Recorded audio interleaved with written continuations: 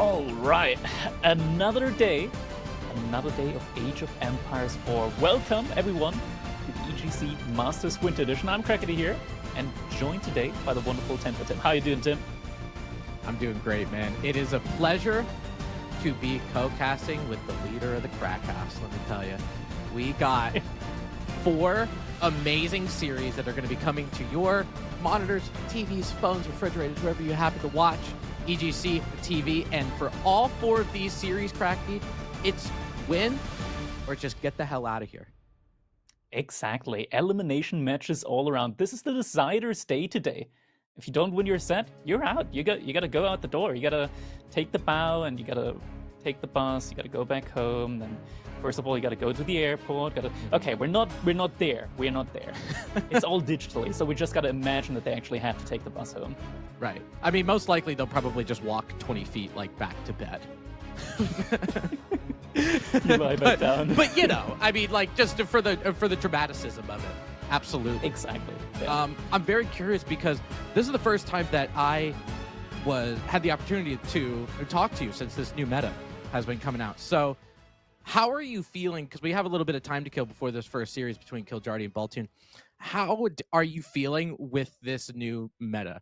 Thoughts, questions, concerns, anything in particular that you really want to harp on? It's going to be the theme for today. It's a tough one. I feel like whenever, like, I'm guessing you're trying to get at the whole pro scouting meta that's going on at the moment. Absolutely, dude. Yeah, we have a lot of it at the moment. We've got a lot of it. I remember Cascade, he did like a poll, like from AV4 World Data. 50% of games in Conqueror 4 have pro scout in it. So Yeah. at least one of the 2 players in 50% of the game gets pro scouts. It's kind of insane. It's kind of crazy. Well, it's kind of like, dude, it's kind of like how the HRE is with relics, right? If you're not trying to do the same thing your opponent is, you're going to be a mile behind, right? So yeah, most of the time with their civs, obviously there's civs that do pro scouts better than others, but if you're not also going pro scouts, you're going to let them have the deer. You could do the best you can to deny it and all that kind of stuff, but for the amount of resources pro scouts costs, and then the amount of safe food that you get is absolutely insane. Like, I know you got to think about it like this. You only got to bring back 1 deer, and you already pretty much covered pro scouts for the cost. Like, you're getting 350 food back safely underneath your TC. The upgrade costs 350 resource overall, so the payoff time is incredible there. Because you're getting safe food, you don't have to go out onto the map. You can just stay inside of your base, and that is worth so much at the moment, where we do have an actually pretty aggressive meta. So getting safe food, being able to delay a farm transition or like a food transition of any kind pretty much is worth a lot at the moment in the current meta. Yeah, no, it absolutely is, because after that, you're seeing that transition into a fast castle, right? If everything's safe around you, you know, there's no reason to play a little bit greedier and try to get that tech advantage, right? I mean, we've seen there's been a lot of, I want to say, throughout the course of 2022 and 2023 Age of Empires meta where you're going multiple town centers, right? And that's your economic prowess. Now, it feels like that second town center is just too slow. People aren't doing it. Yeah, there are the timings at the moment where a lot of civilizations, they can still go for 2TC, but then you have to be prepared to stick it out in feudal age for a longer duration than you might usually be comfortable with.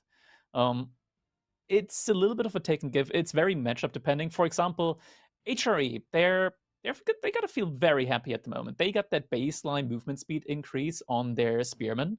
So whenever a scout picks off a deer, they're slowed a little bit, and the spearmen get a little bit faster. So they have, of all civilizations, the easiest time when it comes to denying pro scout at the moment. Yeah, and then just think about that economy after, you know, because we're seeing HRE do some pro scout shenanigans as well, right? So seeing that afterward, you're getting pro scouts probably with survival techniques and probably under the Aachen Chapel. Look out. You know, Yeah. the amount of food that you can gather that quickly, it's bonkers. You know, Yeah. and HRE is a little bit more of a defensive civilization with their emergency repairs and outposts and all of that kind of stuff that tilt me into another universe. But we talked about pro scouts a lot, Crackety. We're probably going to see none of that for game number 1.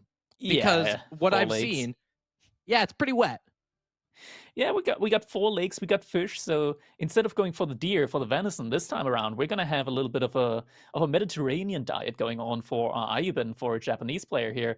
It's gonna be an interesting one. Japan, obviously, like very much one of those civs that is very favored on hybrid maps. Having to pay only 45 wood for your fishing chips, that's some big savings. Ayubits, on the other hand, they do get an initial big savings as well. Their docks only 75 wood. And you also do get that golden age in at one point, so you scale a little bit there, you scale a little bit here. You get those good economic wings, for example, +7 villagers. Never going to say no to that. And yeah, overall, I mean, both civilizations here have their own kind of like great scaling into this map. We're going to have to see exactly how they are going to utilize this. We're jumping right into our game number 1. A little bit of a clash from the north going on here. As we got Baltimore facing off against Kiljadi on 4 lakes. Japanese has played it. Yeah, these are two civilizations that are really good on 4 Lake. We talked about it a little bit before the game started. And getting that little bit of wood economy, that savings that both of these players have, it just translates into tempo, right? You see Kilgardy getting that dock there. That's 75 wood. Baltoon's got to pay full price, but once you get those amount of fishing boats in Crackety, it's enough tempo that you really don't need that many villagers on wood to consistently make fishing boats. Look at that, 45 wood. Yeah, so you can pretty much completely sustain that block by just having 5 villagers on wood, meaning that you can go for a very quick age of meta. Look at that altitude. He's going for the deer early on. He's using the house, the farmhouse. The Japanese not having to make any mills. Their houses act as mills, so immediately having that increased income from deer here early on for him. Yeah, I think that's a lot better than the age-old Japanese thing, right? Everybody puts the farmhouse by the berries, then you start gathering berries. But the thing is, if you don't get Tawara to start, those berries are just normal berries, right? Yeah. So they're going to be slow. Going for that deer is a really good idea. Exactly. I like that play a lot. No Tawara, no survival techniques coming in yet, but you don't really need that because that would definitely hurt your age up time into feudal age a lot. And you're already getting a great benefit just from being out there on the deer, not taking any of the sheep, or at least not with a lot of villagers, so they will last for longer here as the game goes on. Plus, now being built for Kiljadi, it's going to be interesting to see which wing he is going to go up with. He has to the mining camp, and but I don't really think that it is going to be like an advantage, because if he probably wouldn't go for mining camp. Yeah, I mean, because it's only, what is it, 120 or something like that? It's 120 gold, so you really only need 1 or 2, right? Apparently our mics at Crackety sound terrible. If there's any robots in the chat, please spam your Mr. Destructoids. Oh, I hope no robot here. Any robots? Are they still there? Okay. Yeah, we that those lakes look so tantalizing. We just had to take a dive in, and Yeah, we got. I was going for a swim. Yeah, we got our equipment a little wet. Sorry, we dried it off, and we're doing just fine now. 3 minutes into this game now.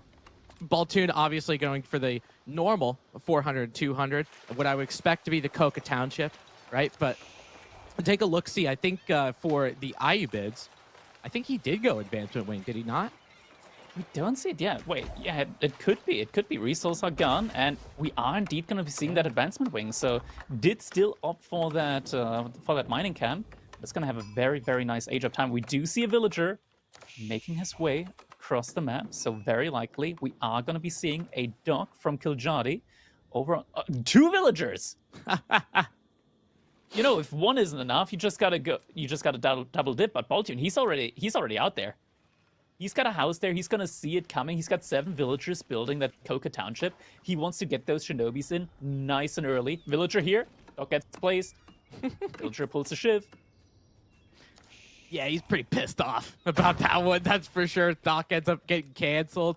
You know, this was super heads up play from Baltoon, because I've seen a lot of people, like, a long time ago in 4 Lakes, they want to wall like their entire part of the lake. But I think now, with how long it takes for walls to get built, probably not something you can use anymore. So he goes all the way in that corner because he knows his opponent is going to put a dock there, try to get a sneaky dock action going on. So he puts a house there, make sure that it's not there. Kiljadi is going to have to walk in the opposite direction. And now Baltoon's got the tempo, Crackety, because we're going to see some ninja play.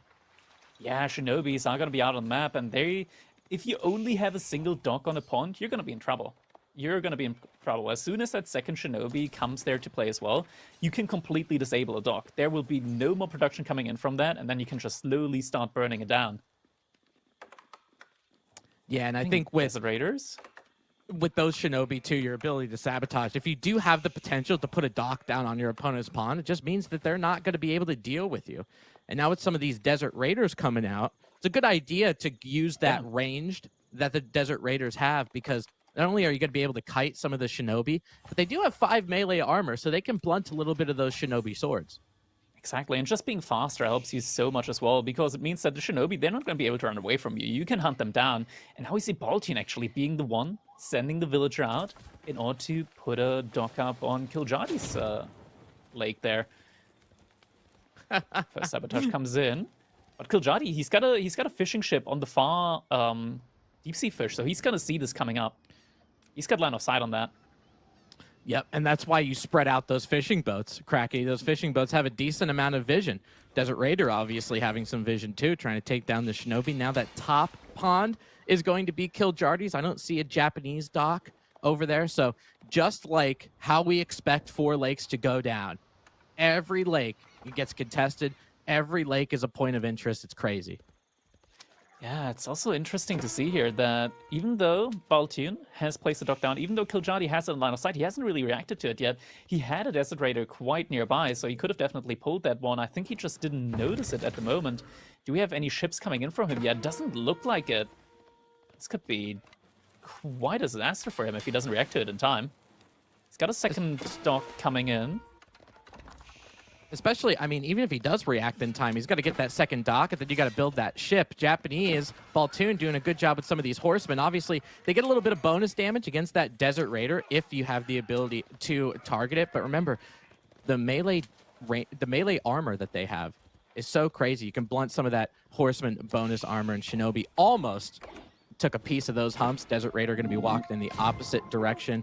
Look at the resources, though, Crackety. Kiljardi looks like he doesn't want to spend too much and try to go up to castle. Yeah, it's a little bit greedy potentially for him, but it looks like Baltoon's trying to do the same. I mean, Kiljadi, he did scout out that there is an outpost coming up for Baltoon. So he knows that Baltoon might just want to go up to the next stage, and so it makes sense for him to mirror that play. Oh, that was not the villager. That was the Shinobi from earlier. Gets picked off, though. Yeah, and that's no sabotage, right? That's really important. So now Springled Chip ends up getting queued. So hopefully he's going to have a little bit of contestation over there on the southern dock. But maybe this is what Baltoon is looking for. You know, he wants Kiljardi to spend on a navy, on a pond to try to protect his fishing. Because if he does, he's got to spend those resources. He's not going to castle. Yeah, dock now coming up from Baltoon at the northern pond. It's going to immediately get reacted onto by Kiljadi. Is adding another archer ship there in that pond as well. We're also getting a Springle ship for him in the southern pond, so we'll have a full composition. It looks like Baltoon isn't much further into that now. It looks like he is just intending to play a pull up now. We have an emplacement.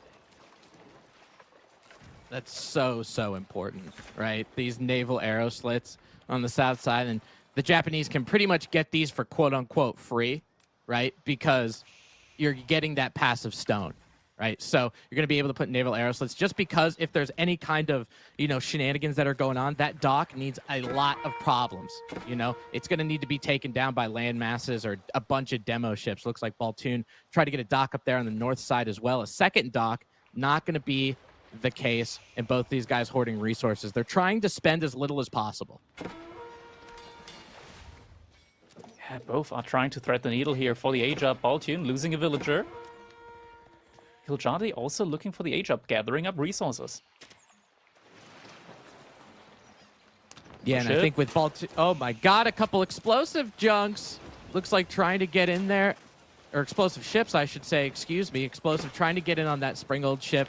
Naval arrow slits trying to help out. And this is the reason why the arrow slits is that good, right? The arrow ship goes down, and look what they're going to do. He has to spend all of those if he wants to take down a dock like that. Going to get them real close to the dock, so when they do explode, they're going to go right onto the dock. Baltoon, the first one up to Castle Age, suspending that gate in midair. Floating gate coming in. 11 villagers working on that. Kiljadi. Gonna have to wait and see a little bit more food necessary for him to be able to also age up. I'm guessing that it's gonna be most likely Eco Wing or Reinforcement Wing, but I'm tipping towards Eco Wing. What do you? I mean, what do you think about going military wing at this point? I mean, yeah, the Eco Wing, great 7 villagers, and I could probably concur with you being a good choice. But you know that there's going to be a floating gate. You know there's probably going to be some mounted samurai stuff. Do you think the Desert Raider has any play here? You're getting 3 Desert Raiders every 2 minutes, which is a nice boost, but having 7 villagers, yeah, that sounds a lot more appealing, I feel like, because 7 villagers, they bring a lot more resource in there. Yeah, I guess it just goes to show, like, you get those resources, right, every 2 minutes in the form of Desert Raiders, but if you get those villagers, you can get whatever resources you want to make whatever you want. You're not locked in to those Desert Raiders, so I definitely understand that. He'll be going up. It's probably going to take about a minute or so to get there. Baltoon is continuing to spam out those mounted samurai. We're going to wait to see those hit the battlefield. And this is the thing about Four Lakes, Crackety. This is a very difficult place to wall. There's a lot of, because you're using a lot of wood on those lakes, on those ponds, I think people don't really wall or use outposts or the sort. So Baltoon's going to get a nice little raid here. Yeah, mounted samurai now coming in, more and more of them. 2 out, 3 more in queue. That's the power of water for you. You immediately have the resource to spend. Yeah, and I think just because of, you're right, with the mounted samurai being what they are, right, how much food they cost per, Baltoon has 5 in the queue. Honestly, I've played some games as Japan. Like, yeah, you get that one stable, you get the Yoroshiru in there from the Shinto priest, and then you end up making more stables. And that's what Baltoon did, because he's got the food for it, right? For the fishing. So he's got multiple stables pumping out mounted samurai. Kiljardi's got to get up to Castle Age. He's got to get up there pretty soon. Yeah, it still takes so long for him to get there. He has a lot of resources in the bank, will want to spend them. Question is on what. Desert Raiders are now going to go down, so the mass is going to be drastically reduced. You know, Crackety, I kind of like how Baltoon, I don't think he's doing this intentionally. This is just from leftover from Feudal Age, but I kind of like that he's mixing in a little bit of Horseman here, you know? Because if he's going for a bunch of Desert Raiders, maybe the Horseman can give you a little bit of bonus damage that helps take down those Raiders a little bit quicker. What do you think? Yeah, it definitely helps out a lot, especially if there are like moments where you don't have enough gold for another mounted samurai. You can just substitute that with a horseman. You'll still do a good amount of bonus damage. But now Baltoon, he's inside the base. There's a lot of villagers about to be out. Lots of stables though, and we do get a lot of camel lancers coming in. That's gonna take a little bit longer for them to come out. Kiljadi's gonna have to bridge the time in the meantime though. Oh my god, these villagers. Crackety, they have nowhere to go. They're all running away. He's got just about all of his land eco is idle. He's waiting for those camel lancers to come in. The thing of it is, I mean, the camel lancers, don't get me wrong, they're camels, they provide some unease, that kind of stuff, but I don't think they're as good against mounted samurai as people might realize. Yeah, the mounted I mean, what's the big bonus for camel lancers? They got a nice charge going for them. That gets blocked by the reflective armor. They got these, that gets blocked by the Uma Bannerman coming in. And suddenly, Kiljadi, he's taking the fight. He's got a lot more camels in queue. Villagers now even picking the ships out, taking the ships out. The camel lance is still going down. It's so many mounted samurai still coming in, so many villagers that is not recoverable anymore, I would say. When you got villagers pulling shivs out, you got yourself a problem. Look at them all. I mean, they can take off the deflection, so we'll give them that. But Kiljardi, he's not getting any resources right now. He's 1 gold a minute. Villagers are continuing to go down. Baltoon is saying economic wing. You can kiss my ass with that economic wing. You got +7 villagers. I just killed 30. More of them are going down. This is your ball game. This is it. It's over. Yeah, I mean, there's no way to come back. And Kiljadi knows GG gets called. Baltoon able to take the first game here. Wow. I mean, he just took about 5 mounted samurai. I mean, obviously he was getting reinforcements, but he just took about 5 and ran into the town center. And there you go. You know, he did have iron undermesh. I'm not sure if he had wedge rivets or not. I didn't check. But having that, just make sure that you're able to sit under that town center for a little bit of time. And those camel lancers, Crackety, I mean, I know I alluded to it, but like, they got melted. They absolutely did get melted. It's kind of crazy. I feel like maybe one of the main things that went wrong here for Kiljadi is he didn't produce any units while he was trying to age up. I think maybe if he just kept spamming some of those Desert Raiders, it could have been better for him. At least he would have had units in the transition right after. But here, in this case, he got up to the next age and didn't have anything left on the field. And the Mounted Samurai just were able to sit and park underneath the TC. Yeah, and I think this shows the power of the Japanese as well. Just making sure that even with the little bit of boats, technically he only had one safe pond, but the amount of fishing boats that he had there, his food economy that was there, it just translates so well in Castle Age for their ability to pump those mounted samurai out, especially out of the Oroshiru. So the production is always going to be there. As you see a ball tune on the top part of your screen as it disappears out of sight. So you're going to have to trust me on it. He had 11 mounted samurai while that last fight with all of those villagers happened. So getting those extra one or two stables, right, with the Oroshiru, because you have the ability to pump all that out. You can get all of that. You don't have to worry about a blacksmith either because you got forge. So the tempo is just, it's the chef's kiss. I love Japan on Four Lakes, and I probably won't play any other Civ but Japan on Four Lakes now. Yeah, Japan definitely, it does shine on those hybrid maps, and we did just see that coming in from Baltune. Next up on the menu, though, as we do have our chefs cooking here for you, we're going to be seeing the Roos coming in for Kiljadi and Baltune picking up the deli. Oh man, I love some Roos gameplay, and a big shout out to Demu for the raid. Best of luck, my friend, in the next series. Going to be playing against Beastie. I hope that you're feeling well, and I hope that you give us a hell of a series against one of the, what people might call one of the best that are out there. Okay, so coming up on this game number 2, we'll be waiting to see, and hopefully we get an interview from you a little later. But for this game number 2, I know that you've had some well, I want to say some strong-armed opinions, we'll say, about the Delhi Sultanate. Thoughts on them? You know, this is your time. We have about 3 minutes. I've given you your soapbox. You go ahead and stand on that bugger, and you tell me. Tell me how you feel. Get him out of here! I don't want to see him anymore! Get him out! No!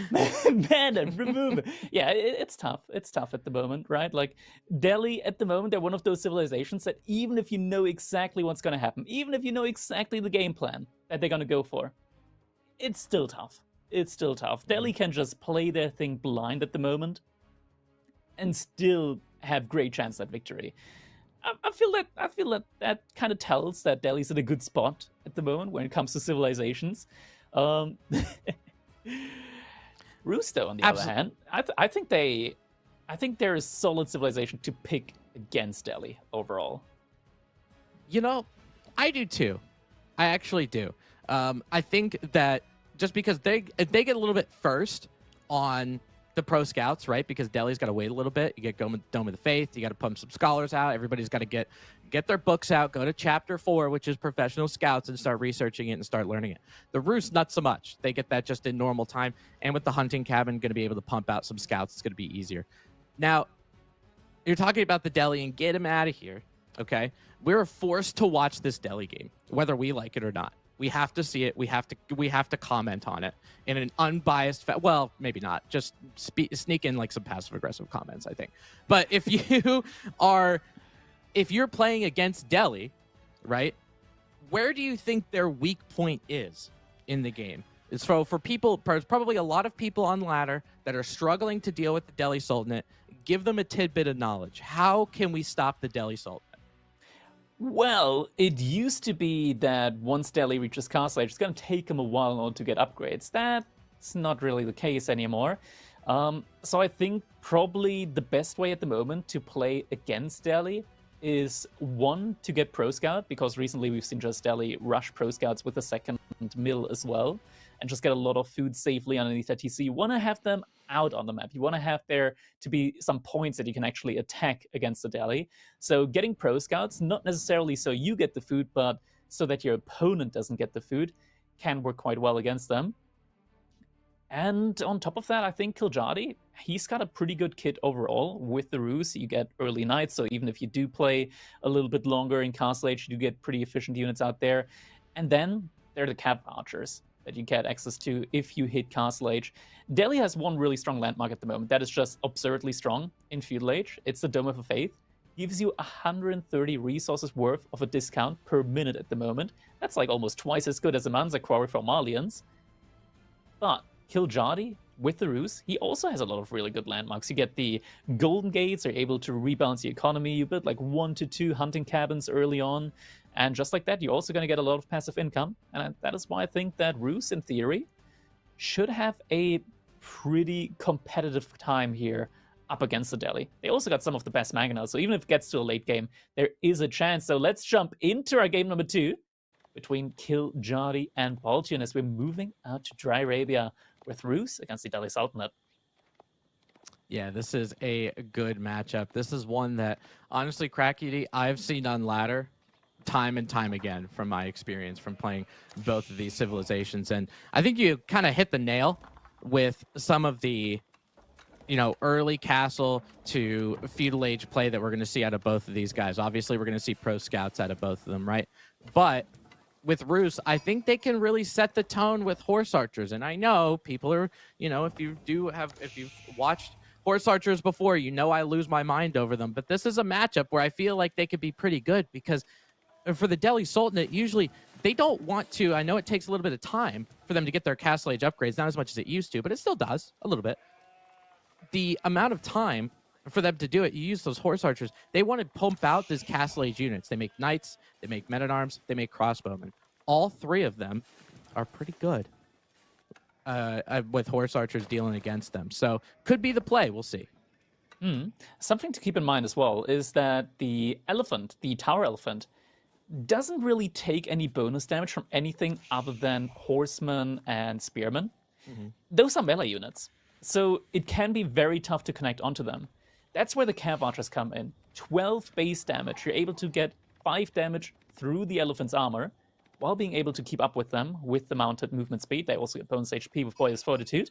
So in mass, camp archers, at least in Castle Age, are going to be able to do a great amount of damage, even against those tower elephants. So you're still going to be able to raid with the camp archers, and even if there's an elephant, you can either outrun him or just take him down if you have enough mass.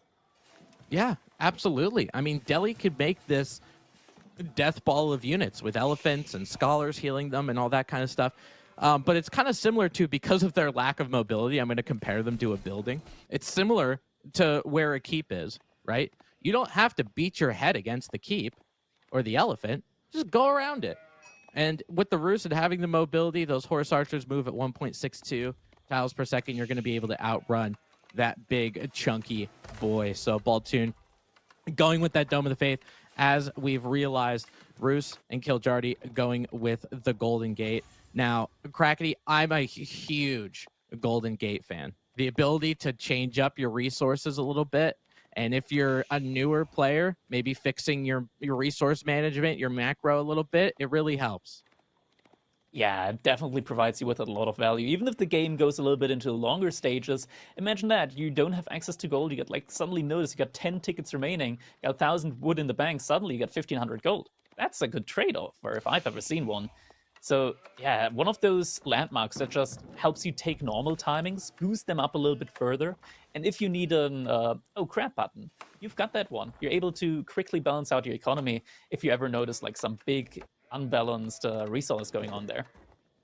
Oh yeah, you're absolutely right. I mean, the ability now, Golden Gate was something that I live and died by, but once the Kremlin got a bunch of changes and got buffed over and over again, I understand the premise of the Kremlin and why it was that good. But you got to remember now, with the Golden Gate here for Kiljadi, Ruse isn't that defensive powerhouse of a base that you're used to seeing, right? I mean, obviously you have all those deer carcasses from pro scouts that are by the town center. Maybe they get a wooden fortress or two, but there's not some gigantic 5,000 hit point outpost coming at you. So even though they have some secure things, they still have a potential to get raided and get some units under that town center. Yeah, that's true. You don't really have that anymore if you don't go for the Kremlin. But we do see the early pro scouts coming in. Kiljadi already has 4 scouts out on the map. Second mill is now coming up for Baltune, so we will likely be seeing pro scouts getting queued up from that second mill relatively soon. Indeed, we do have everything but pro scouts actually being queued. That one should be happening from that second mill any moment now. And any moment. Baltune, that's like the thing. Like, that's what we've been talking about. That's why you put it up there. I really need you to hit that button. Baltune, okay. There it is. There we are. Yeah, okay. You just need a moment. God, wake up. Baltune, there we go. And Roost now, this is the thing, though, with pro scouts with the Roost. You use that golden gate to get you that little bit of a gold. If you want to, you could use some wood. You could even use food if you want to. I've used food a couple times out of the golden gate to get that pro scout so quickly. You already have all of the scouts from the hunting cabin. So Kiljardy has 5 scouts, and then pro scouts is going to get completed just about right now. So now this is the point of game where you have 4 different points of interest with the deer packs. Plus with Delhi, you have 3 separate ones with the sacred site. So this is when you got to keep your head on the swivel. You know, with these scouts now from Kiljardy, he's got 5. He's going to be adding a 6th. Looks like he's going for that easy, that safe deer pack over on the southeastern portion of his base, or of Baltoon's base anyway, to try to get those deer.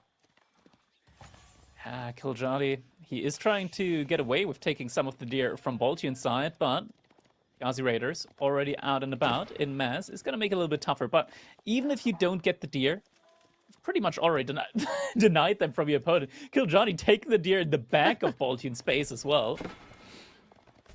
Yeah, a little bit of yoink tactics. We love to see it. And I mean, Kiljardy doesn't have to waste villager time on building these scouts, which is very advantageous for him. I think this scout will end up going down. Ghazi's got to walk in the opposite direction because of that wooden fortress. But for Delhi, that's one of the things that even though the pro scouts takes a little bit longer, they have the ability to be somewhat defensive because those Ghazis, you can get them out real quick, number 1. Number 2, they are quicker than your scout, even when they don't have a deer cart, because as you can see, he's going to be able to pinch that one, take it down. Yeah, and it's not just that. Usually, horsemen, they don't do that much damage. 9 damage every time they get a hit off. Ghazi do 12.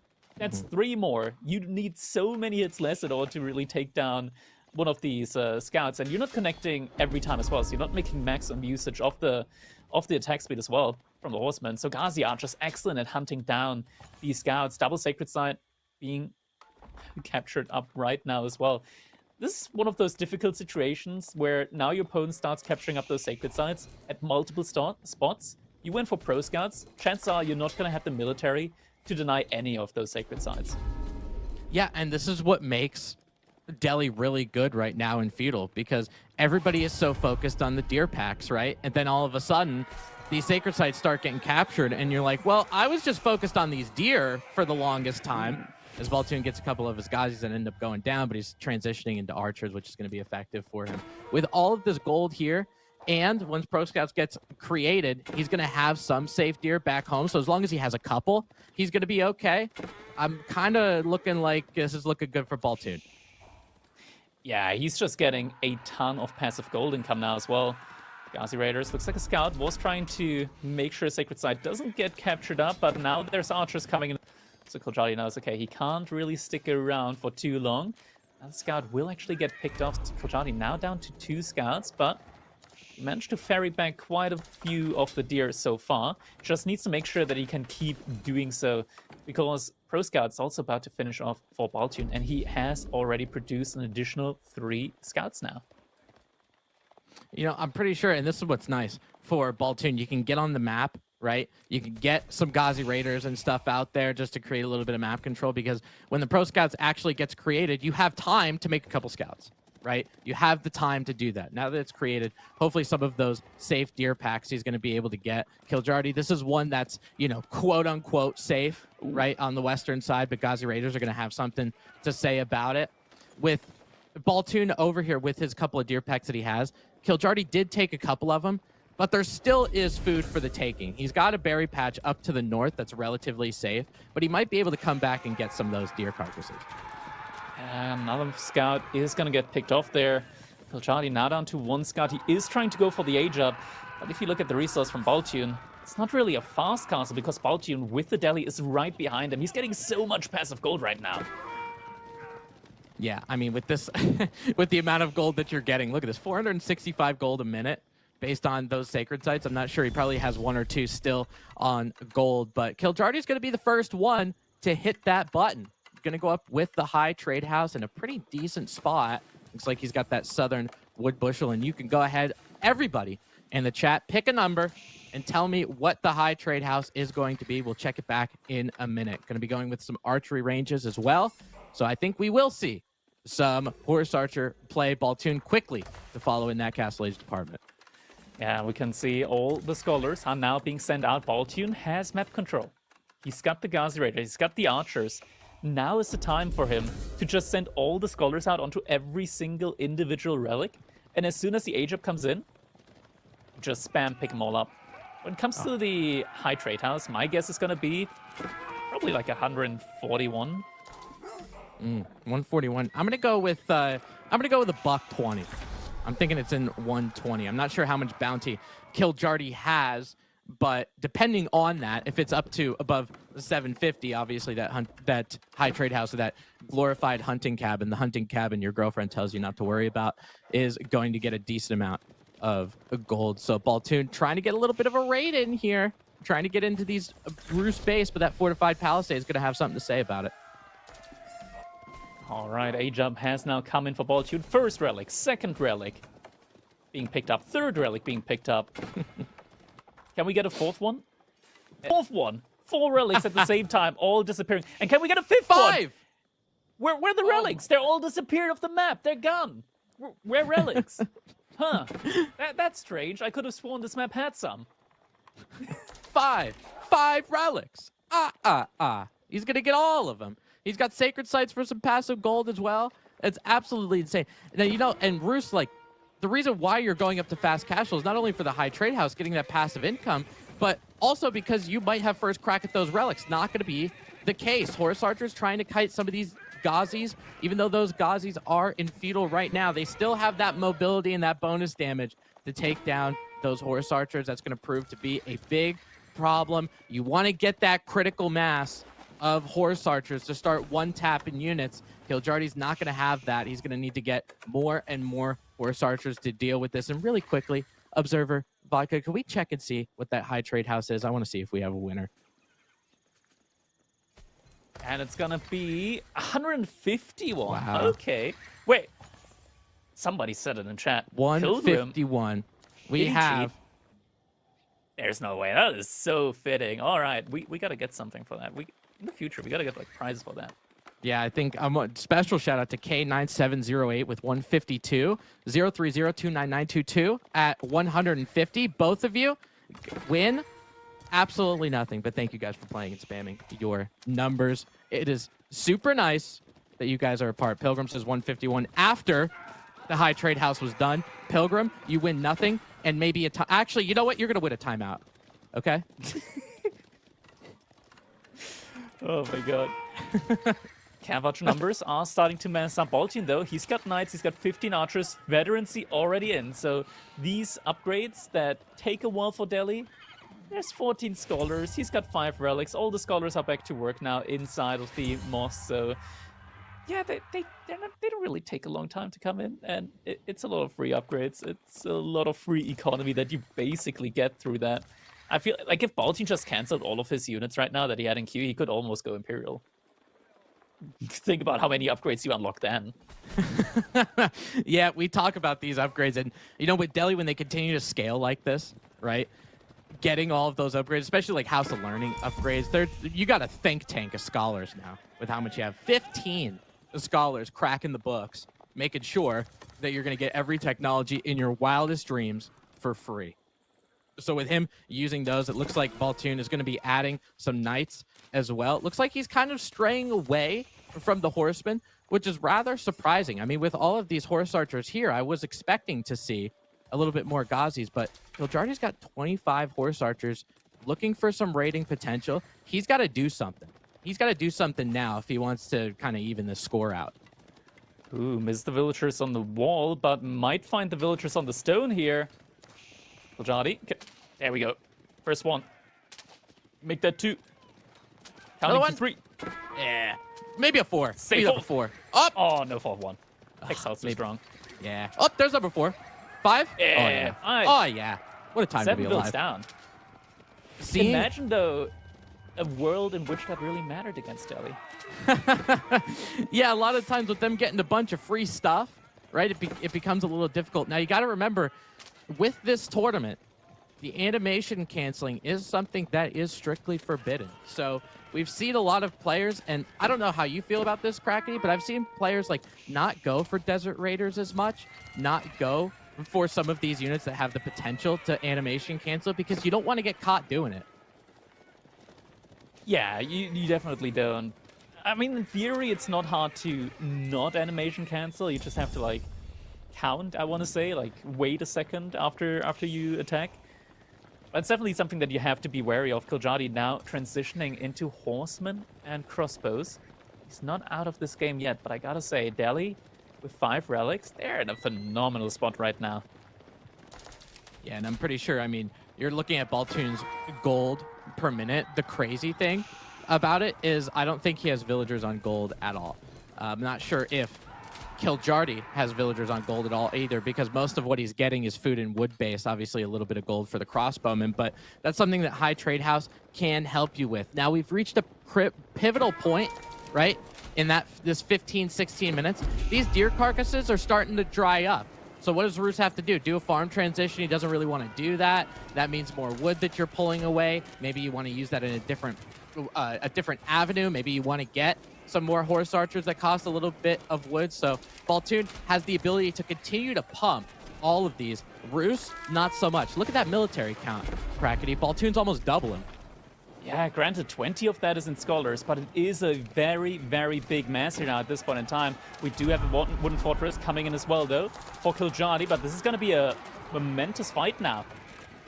He's able to win this or not. I wonder, does Kiljadi have Boyer's Fortitude? Do we see that plus 25 HP on those horsemen, on those Cav Archers? Because it would make a big difference here. If the Cav Archers have plus 25 HP, it means that they can survive a lot better up against the Archers. Knights, for the most part, are starting to go down. We don't have Boyer's Fortitude. These Cav Archers, they will melt against the Archers.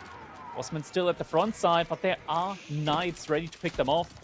They're unable to connect onto the Archers, onto the meat and butter of Baltoon's army here. I'll tell you what, those horsemen from Kiljardi were surprisingly more tanky than I thought they were going to be. As you can see, they're shielding from a lot of archer fire. It looks like those archers trying to finally pin down a lot of those horse archers. Only 5 left. That's not that critical mass that we want to see. You're not going to be able to take a lot down with that wooden fortress from Kiljardi getting helped out on the south side. Looks like you might be able to take care of a decent amount of archers if that wooden fortress is targeting correctly, and it is. No Springald upgrade for it, however, and Baltoon is going to continue to pump units in here. Military count 50 to 8. Kiljardi, it's right on the production. He's not going to be able to mass this up anymore. Yeah, tons of idle time now. Knights on the other side as well. So Kiljadi, he's getting pinched from every single side, and unlike Butter, those archers, they aren't quite melting. Instead, they're reforming. There are more archers coming in, more knights coming in. Kiljadi, once again, he's completely idled out. There is nothing in queue for him at the moment. Because realistically, what unit can he make right now in this situation? More horsemen? They're just gonna die to the knights. Yeah, I mean, any kind of food-heavy unit you're going to struggle with, right? He's getting about 400 food per minute. Again, those deer carcasses are pretty much gone, other than what's in the High Trade House. Kiljardi trying to make a little run for his life, trying to build a fortified gate over here on this side, but Baltoon knows that. He sees it. Even though you might get around this gate, there might be some units coming around the other side because they know where you're going to end up going, trying to get some gold over there on the north side. And Cracky, that looks like the most dangerous gold in existence. Yeah, just about now. The archers already found it. Villagers, they're trapping the knights in though, and Kiljadi, he's pulling the shifts. Never mind, switching from the shifts over to the bases. He wants to get to the hammer. He wants to get the outpost up, but realize, oh wait, now there's a knight. I can't get this up, and GG gets cold. Great civilizations here for Baltoon. He's able to take a second victory now, putting him on match point. Yeah, I'll tell you, for Baltoon, this has been really good, not only in gameplay, but I feel like for some of the drafting that's coming from this too, I feel like you got some pretty good matchups on this one. Taking a look at some of the resources, Baltoon, with how much gold that he got. If you look very quickly, almost 6,800 gold over there. Most of it, he didn't have to mine. It was relics and sacred sites. Kiljardy got a little bit of passive income with some wood. You know, his food gathering speed's a little bit increased, maybe some gold from the high trade house. And even though that thing was a $1.51 a minute, that's not in comparison to those relics and those sacred sites. This is a really pivotal point in the game, Crackety, this like early castle kind of thing. Kiljardy trying to get map control back a little bit with those horse archers, but he had his first like 1 or 2 batches that fell really flat. Yeah, I mean, this is just when you look at the military count here in the replay, it's almost 2-1. Granted, still some of these are scholars, but the scholars, they still contribute so much to the Delhi economy, and that just means you are able to produce so many more units as you get all the eco upgrades for free, all the blacksmith upgrades for free, and all adds up. These are things that Kiljardy just couldn't really afford. Boya's Fortitude here definitely would have helped him out a ton, but just not being able to get those free upgrades in like the Delhi, he wasn't able to afford it. Means that his horsemen and his cavalry archers just die a lot faster, and without that extra little bit of HP, health is a resource. You just aren't able to quite stem that tide there at the front side. At the end, last desperate maneuver out to the goal, tries to get the outpost up, tries to rush it up, but then there's another knight, and suddenly, with armored units there as well, and even more approaching, you just don't see the light at the end of the tunnel, and yeah, now it ends up with Baltoon 2-0 being at match point, but we already see what's coming up next.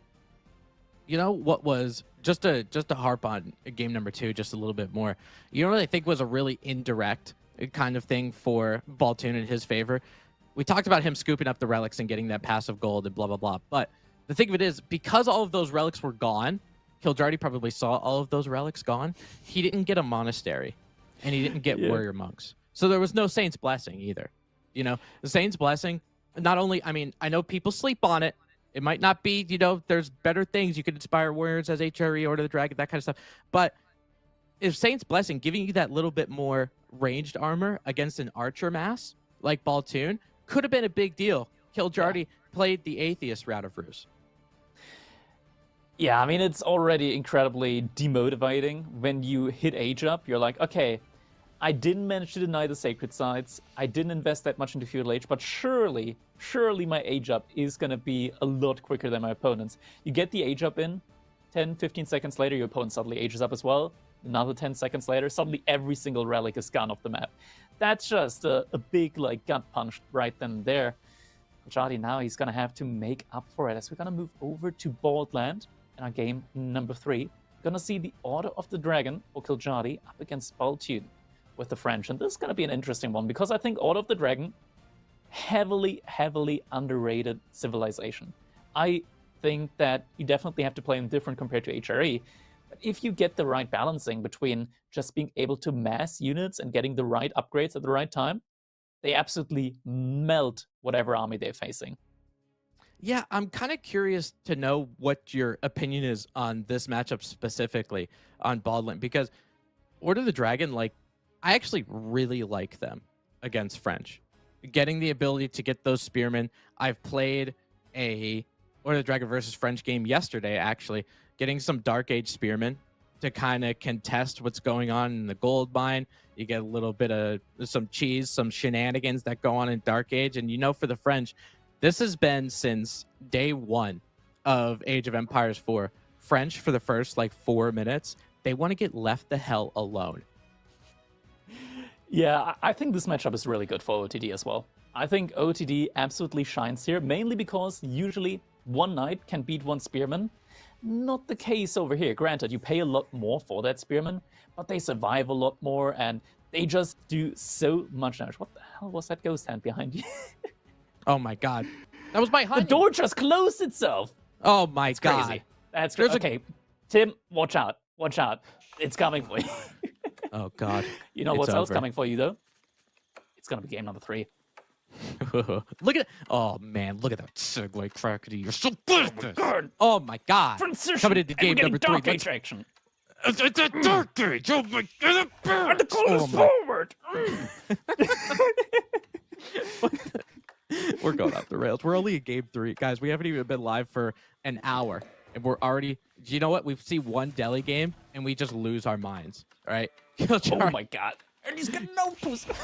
He's gonna post. Oh my god. Kill Jardy, Dark Age. Gonna be going with that Gilded Spearman like we talked about prior. Baltoon does know that Spearman is going to be there. So he puts an outpost up. Now, this is the thing, though, Crackety, as the French, especially this early in the game, you really don't want to be making this stuff. You don't want to put... Okay, dude. You don't want to put... you don't want to spend 100 wood on an outpost this early if you're French, but I know for Baltoon's sake, he really doesn't have a choice. Yeah, I mean, the outpost is definitely worth it here for him. You're able to protect yourself from the spear, and you're able to secure your gold. A nice follow-up would be for Kiljadi to make his own outpost on the gold, just further deny it, because if your spearman can't get to it, at least the outpost is going to be able to. But that's where Order of the Dragon starts lacking a little bit. Now, a civilization like Mongols, they can put 5 spearmen in that outpost, no worries. They double produce them, they pay half, pretty much. That's not really an option for the Order of the Dragon. Getting to 5 spearmen, that's a major, major investment. So, outpost at least has been forced here by Kiljadi. Is going to have to just take that value and look elsewhere. Oh, I mean, think about Kiljadi making 5 of those Gilded Spearmen. He's going to be stuck in Dark Age for the rest of his life, you know? So, Baltoon, heads up play. And he also, I think he went to gold a little bit earlier than what we expect because he's already got that 200 gold, right? I think if you know that some of this stuff is coming, and if you scout it, you're going to be able to be like, hey, I'm going to go ahead and throw a couple of extra villagers or start my gold mining earlier so I don't get completely screwed out of gold. So he's going to be going up with the school cavalry at relatively normal time. Now for Order of the Dragon, Crackety, there's been some mine work play. There is some Aachen play. How do you feel? What landmark are you thinking? I think both are genuinely very much viable at the moment. Granted, the Aachen, you don't really have that many greats at the moment to put them. But there it is. Aachen is going to be coming in. Let's take a look at that. I think it's a woodline, gold, and maybe the TC. Yeah, those are still all in range here. Oh, barely has the gold in range. That's a pretty good Aachen spot. I think with this spot, you can definitely make the case for the Aachen. Granted, it's not as strong as for the HRE. You're getting 15% more gathering. That's a lot of sheep, Tim. Tim, that's a lot of sheep. Oh man, there ain't and for Baltoon there ain't mutton you could do about it. Thanks, guys. I'll be here for the rest of the stream. The ability for you to put those sheep under the Aachen Chapel, right, is really going to help you. Now, for Order of the Dragon in Feudal Age, as Baltoon's going to be scooping up some mutton for himself, what do you think about professional scouts for Order of the Dragon? Definitely one of those civs that you can go for it, especially with the Aachen. Same thing for French, though. We are also very likely to be seeing it from the French, as they don't have to pay quite as much for it. And Baltoon, he's already put down that mill on the berries, so immediately has the building where he can get that Pro Scout research from. Same thing for Kiljadi. He's putting it up now as well. This Gilded Spearman isn't the worst thing in the world. Like, yeah, maybe it slowed you down a little bit. It's kind of impressive that Kiljadi was able to get a feudal time of around 4 minutes 30 with getting a barracks and getting a Gilded Spearman, because that's a lot of food. I'm going to have to see what kind of build he has and study that one a little bit later. But it's nice for these spearmen, even though it maybe didn't do that economic damage that you wanted against French. At least you have a spearman here already that when the French, when Baltoon starts getting Royal Knights out, at least you already have the counter, you know? Yeah. Definitely. Like, having that early spearman, you're going to have to invest into spearmen at one point anyways. So having them out sooner rather than later, it's not a big deal. It's not a big deal. Meanwhile, Baltoon, those 100 wood are going to set him behind a little bit. But he's going to be fine as well, because it's similar for French. They might want to get an outpost on their gold anyway, so might as well. Now Pro Scouts coming in for both players. You're absolutely right. You're absolutely right. Pro Scouts coming in for both of them. Sorry, I didn't mean to cut you off on that one, but it looks like about 3/4 of it's going to be for the French. Now, he has the mobility with the Knights, right? And he's going to be adding scouts with that School of Cavalry, which is great.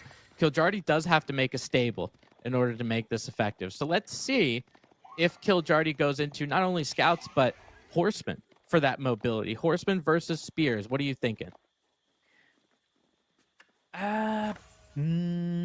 I mean, Order of the Dragon Horsemen are pretty good. Mhm. They're like knights. They're legitimately like knights. Yeah, I mean they have the power, right? Maybe not so much in terms of damage. The armor isn't exactly there for those guys, but with that Auk and A lot Chap a more little health. bit forward here, Knights might be able to find a juicy target. Now, as those villagers start to back away from Kiljardy, you got to remember these gilded villagers, a little bit more health than your average villager. So those knights aren't going to be able to two-tap and just run away. Yeah, exactly. Spearmen are out at the front for Kiljardy, so he is immediately gonna have tools to work with up against the up against the scouts from Baltude. Speaking of scouts, though, he's going over the top, isn't he? 4 scouts out, 2 more in queue. He's going all the way here. He's taking a lot of them now off the map. A lot of the deer are getting carried away. He wants all of them. He knows the importance, right? He knows what game we're playing. He knows what season of Age of Empires 4 it is. So he's just making a bunch of them and actually stopped on that night production a little bit. So just going for the scouts and splitting up into multiple points of interest, which makes a lot of sense because Kiljardy doesn't have the mobility yet. He does have a horseman in the queue, but just like that, Baltoon, just because he has one knight and one scout around, he can just hover over and see where the big hubbub is, sees where some of the spearmen are, maybe tries to go in the opposite direction. So Baltoon with even more scouts. He's got 7 and an 8th in the queue and starting to add archers while Kiljardy's just about ready to pop down a horseman. I'm really liking Kiljardy's comp. Yeah, first villager did go down the wood line, though. Knight managed to pick off a villager there. So it doesn't quite two-shot, but 3 hits are still going to get the job done at the end of the day. Now, Crackety, it kind of looks like those gold villagers aren't getting buffed for Order of the Dragon. I don't see that inspiration from them. Can we get the observer? Just take a look a little bit on that gold mine to see if there's any kind of, or we could just watch the night. That's fine. Oh, okay. Yeah, Perfect. they're not getting inspired. You're right. They're not getting inspired. There is an issue at the moment, if I recall correctly, with the indicator of the Archon Chapel not quite being accurate for the Order of the Dragon. So a little bit shorter than it should actually be. Does mean that Kiljardy isn't quite gonna get those couple of villagers inspired there. It's not the end of the world though, because unlike for HRE where it's 40%, this is 15%. And you're already gathering 28% faster. It's not the end of the world, but it definitely does still hurt you. Yeah, and I think if you're looking for, you know, anything that costs gold, stuff like blacksmith upgrades, if you're gonna make one, if you're thinking about going to Castle Age, maybe it's gonna be a little bit smaller for you. But you're exactly right. It's not a million, right? It's just, you know, a little bit of 15%, not that big of a deal. The thing is, Baltoon, he doesn't really have anything for these horsemen. I mean, I get it. The Royal Knights are gonna be good, you know, against them, but I don't think with the spearmen that are there, you really want to take a battle straight up. The archers are trying to kite some of those spearmen. Royal Knights finally get a charge, get that +3 bonus for the 3 seconds after they charge. So maybe they could try to take down some of these horsemen, but all the archers get absolutely cleaned up. Kiljardy, just with those 2 horsemen, Crackety, regained the entire map. This is kind of what happens when you make 8 to 9 scouts. You might not have enough resource for military units, and yeah, Baltoon, he got caught lacking there. Does lose a lot of the archers for it. To 3 horsemen now, and I mean, these horsemen, they just shred the archers, right? Like 3 hits, archer down.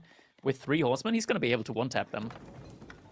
And really quick, can we click on one of those horsemen just to look at some of its stats? Because it's 250. quite the juicy thing. 250 health, right? 15 damage, plus 15 to range. So they're doing 30 damage to an archer. So you're exactly right. You get 3 of those things come in. Don't forget, horsemen can get a little bit of a charge going too. Maybe you can pick off an archer while it's running in the opposite direction. Baltoon trying to stay heavy into this feudal age, right? He's queuing a bunch of knights. He's queuing a bunch of archers. Looks like Kiljardy, not really too much. He's got the map control. He feels like he's ahead.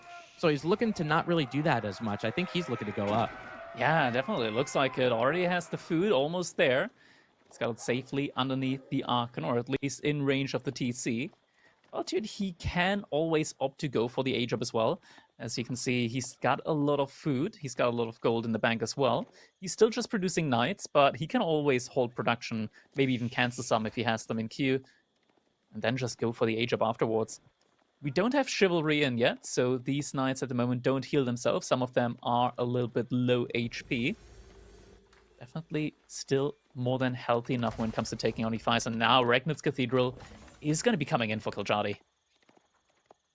Yeah, honestly, I really like Regnitz Cathedral because, I mean, I think a lot of people think, well, Burgrave could be a good idea for Order of the Dragon because, you know, you have a lot of food with your professional scouts. You're getting that really, really boosted. But because that you took that first fight that was so good, you have that map control, and maybe you could try to scoop up some relics. But Order of the Dragon is a little bit slower in picking relics than their HRE parent civilization because you don't get prelates out of that town center. You got to make them out of the cathedral. So for Baltoon, I think he's thinking this is his time to strike. He's looking for some raids, trying to take down maybe some of these professional scouts.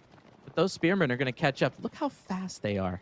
Crackety 1.56 tiles. He needs those archers to back him up. But I don't, honestly, if I'm Baltoon, I don't think I want to take this. I feel like if I'm Baltoon, I want to take this right now because this is the point in time where you can really diminish the army count of Kiljadi. The archers, with this many out there, you can pretty much one-shot those spearmen. And that's what you want to do. These spearmen just hold so much value in them. If you're able to one-shot them, you're going to be in an incredibly great spot if you take a good fight there. We are getting veterancy, though, on the horseman at the moment for Kiljadi. That's going to heavily boost up their value. Baltoon behind this, he's also flirting with the idea of a potential age up. Yeah, and I think if he's going to age up, maybe it's not the best idea to charge into that Order of the Dragon outpost. So I definitely do understand that, right? Because your opponent just aged up. That's 1,800 resources they spent on a fancy building. I just think Kiljardi's comp is that good. You know, if Baltoon had a couple spearmen with him, maybe I'm thinking about something a little different. But those horsemen, I mean, they can really do some havoc and wreck some stuff up. As Baltoon going up with the guild hall, he's trying to meet his opponent in Castle Age and makes a switch. He's looking for the Royal Institute, Crackety. He wants to end this game now. Yeah, that is going to be a very, very aggressive switch. Chivalry coming up next to it as well. Is going to be able to start healing up his knights. That is very dangerous at the same time, though. And we're also getting a Gilded Knight in queue. I feel like Kiljadi, if he just goes for a crossbow mix now as well, just because crossbows, they're incredibly strong for the Order of the Dragon. 6 tiles of range, so you get an additional tile of range up against stuff like archers, up against stuff like the Arbaletria. Ooh. Able to take good fights, but that is not a good fight. Kiljadi gets caught out of position with the horseman and is going to lose one for them. Yeah, I mean, even just, this is why Order of the Dragon, I think, is a higher skill ceiling civilization than people might realize, because it's a lot like the French with those Royal Knights that you get in Feudal. You're paying so much for each unit.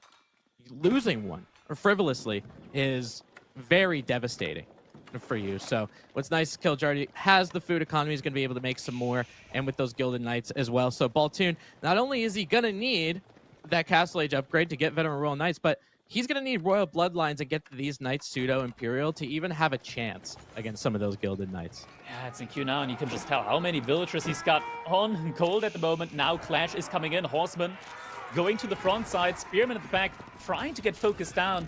Baltoon doing a good job on the micro veterancy upgrades. Not quite in yet. Horsemen are currently getting stuck on the Knights, which means that this fight is actually going great for Baltoon.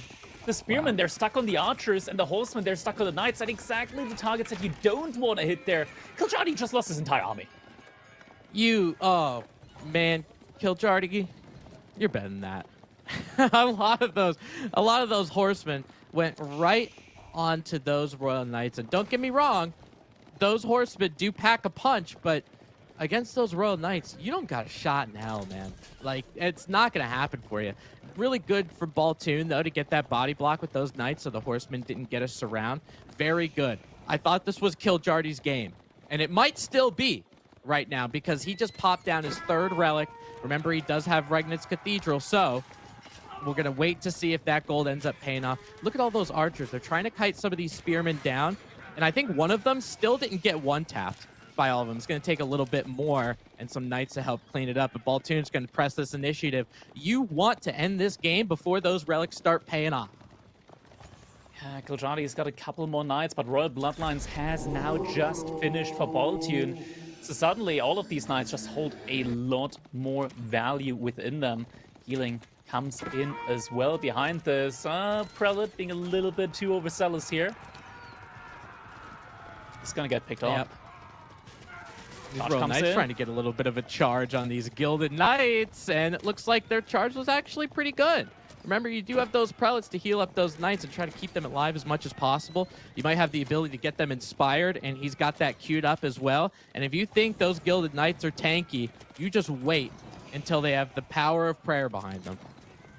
Yeah, Inspired Warriors is coming in next. I'm still not seeing any crossbows coming in, any gilded crossbows. That would really be the unit here for Kiljardi that could save them. We're seeing instead the first couple of Arbaletria coming out for Baltune. He's even out on the gold in the middle there. He's making use of this map control, and look at the resource that he's floating. Because they don't exist, he's absolutely spending everything that he's got. Yeah, and if you're going Royal Institute, you better, right? I mean, this is the point where you're supposed to have an advantage over your opponent, and it looks like he's going to try to capitalize on that. Some Knights for the Gilded variety from Kiljardi, trying to maintain the front line. Baltune started to add some Arbaletria in there. Enough. There are way too many Knights, inspired or otherwise, and Baltune's going to be able to clean them up. Gilded Knight running in the opposite direction, maybe a little bit of a Wololo, but that Relic is now down. That religious artifact not getting any gold per minute, and we're going to see a little bit of a repeat from what we saw from Game 2, Crackety, where Kiljardi's running with his villagers, trying to find something to collect, and Baltune can just sit under this town center all day. Yeah, the Royal Institute, the Royal Bloodlines, it's just too much. And the ships come out for a second there. I feel like when the ships come out, that's when it really starts to look like it's over. Behind this, there are more villagers going down. 14, 15 villagers down. Now, these aren't just any villagers. These are Order of the Dragon villagers.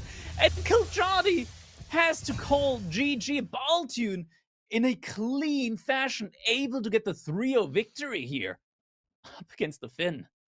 Wow. I mean, this was one that I really thought Kiljardi had the upper hand in this one. You know, I really, just with the overall matchup, Baltune played Dark Age perfectly with that little outpost that he had, right, to kind of deter the spearmen. I think he did pretty good in terms of pro scouts trying to get as much food, but Baltune, he took good fights. He ended up swinging it in his favor. You can see how close it was in terms of resources gathered too. Those relics for Kiljardi not able to pay off completely. He was getting his 4th relic, but 3 of them were able to hang out just a little bit. But Baltune, the tuna, the big kahuna, takes that 3-0 sweep over Kiljardi. Kiljardi is one hell of a player, and I hope to see him in the next tournament. But I'm hoping, Crackety, that you have an opportunity to interview that big tuna. Yeah, we're gonna look into it if we can get Baltune onto the microphone here for a little after set interview. Take a look at the replay here in the meantime. Game number 1, Baltune in similar fashion able to dive underneath that TSC and just shut down the entire economy pretty much from Kiljardi in the transition. Just feels like Kiljardi just didn't respect the ability from Baltune to have no regard for his own units and just send them underneath the TC. And I mean, sometimes that is what you need to do. That is the right decision, to just send it and get that checkmate condition going. Once you're able to completely lock down the economy, what's your opponent going to do? Make units? Well, not if he doesn't have any resources left. And here, once again, just this big ball of military. Baltune with a lot of knights trying to get to that victory condition once more.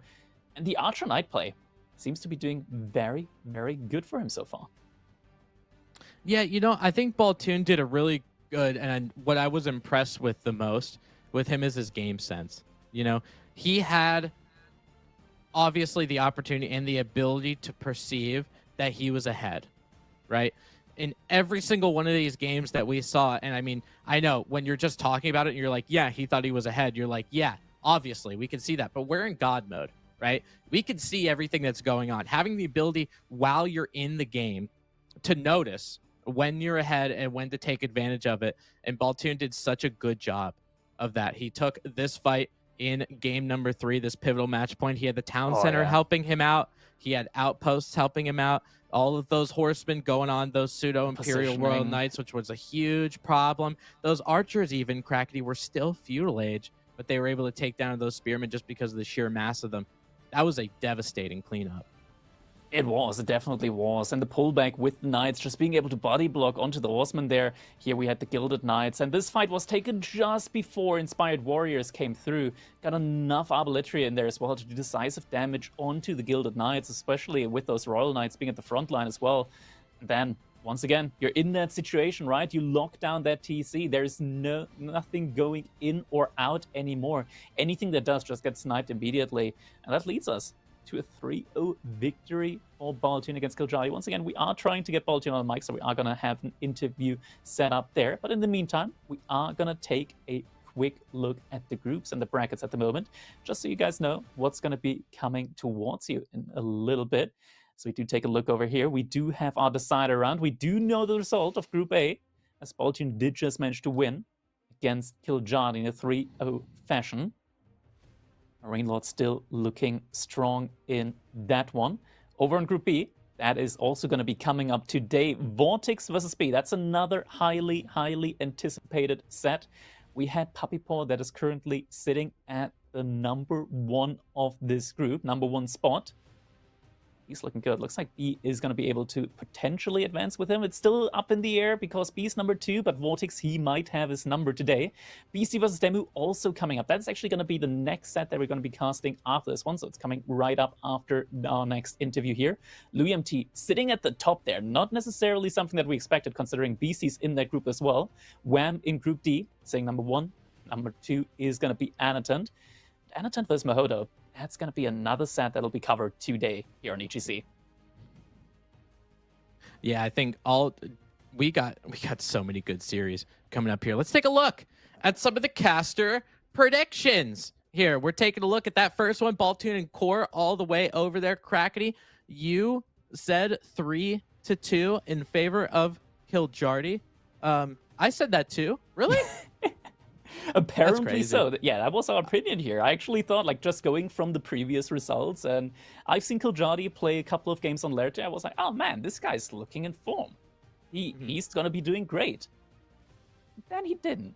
But there's always next time. There's always next time. You do have your ups and downs, and I do think that Killjari, he's going to be there in the next one. He's going to try and get his wins back in the sails, and never know. Maybe next time, if he faces off against Baltune, score might be flipped around. Yeah, great. Now Baltune hates me. I thought I picked Baltune for this one. How can I go against the big kahuna tuna? Look at Dabson. He's a true believer. Yeah, Dabber, he's faithful. Dude, he's a big tuna guy. I've been talking to him. He really likes tuna with a little bit of mayo, making a little bit of tuna sandwiches. And honestly, Dabson just looks phenomenal right now. He's definitely in peak form. So big shout out to Dr. Dabson if he is in chat. Now, looking at what we have for the rest of today, obviously, we will do an interview in just a couple minutes. I think, Crackety, you will be doing the interview. After that one, we have Beastie and Demu, 2 real big names, 2 heavy hitters. We're going to see if we get a nice big 5-game series or if one opponent has the upper hand. We've got Crackety, like these games, this series that we have today, they're absolutely insane. They're insane. They are. They absolutely are. Not only did we just open up with Killjari vs Baltune, which I honestly thought would go the distance, but we still got some very good games out of that one. We got BC versus Demu, as you mentioned. We got Vortex versus B and Anatant versus Mahodo. Mahodo, who's had a very good run so far. So I want to say, like, there are chances of potentially getting an upset or at least getting a couple of games of Anatant. Yeah, and I think you predicted a 3-1 for Anatant. I apologize to Mahodo because I did see him in chat. I said you were going to get 3-0'd, so that's on me.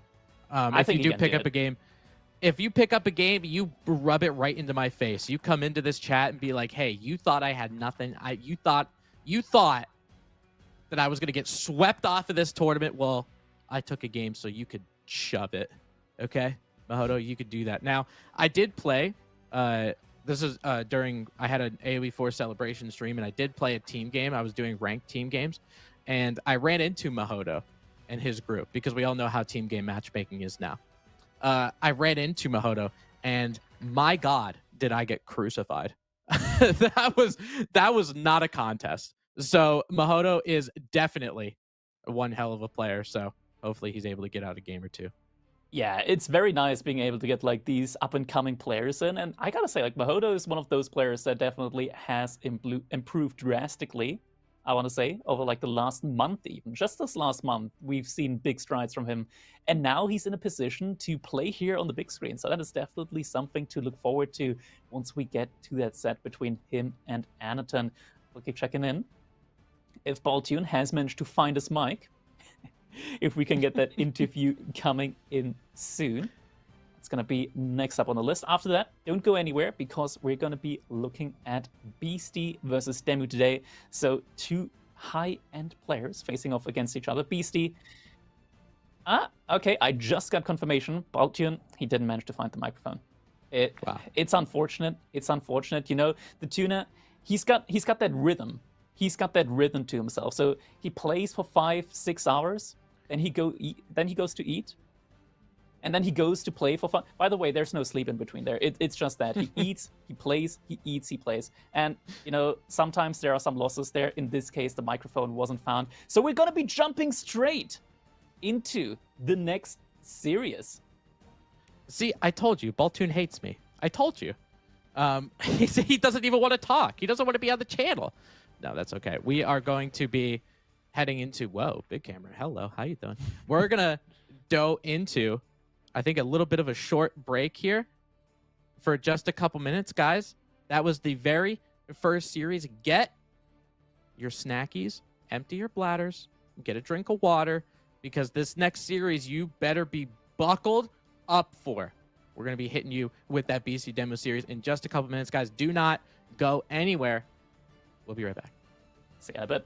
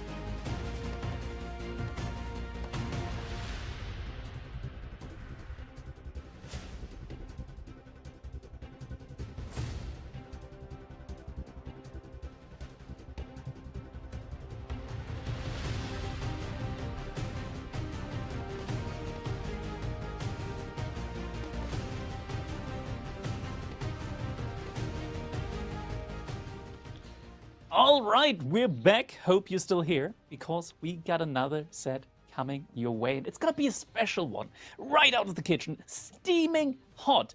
Don't burn yourself because we got Beastie against Demu coming in right away. Yeah, I think we just we go.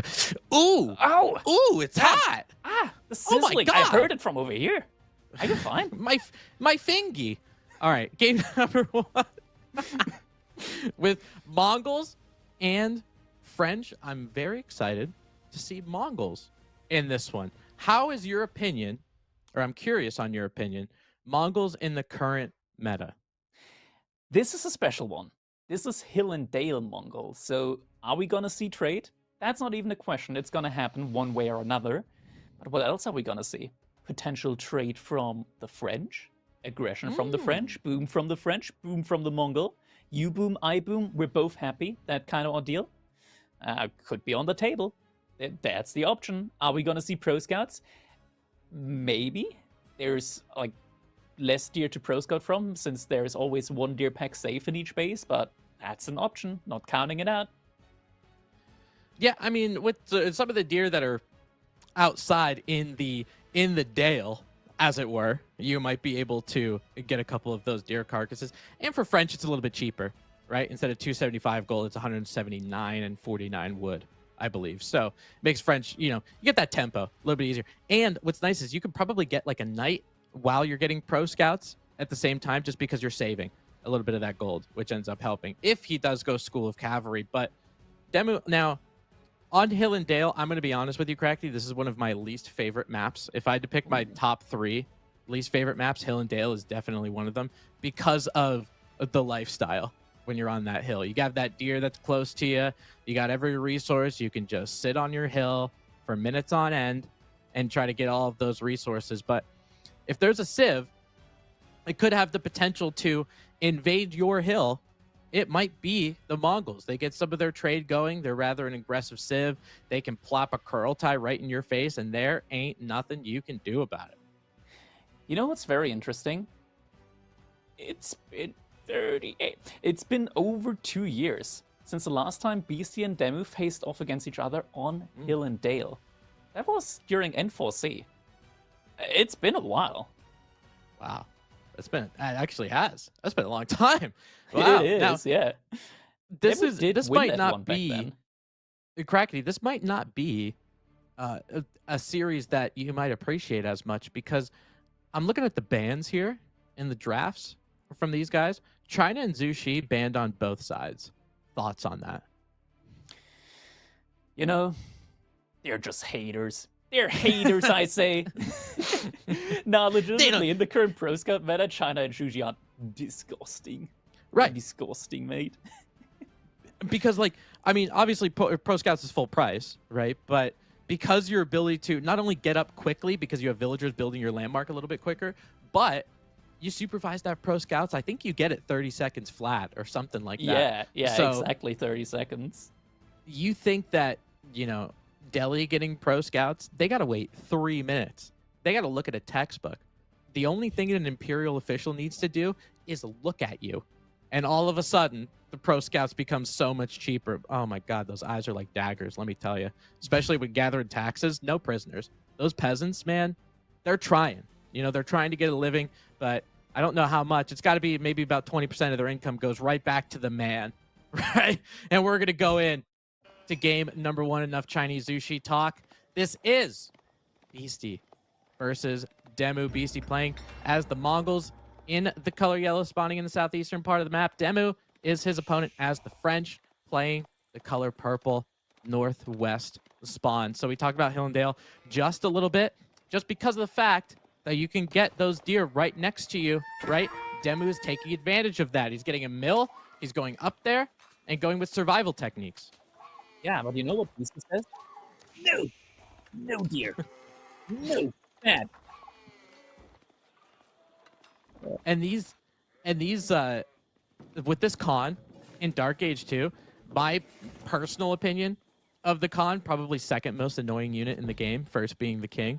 But that con is going to be able to just give you a bunch of paper cuts, right? So you get that attack notification just drilled into your skull while this thing is just popping you for 2 health over and over again. It's so annoying.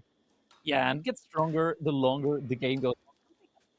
Also, Beastie right now, he's literally luring the deer in with the gur.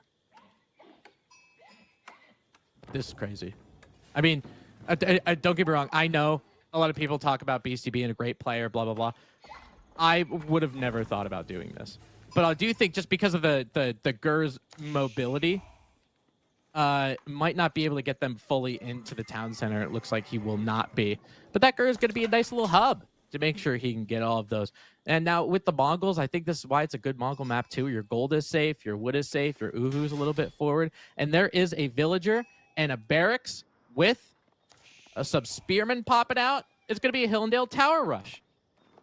Yeah, Hillendale Tower Rush. I mean, it's a perfect map for Beastie to do this Tower Rush on, because the deer are forward, the gold is forward. There are so many resources from Demu that are just forward, frankly put. So this Outpost Rush is going to get a lot of value. Villager, brave enough as he is going to be the first one to take a look at the base there. And Demu sees what's coming in. He just needs to be ready for it. Mill gets deleted. I love that that mill got deleted too. No raid bounty, right? For the Mongols, you're not going to get that bonus. So going to be getting a little bit of those deer, but then walking in the opposite direction now.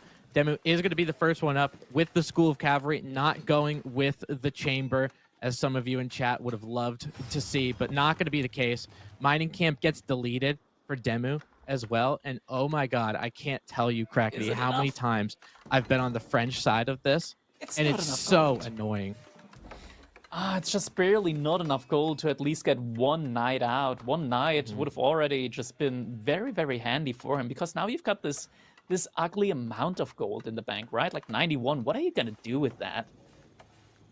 And, you know, this is really good on Hillendale too, Crackety, because you only get one safe gold.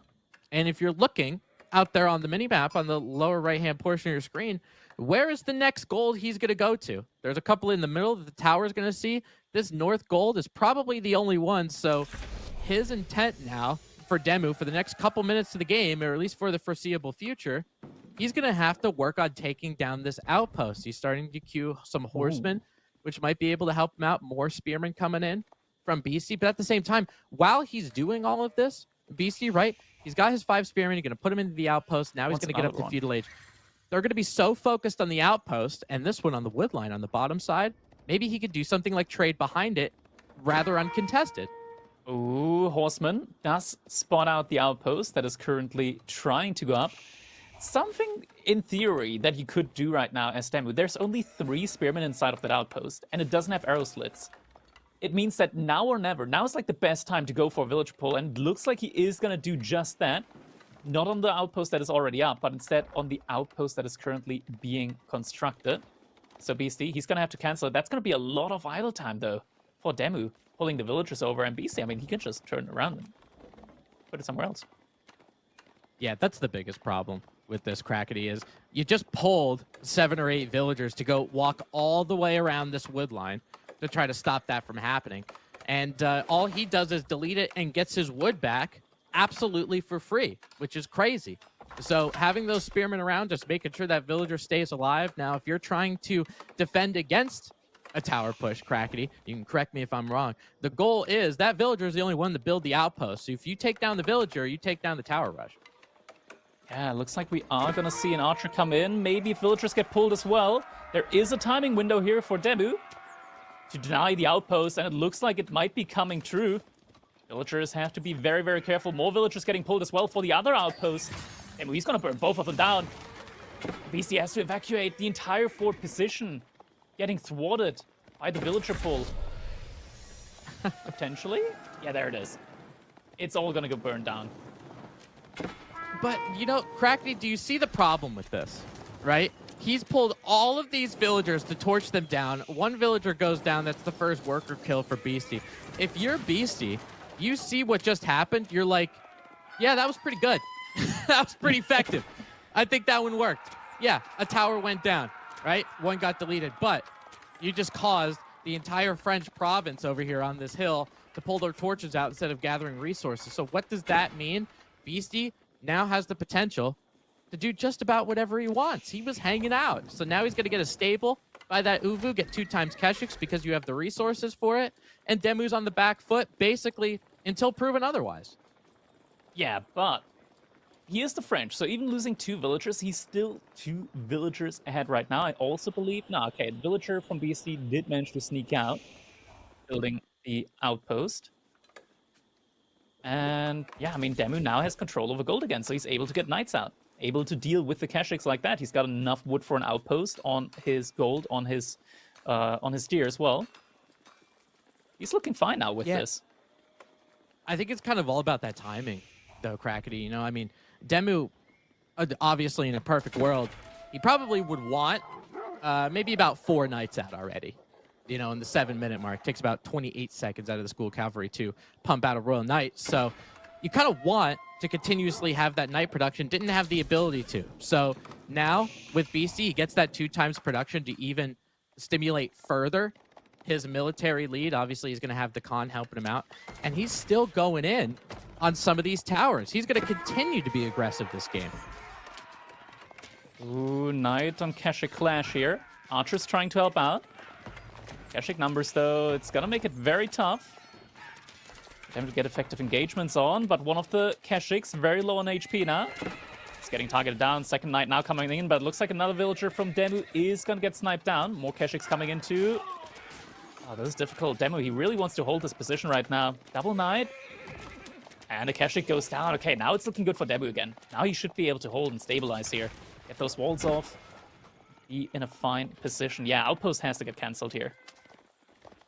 I think Demu and Beastie both realize how important that part of the map is for Demu, right? Because you have those deer there, which is going to be helpful for food. You have that gold mine right there. So Beastie trying to do everything he can to delay that. And Demu puts the wall up, which is just great, trying to make sure that you don't get any kind of problems, any kind of raiding potential over there. You got to take down a 1,250 hit point building to make sure you can interact with your opponent.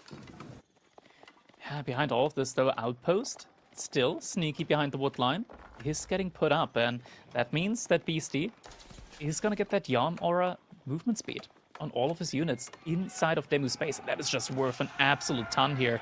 Demu, it doesn't look like he knows about that second Outpost coming up again. Rather, we're probably at number 4 or 5 now. The 5th Outpost coming up. There's so many blueprints here. Yeah, that's all it is. It's just remnants of outposts that were just thoughts at that point. It didn't end up going up. Now, Beastie does have the potential, now that he has that one outpost, right? He has the potential to creep a little bit further with his outpost, and that's exactly what he's doing. Look at how annoying he's being, dude, with the French player. Just towers all the time. You're up the hill. You're dealing with all this stuff. Beastie has a military lead and continues to, even with army value, with Demu having those knights and how much army value they have, Beastie's still clearly a front runner. Yeah, the double Keshiks just being really valuable here. Demu now on double stable, though. Should be able to catch up in that regard, and Knights at the end of the day still provide a good bit more value than those Keshiks. A lot more damage, a good chunk of more HP. Ooh, Brace, though, on the Knight. That's a lot of damage coming in there. Demu has to be so careful here. Don't have any blacksmith upgrades on these archers at the moment from Demu. Upgrade is going to be coming in first for Beastie. That's a lot of knights. But you can tell just how much of a difference the movement speed makes here. Just the archers being able to just move back so quickly as well.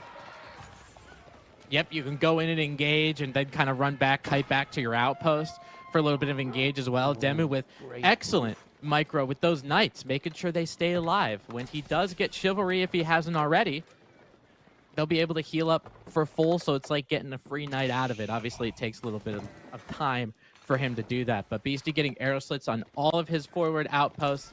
He does have Steeled Arrow, like you mentioned, chivalry coming in for Demu, and Beastie's going to be getting Iron Undermesh as well. But that Steeled Arrow, with the Khan Hunter that's here, adding that little bit of range, might help him shoot over the wall at those villagers. That's exactly what ends up doing. Another one goes down.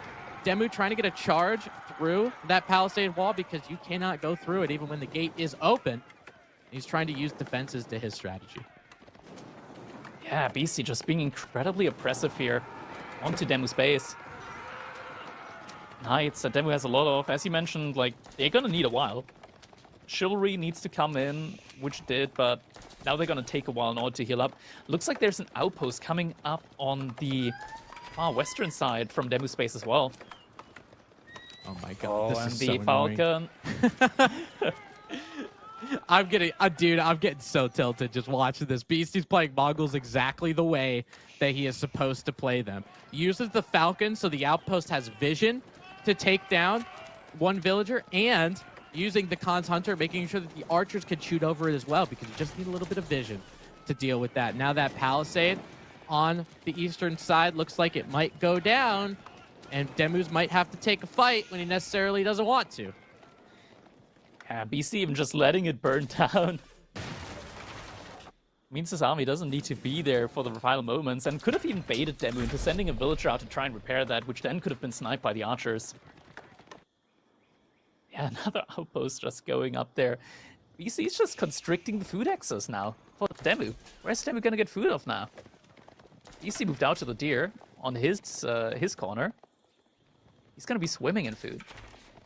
And that's kind of the problem, right? With the Mongolian outposts and having them in all of these different areas. If your opponent goes off of your hill, you're gonna know exactly where they go, and you're gonna be able to figure it out. So putting those outposts rather strategically on that side is gonna be very useful. Falcon, Screech, heard by thousands right on that mill just to make sure he has an idea of what to do. Size it up just to make sure you might be able to take that. And here's the charge, Crackety. We're taking this fight.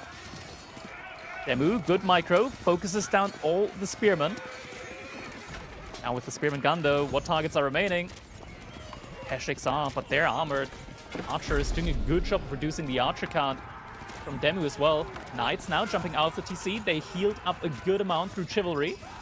Suddenly a lot more knights coming in, and Demu able to take a great fight here. BC running back to the outposts.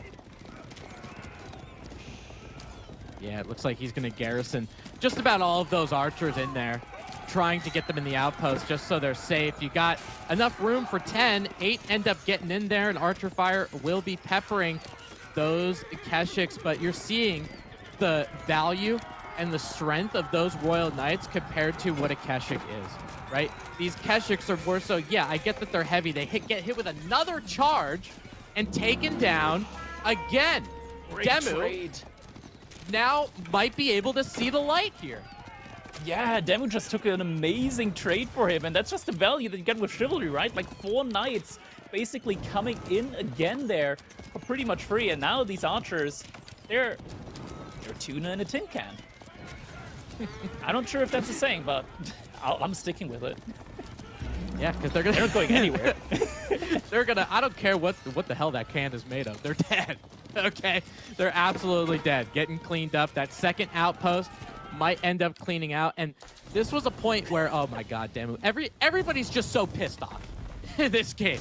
Villagers making sure that they're able to get a little bit safe, get to that berry bush over there on the western side. Heads up play by Beastie, putting an outpost there, but he doesn't have the army to deal, right? And that outpost will get cleaned up. Now Beastie might be thinking about trying to get a little defensive himself. I mean, granted, he's going for a lot of military units, Crackety, but if Demu has the presence of mind, he might just be able to push out. Now he's breathing. Yeah, it's more than just breathing. Right now he's filtering clean, fresh air through, well, what's he filtering them through? You're the doctor, Tim. Yeah, there's cilia that line the trachea, and a lot of those hairs will end up exactly helping you getting rid of those mucus. So definitely, he's got cilia over every microscopic millimeter of that trachea. And it's showing, dude. It's showing. Look at the cilia on that guy. Unbelievable. And Demu's gonna be trying to push this initiative. You know, a little bit of offense, right? So now that he's got a little bit of this map control, I was scared for Demu, Crackety, because I was thinking he was gonna have to make like farms or something. And for French this early in the game, that's devastating. It is. So Demu, he's looking very good right now. We don't have any trade at the moment in for BC, so he doesn't really have scaling his economy. So Demu, just by playing, he lost a good amount of villagers, 6 villagers that went down. He still has a villager lead, though.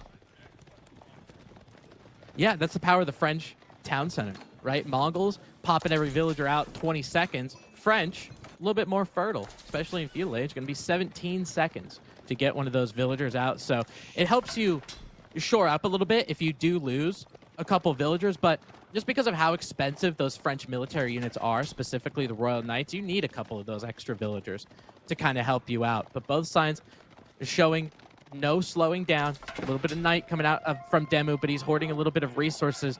I think if Demu has the presence of mind, he should know that he's probably ahead in this one. After cleaning up that army, he might be thinking about castle. Yeah, Beast behind this. He's continuously reinvesting into units. Demu, in the meantime, he's reinvesting moderately. He keeps his options open. Might be going for an age up, might not be. Has to be careful though that he doesn't get like completely surrounded here. Yeah, and those knights are gonna have to back up in the opposite direction. Now, I think that Beastie did a good job at changing army composition. Obviously, you see a lot of those knights and those Keshiks pound for pound. Ain't gonna do it, you know? So I was kind of hoping Beastie had a little bit more spearmen in that last engagement that was there. Rather offensive engagement, but not gonna be the case. Now Demu's starting to breathe out just a little bit, trying to get those berries, but Beastie's got something to say about it with a little bit of a Keshik raid. And that's the best way to use Keshiks. Don't you think, Crackety? Just get in there and start taking down some bills. Yeah, 100%, especially when you're able to use the offensive Deer Stone. So is going to be able to get that Yam Aura movement speed at the front side. Beastie right now, he's leaning fully into Keshik and Spearman as a composition here for him. Demu, what's his options right now? Oh my god. Something happened inside of Demu's base. It could be very bad for him. He's run out of gold. Uh-oh. Yeah, this is probably about the time. It's that time where he might run out. He's got a decent amount of food. You can see that he was looking for some kind of consistent night production into a Castle Age with that gold running out at a rather unopportune time. That is not the case, and now Demu's starting to add a little bit of Spearman, which is going to be really helpful in this engagement, and starting to add a little bit of Horseman, and I think the reason why is because he just doesn't have gold.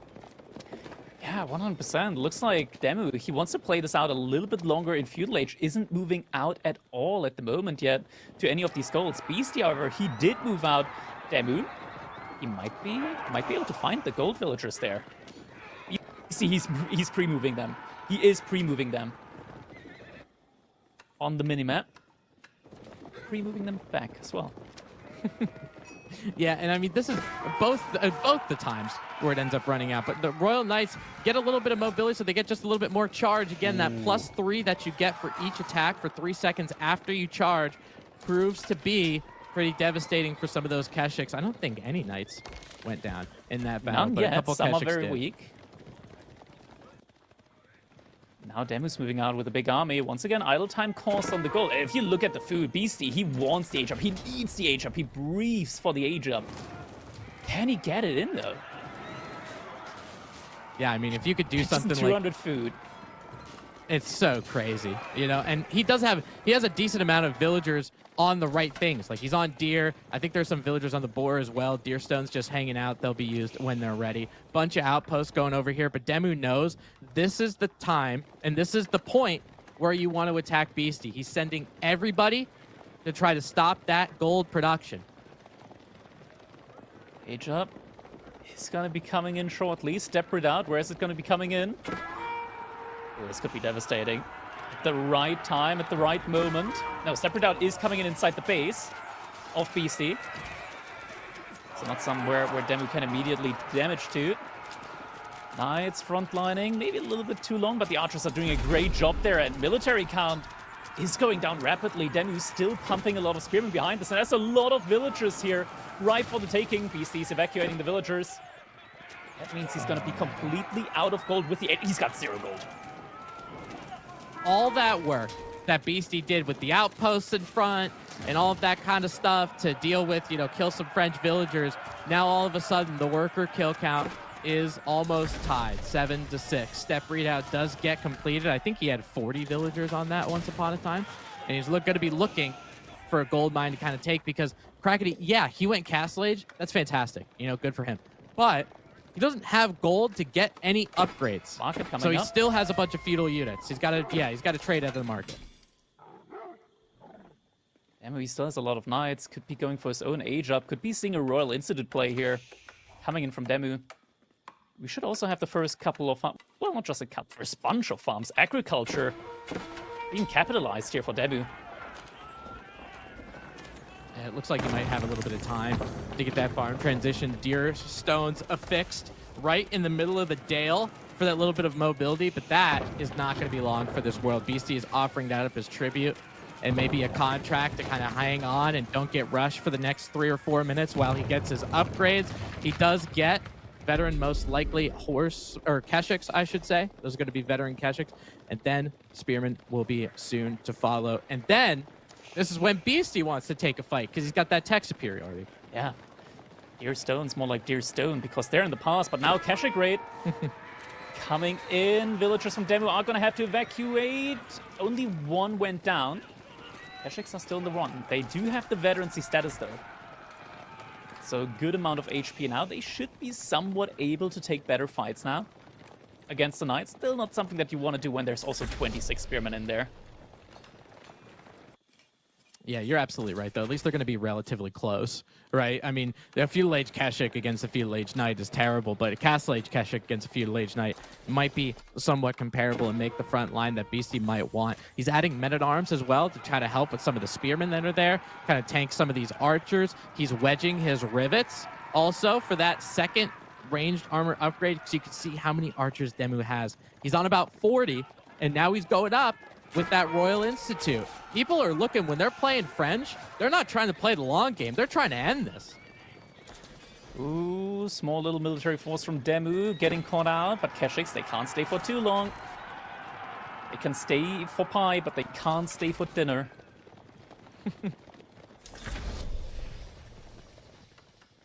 Now Age Up just finished.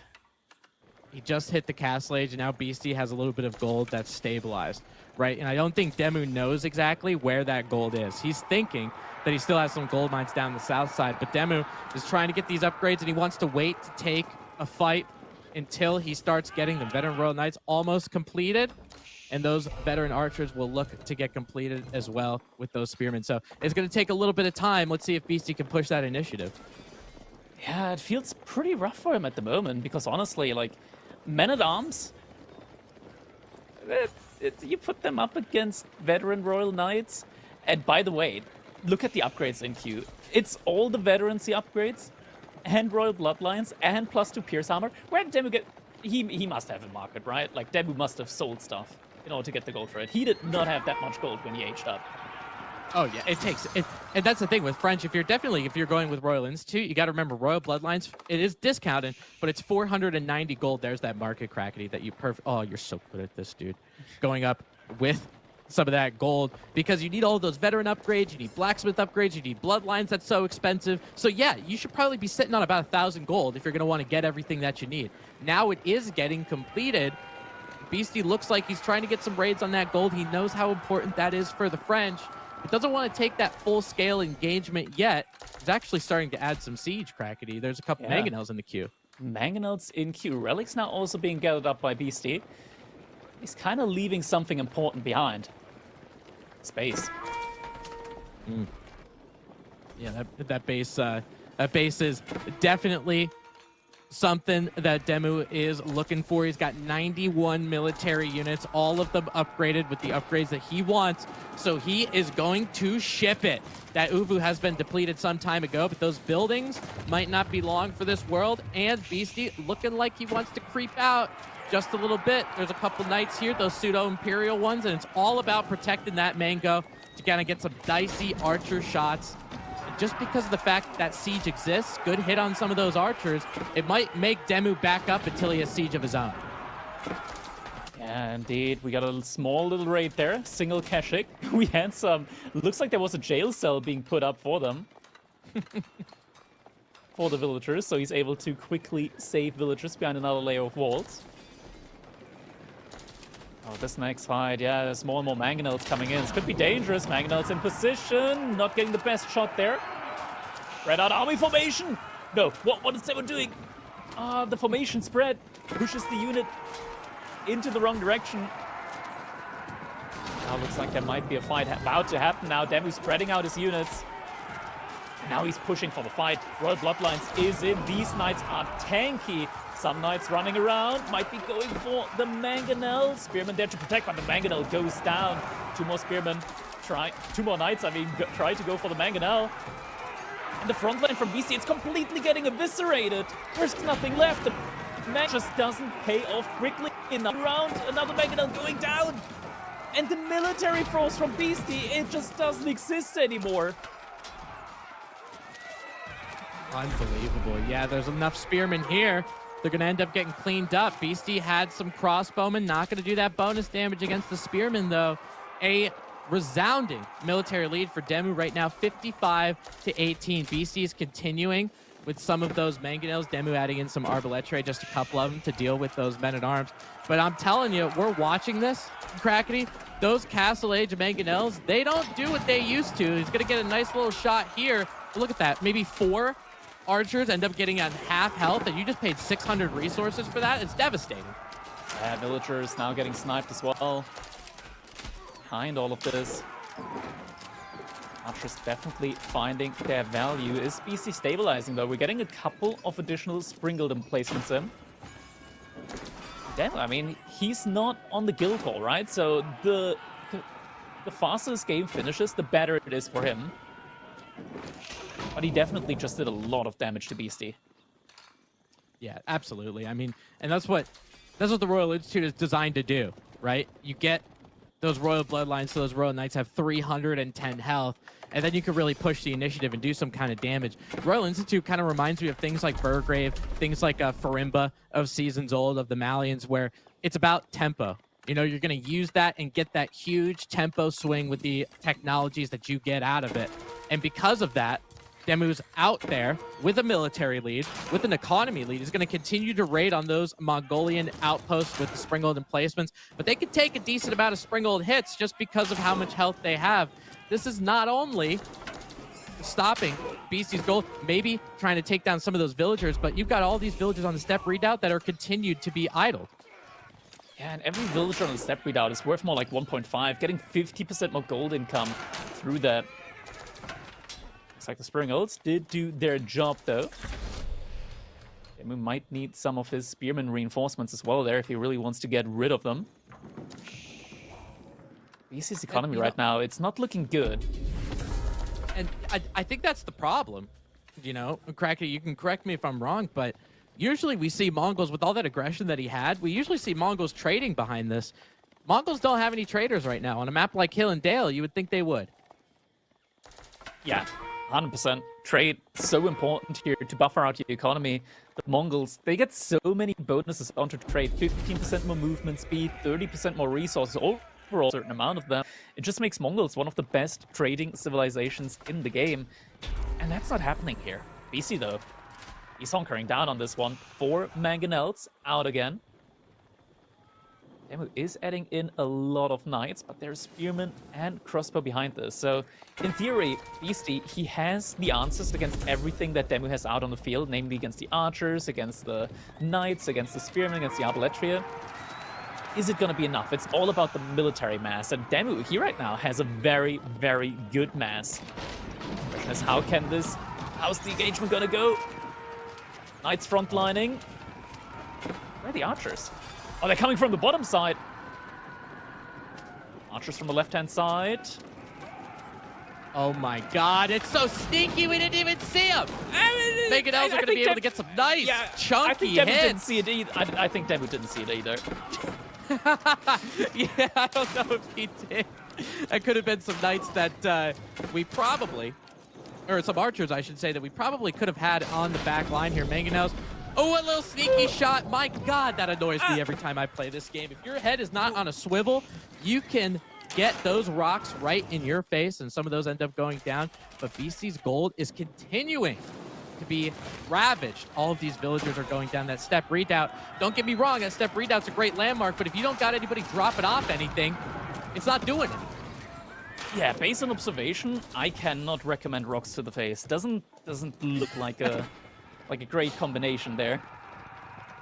Yeah, that's a trip to the emergency room if I ever saw one. And hopefully with those mangonels, Demu's going to have to pay a little bit more attention to make sure. But look at this economic lead that Demu has. Don't get me wrong, it's a Castle Age French, so those villagers are coming up really quickly. But the amount of economic damage that he did is proving to be devastating to Beastie, especially with no trade. 62 economic count. He's relying on his pastures for food. He's going out to try to get some of this gold from step redoubt, but you can see that he's lagging a little behind.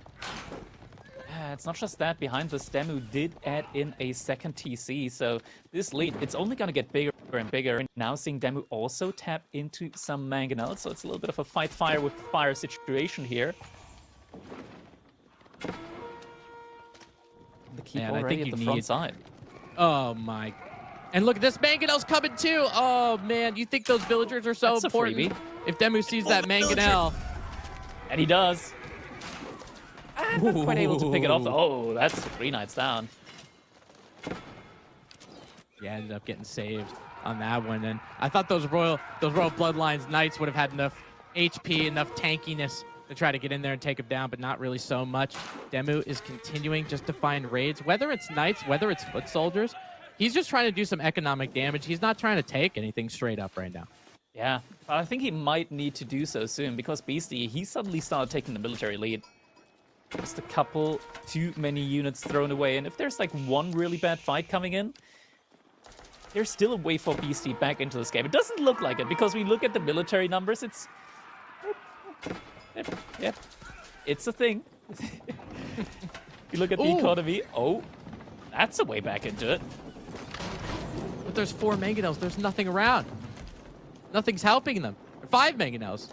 Oh, no. And 1 tower. That's it. The units, they're sitting behind. Yeah, they're just... Yeah, you, Mangonels, you do your thing. I got baited. We'll help you if you need it. Thank you. Oh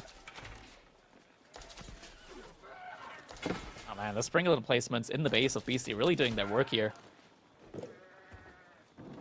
Yeah, I mean, that's what the stuff like what BC's doing. He was doing a lot of stuff to try to slow this game down a little bit, you know? Those Mangonels having siege superiority is going to help you slow the game down. Getting sprinkled outposts, getting your rocks off on some of those villagers, obviously going to slow that game down. Looks like they're looking. Up. I think Textiles might have saved a couple villager lives, but that was a good devastating shot. That was a landslide worth of rocks.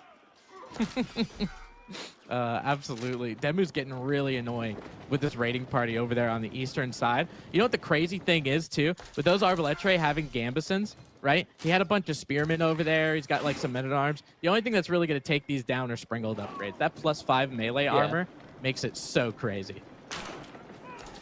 This army right now, it's incredibly cost-effective for Beastie.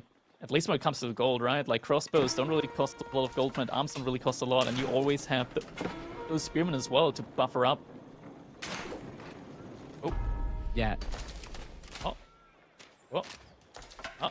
Oh, the Mangonel. Oh, my God. Yeah, that's a lot of dead bodies right there. Yep, that is a lot. Maybe we're going to see a replay, a little deja vu that I'm feeling. These Mangonels might not belong to this world. Get a couple of them, Demu. Reinforcements coming in. They can't quite connect. One goes down. The other survived, though. Other one goes down. Still 4 remaining. Oh, this, I don't know. This is so hard to call. One side has double the Mangonels and good shots coming in. Multiple great shots coming in. But once again, trying to go for the surround, and the mangoes from Demu going down. Yeah, and even Demu, look at the change in his army composition, Krakeny, because he's got some Royal Knights there. We talked about them over and over again, but he's got some horsemen in there too, right? They're not going to get that as well.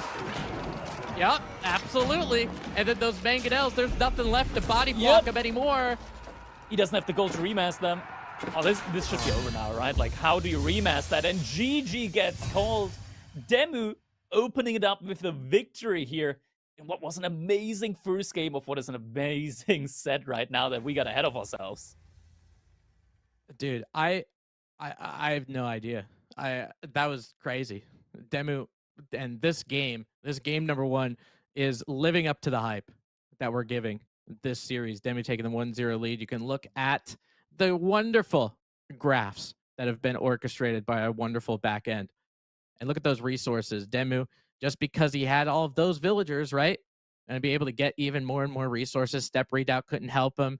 There wasn't any trade, right, for Beastie. So that gold ended up being somewhat even. What a wild display, this game number 1. Yeah, 100%, man. And it was absolutely crazy. Like that beginning here, we can see it in the replay. This positioning for Demu's space. It was so devastating, right? Like, the outpost just putting so much pressure on him here. But then the wild villager pull, able to get rid of them, able to breathe again. And then the Knights, they just kept going. They just kept going. We had a lot of them here at the front line. Suddenly, the reinforcements from the TC, Chivalry, well, not fully, but like healed them up for the most part. And that was the reinforcing army that Demu needed. That was the turnaround when he managed to put Beastie on the back foot, able to destroy the army. Here as well, great timing, putting damage on Beastie right when the Castle Age was about to hit. No gold left for Beastie at that time as well. So he really desperately fought for that gold access. They were just having so minutes there. There were so many points here where Demu probably shouldn't have gotten as much value as he did, but he managed to take the engagements in the best way that he could have. And just like that, bit by bit, fight after fight, able to take the lead. And even with that hard start and the mango shots there, able to take the victory. Yeah, I mean, it was kind of crazy because you could see some of these mangonel shots coming in here from the Mongolians, from Beastie. Those, we alluded to it a little bit before, but those Castle Age mangoes, they just don't have that same strength that they used to. But those villagers might be disagreeing with me as all of them end up going down. Looks like about 4 or 5, a nice family of French serfs end up hitting the ground. But Demu had so many, he did not care about that. Good body block on those mangonels, but for Beastie, it was not enough. Game number 1 going to Demu. Game number 2 on Cliffside. We're showing no signs of slowing down. I don't even have time to talk to Crackety about the matchup. I guess we'll just talk, while this is going on. Beastie versus Demu. Game number 2, HRE versus English on Cliffside. Crackety, do you like Cliffside? That's my question. Tim, I'm going to be honest. It depends on what I find. True. If I don't find enough, I'm going to be very mad. Yeah, if you don't end up getting enough of them, obviously, especially, I want to say from BC's perspective too, right? Getting a lot of sheep as the HRE, getting a lot of sheep is very important. It's going to make sure that you're around the Aachen Chapel, right? It's going to make sure that you have the ability to continuously get that food for all of those heavy food units that you want, things like horsemen and that kind of stuff. But when we're talking about economies, especially on Cliffside, because you're spotting very close to your opponent, Crackety, I never am going to sleep on the HRE Feudal Age economy with that Aachen Chapel. Yeah, being able to pump out a ton of units, that is something that you like on an aggressive map like this. That is where it really shines. And even on a map like this, where distance is close, you can still make great use of bonus movement speed. Oh, yeah, absolutely. And what's nice with the English, though, when you're talking about that movement speed, they don't have as much movement to go, right? So if the English wants to do some kind of council hall thing, obviously that's a lot of tempo, and maybe you can kind of steamroll from there, set the tone, and kind of move it up. Maybe that's an idea for Demu. You also have the potential, like a typical English, Abbey of the Kings with villagers on stone, but it doesn't look like that's going to be the route for Demu. I don't see any villagers on stone or the like. So it looks like he's just going up normally with the council hall. You can see it just plop down at exactly the same time as the Aachen Chapel has. In BC's Aachen spot, you got to like this. You got some gold. You got some of those sheep. You got a wood line back there. I think that's just about everything you need.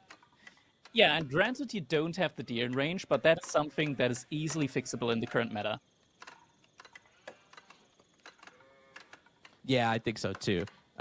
With the ability to get those professional scouts. And plus, Demu going with the council hall means he's probably going to be trying to get longbowmen.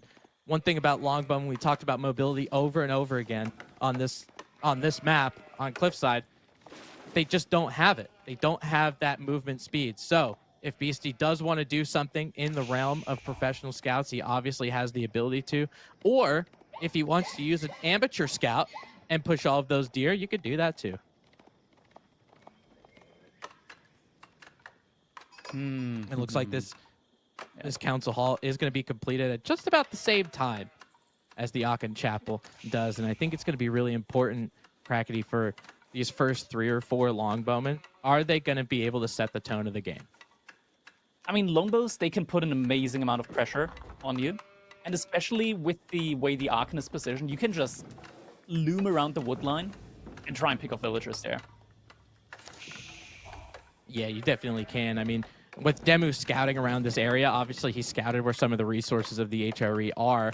He's got to figure out where the best place is, but I'll tell you, BC's got a pretty good spawn with this wood line in the back. Now that Aka Chapel is completed, with that prelate shouting his prayers within a 6-tile radius, that gold also in the back as well. So Demu's looking for some kind of feudal age. He's looking for some push, because we talked about pro scouts over and over again. This might not give BC the ability to get that efficacious pro scouts that we've been seeing.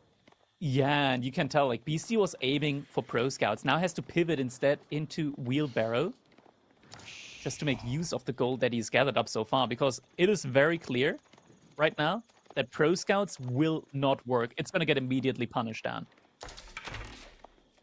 Oh, absolutely. Yeah. I mean, he does have one deer pack that's relatively safe that we talked about on the southwestern side, but every one of the other deer packs is definitely in Demu's wheelhouse. So maybe that's not that advantageous of a spawn for him. But first longbow, going to be able to do some damage towards that archer, and Demu is going to quickly start to pile up that count. The thing of it is, even though the council hall works and produces longbowmen very quickly, HRE's wood economy, I think we're going to see more HRE archers than we are English longbows.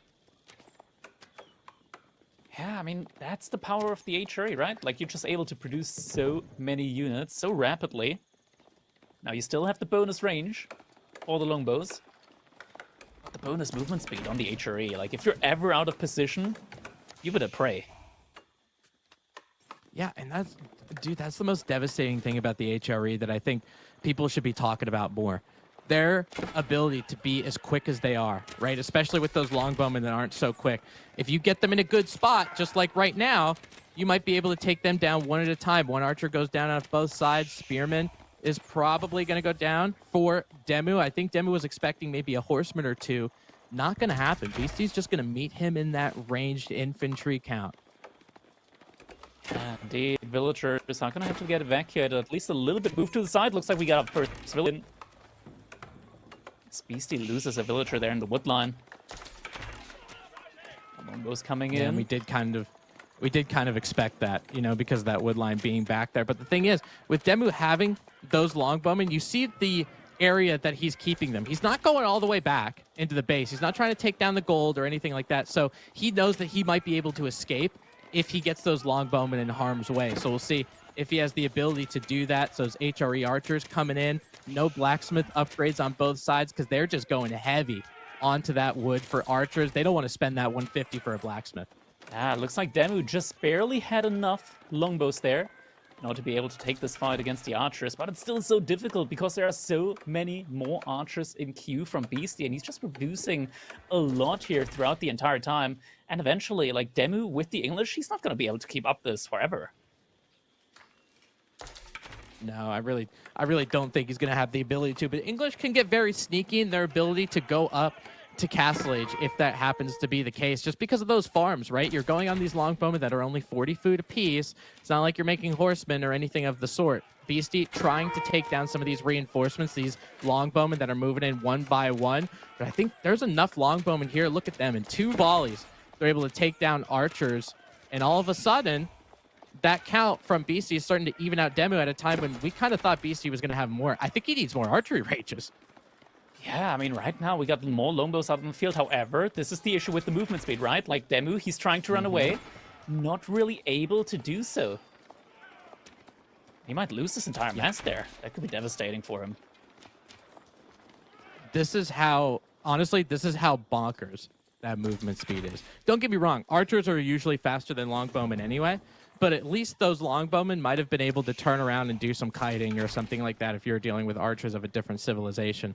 But we're going to see a little bit of cat and mouse, right? We're going to see a little bit of back and forth. Beastie trying to take down some random longbowmen that are coming in from the other side of the map, while Demu is just going to play with that range on top of the cliffside to try to take some of these down. Really neck and neck. Yeah, now we do actually see pro scouts coming in for Beastie. We see the first couple of horsemen in as well. This switch into horsemen could be devastating for Demu. He doesn't have any blacksmith upgrades or anything like that. And honestly, I think just having 1 or 2 now, BC does have double broadaxe. Demu is starting to get it, so that wood economy is even further bolstered with the Aachen Chapel and the double broadaxe. So with BC having those horsemen, I think he's not going to show his hand just yet. Having those 1 horseman at a time isn't really going to do too much for you. You get 1 or 2 of those horsemen, all of a sudden, it's going to mean that those longbowmen have to continue to back up. Demu's starting to get a couple spears. The scout from Demu notices some little bit of out pockets from Beastie. This could be an area for attack. Look at that Aachen Chapel. There's nobody there. They're knocking. Nobody's home. Yeah, so right now, no real bonus there from the inspiration, as no villagers are getting inspired by the Aachen Chapel. Only 1 prelate, and that one is sitting inside of that Aachen Chapel. So if Demu is able to keep Beastie on the back foot there, he's going to be in a great spot. Behind us, though, Pro Scouts has come in. But we're only on a single scout so far. Ooh, this could be devastating. This could be devastating. He does see it. It looks like Beastie probably did see it. Yep, he's got to back up. Those longbowmen, just because of the range that they're at, I think they're going to be able to 2-tap some of those horsemen, so we'll see how good of a unit it actually is. Continuing to pump in that archer count, military count, crackety, neck, and neck. This is going to be, this one, I'm not sure who's going to win this game, but it's going to be very, very close. Yeah, behind this, Demu, he's getting the blacksmith upgrade. If he's able to just wait with the fight now until the blacksmith upgrade comes in, he's going to be in a great spot. The question is, can he really wait? Because Beastie is pushing it. Beastie is pushing it. Longbows able to take down the horseman. Now still having to deal with the archers.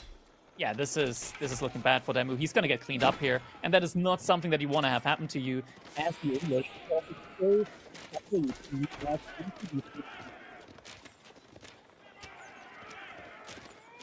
Yep, and that's the thing. I mean, with BC having that movement speed, right? You do the best you can. You take an engagement that you think might be good. You don't have the potential to back up and get out of harm's way. So all of a sudden, Demu's army ends up getting cleaned up. You could see how many resources he's spending. Look at Demu's economy over on the top right portion of your screen. Just about every resource that he has is spent on spearmen and longbowmen. It looks like some of these horsemen from BC might be able to clean up some of the longbowmen, assuming those spearmen don't get there. But just having 1 or 2 is going to be really helpful for you, BC, with an excellent HRE hold. Yeah, but at the moment,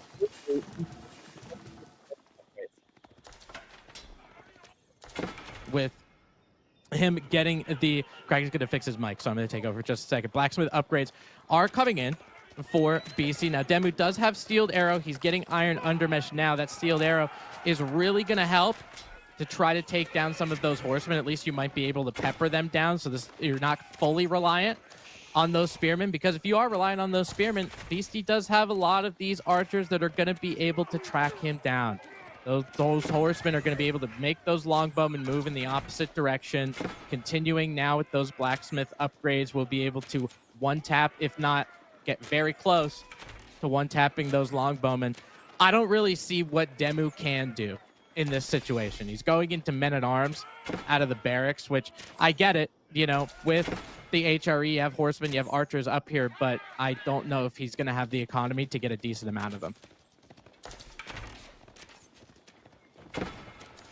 And again, Demu's army is going to continue to back up. When you made a landmark completely about getting some feudal age pressure, right? And all of a sudden, you're backing up the whole time, you're in a bad spot. And BC now with 25 military units, most of them being archers and a couple horsemen rounding out the backside. One pivotal thing, though, when you're talking about the English, no towers up here. This is the first time that we're seeing network of castles, about 13 minutes into the game. So no plus 20% attack speed. Maybe that could have helped Demu in a lot of them, but he was taking fights in multiple different angles. No outpost means that you are in trouble, especially with an archer mass, that it might not be as good in terms of quality, but quantity, you're 3-1. early.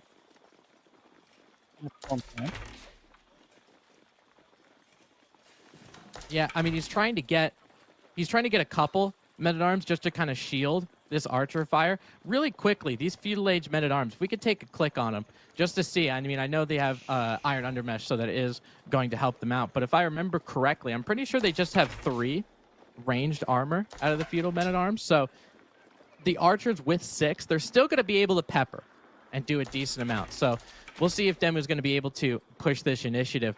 Now it kind of begs the question, now that Beastie is in a 2-to-1 military lead, excuse me, he's on that military lead, is there a potential, because he's ahead, to try to get into castle, right? I mean, Demu is doing all he can to produce enough units. Beastie is having a decent amount of food. It looks like food is starting to be his bottleneck just a little bit because of the amount of horsemen that he's going to be able to use. Everybody is effing in the chat, so are we live currently? Production? Okay, great. Hello? We are we are live. So Beastie's coming back with his professional scouts on to the Aachen Chapel. There's that tower from Demu, that holy outpost for the English, going to be able to give him that network of castles. But Beastie's making sure that that network of castles doesn't get networked. And those villagers are going to be running back. That's more idle time for villagers and resources that you really want to use. And all of those archers will be able to take down those longbowmen. Because again, mobility. Those longbowmen are caught. And they're all dead. I don't know if Cracky's back. I can keep going. The the archers. Sorry, guys. The archers, the longbowmen, are doing their best to kind of kite back and pepper. Again, no network. The longbowmen are running back to the hometown center, just trying to find something. I was talking about Beastie maybe going into castle a little bit. He's like, forget that, dude.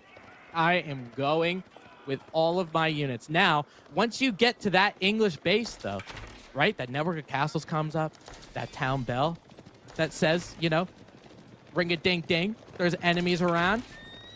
And then all of a sudden, with that network of castles, it ends up being a disadvantageous fight. So Beastie just kind of putting on the pressure, making English stay in their base. But you can see how Beastie is preparing for this, is fighting for this, right? He's not diving in. He's not getting siege engineering. He's not making rams because he knows that's a death sentence. So he's going to end up backing up just a little bit. You can see him hoarding some resources. Got about 1,000 gold. He can get any blacksmith upgrade twice over if he wants to. It might be a good idea to use the market if he wants to try to add some of that. Maybe go up into the Castle Age. A Burgrave might not be a bad play with some Castle Age men-at-arms. That would be spicy, especially with professional scouts as well, bringing in all these deer. So Outpost finally goes up. There's that ring-a-ding-ding. Crackety. Am I back? Am I drowning? Hello? Oh my god, he's not drowning anymore. He's safe. I'm safe? Oh, I think I'm drowning. Oh, okay. Great. Horse... Never mind. Horseman going to be able to get around onto those longbowmen. Sorry, guys. Debated you a little bit. Special scouts coming in on the south side. But see, this is the thing. Do you see the difference in this fight between network of castles and not network of castles? Now, BC's army gets completely cleaned up on a relatively even count. The network of castles is a big deal. Now, Beastie going for Burgrave. We've seen a lot of tempo plays. We saw Royal Institute out of Demu game number 1. Game number 2, Beastie's going for the tempo. He's like, hey, I'm going to make a bunch of these men-at-arms. I'm going to make them a 6-second a pop, and there ain't nothing you could do about it. Cracky's still not back. The Burgrave. I'm trying. The Burgrave. I leave, like, see, this is the thing, Chad. I leave a little pauses, like, so Crackety can come in and do something. And Wait, then when he's ready. I think I'm back. Oh, he's back with the Burgrave. I think Cow DDoS me. Great. Now. Great. Crackety, you're chomping at the bit. Start talking, dude. Oh my god. I'm being put on the spot, but look at Beastie. He's putting Demu on the spot right now. Men-at-arms, they're stuck in the backside, dealing with the men-at-arms from Beastie. The horsemen are getting cleaned up. Maybe Demu can buy himself some time. He has a good amount of farms going for himself. Deer eventually are going to dry up. We don't have a lot of farms around the Aachen Chapel. The question is, can Demu buy himself some time here? Yeah, and this is the kind of thing, right? Because I feel like Demu is kind of stuck in this perpetual crisis of, if I don't make units, I'm going to die. If I do make units, I can't go up to castle, and then I die, right? So it's going to be difficult, and especially with HRE being able to track down with those men-at-arms. Obviously, those longbowmen aren't going to do too much to those men-at-arms, but because the Castle Age men-at-arms of the Holy Roman Empire are going to be able to track you down rather quickly, all you need is a decent amount of them, and Beastie's got about 9. He might be adding a little bit more, some knights in the background as well with a couple archers, is wedging his rivets. So getting that +2, and those longbowmen are going to be shooting marshmallows in no time. Yeah, these rivets are indeed being wedged behind all of this. More men-at-arms coming in for Demu. He does have some on field. At least they're still going to act as a nice little buffer here for him.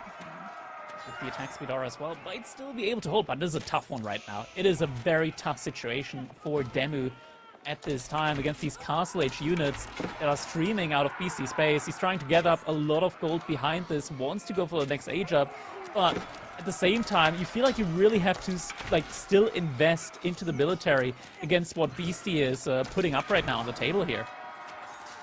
Right, like you don't have a choice. Exactly, you're exactly right. I mean, if he didn't make those military, those men-at-arms would have been running in there whether you like it or not. Hopefully, BC's going to be able to get a couple more of those upgrades. He does have his rivets wedged, but he has the potential to get two-handed weapons if he wants to. Heavy maces might not be that important just because of the amount of men-at-arms that Demu has, or lack thereof, I should say. So now that Beastie has men-at-arms with that +2 in his base, getting a knight out on some of those farm fields. Those glorious English wheat fields have nothing to separate that wheat from the chaff. It looks like Demu has to vacate just about all of them, and these men-at-arms showed no signs of slowing down. That knight in the back in that wonderful picture-in-picture, making sure that those villagers end up going down. Longbowmen, there's so many things to shoot, and they realize what they're shooting is garbage.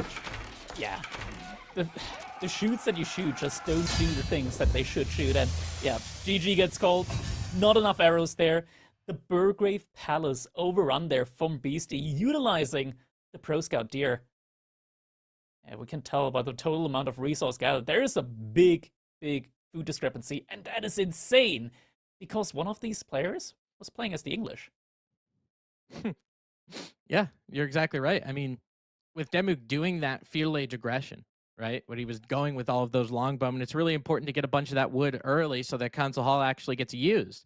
And it was getting used. It just so happens that BC, with the HRE, was able to continue the amount of archers the same as Demu, while also getting the food to get some horsemen and really take the battle to him. And we could see the replay in these pivotal moments. Those first couple longbowmen, they might have been able to take down maybe an HRE villager, but they didn't set the tone as much as you might have liked. And you see this pivotal fight on the bottom. Hopefully we actually see the engagement that comes in, because this is the most devastating part. With Demu, he only has like 3 or 4 spearmen here. I think I'm seeing 3. So as long as Beastie's able to micro them down, and he does pretty effectively, that one horseman is going to be enough to tank so those archers can come behind and create that DPS. So that's exactly what happened. These archers are going to be able to continue to kite those longbowmen, and then all of a sudden, the longbowmen are gone. Yeah, especially in a situation where every single time these archers shoot a volley off, one unit dies, one longbow dies. If you need 3 shots against a horseman, that means your opponent is going to be able to kill 3 units by the time you kill 1. That suddenly gives you such a big lead in the archer count, and we could tell like Beastie was just able to march on afterwards with his units, and yeah, with the Pro Scouts, with all the food that he got off the map there, able to just keep fueling his economy, finally able to regain ground underneath that Archon Chapel to make use of that inspiration on his villagers. You know, honestly, Crackety, I think not having a tower probably ended up killing Demu. Not having network of castles in all of these big engagements is like a super no-no against any civilization when you're playing as the English. You put a tower down, they give you plus 20% attack speed, which I think is probably one of the more busted things that this game has to offer. Everyone knows my disdain for English. So with the outpost going up there, those longbowmen shooting a little bit quicker means you can rip through those volleys to try to get some of those horsemen down. And then it ends up being a different story. Yeah, indeed. The issue there is as well, like, while you're trying to get those up, you're losing out a lot on your own mobility. So you kind of want to stay around that outpost until it goes up. But at the same time, that means that you're not able to get like potential villager kills by running around the wood lines. It's definitely something that you do have to evaluate there based on the situation, whether you can go for the outpost or whether you should just try amassing more units in the meantime. Because if you're getting caught out, if you pull like 2 villagers forward, not only do you idle 2 villagers, if you lose them as well, it's going to set you behind massively. So you really have to like check for the right moment in time there. But I agree. I think like even just crawling forward from the middle with an outpost would have helped him out a lot there. Yeah, because even you don't, like, with the little bit of control that you get, because with those longbowmen, you have to incrementally inch up, right? So if you have the ability to incrementally put outposts there, you have the ability to garrison those longbowmen into those outposts, so maybe it's not that devastating. And especially with a bunch of archers, it's an archer-heavy mass from Beastie and Feudal, that outpost might have been able to stop them in their tracks, really slow the game down. But you're kind of seeing the end of this game because of all of that castle age units, all of that armor. Demu did not have a chance as the English. So, tied up. BC is able to take this game number 2. Game number 3 on the Gorge. This is one of my favorite maps, Crackety. It's Malians versus Rus. This is, you know, with the Malians, they kind of throw a wrench into this whole professional scouts thing, because their scouts are professional and they also can be warriors at the same time. You know, they're just one of those guys that's like good at everything, and you're like, how are you so good at everything? Yeah, professional warrior scouts, they're on a whole nother level, because not only do they, well, beat other scouts, so they're like horseman and scout in one unit, basically, but they also get more movement speed than a normal scout, which means while they carry deer, they also have more movement speed than other scouts.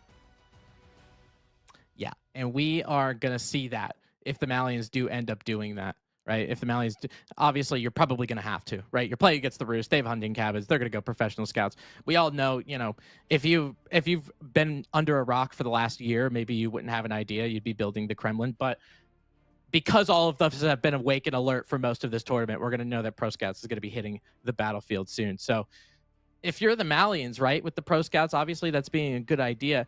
I've been seeing some Farimba follow-up with that, and then I see some maybe like a minor cow boom, and they can kind of like slowly increment a cow boom. What have you seen?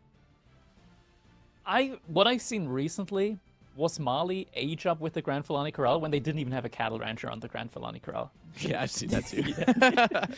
But then you look 2 minutes later and suddenly it's full. Suddenly all the cattle are around there. It can be a little bit crazy sometimes, just how quickly you're able to mass up those cattle inside the ranches. But typically, I mean, in this situation, on this map, in this matchup, we're definitely going to see Pro Scouts, I think, from both players. I think that is not even going to be a question, realistically.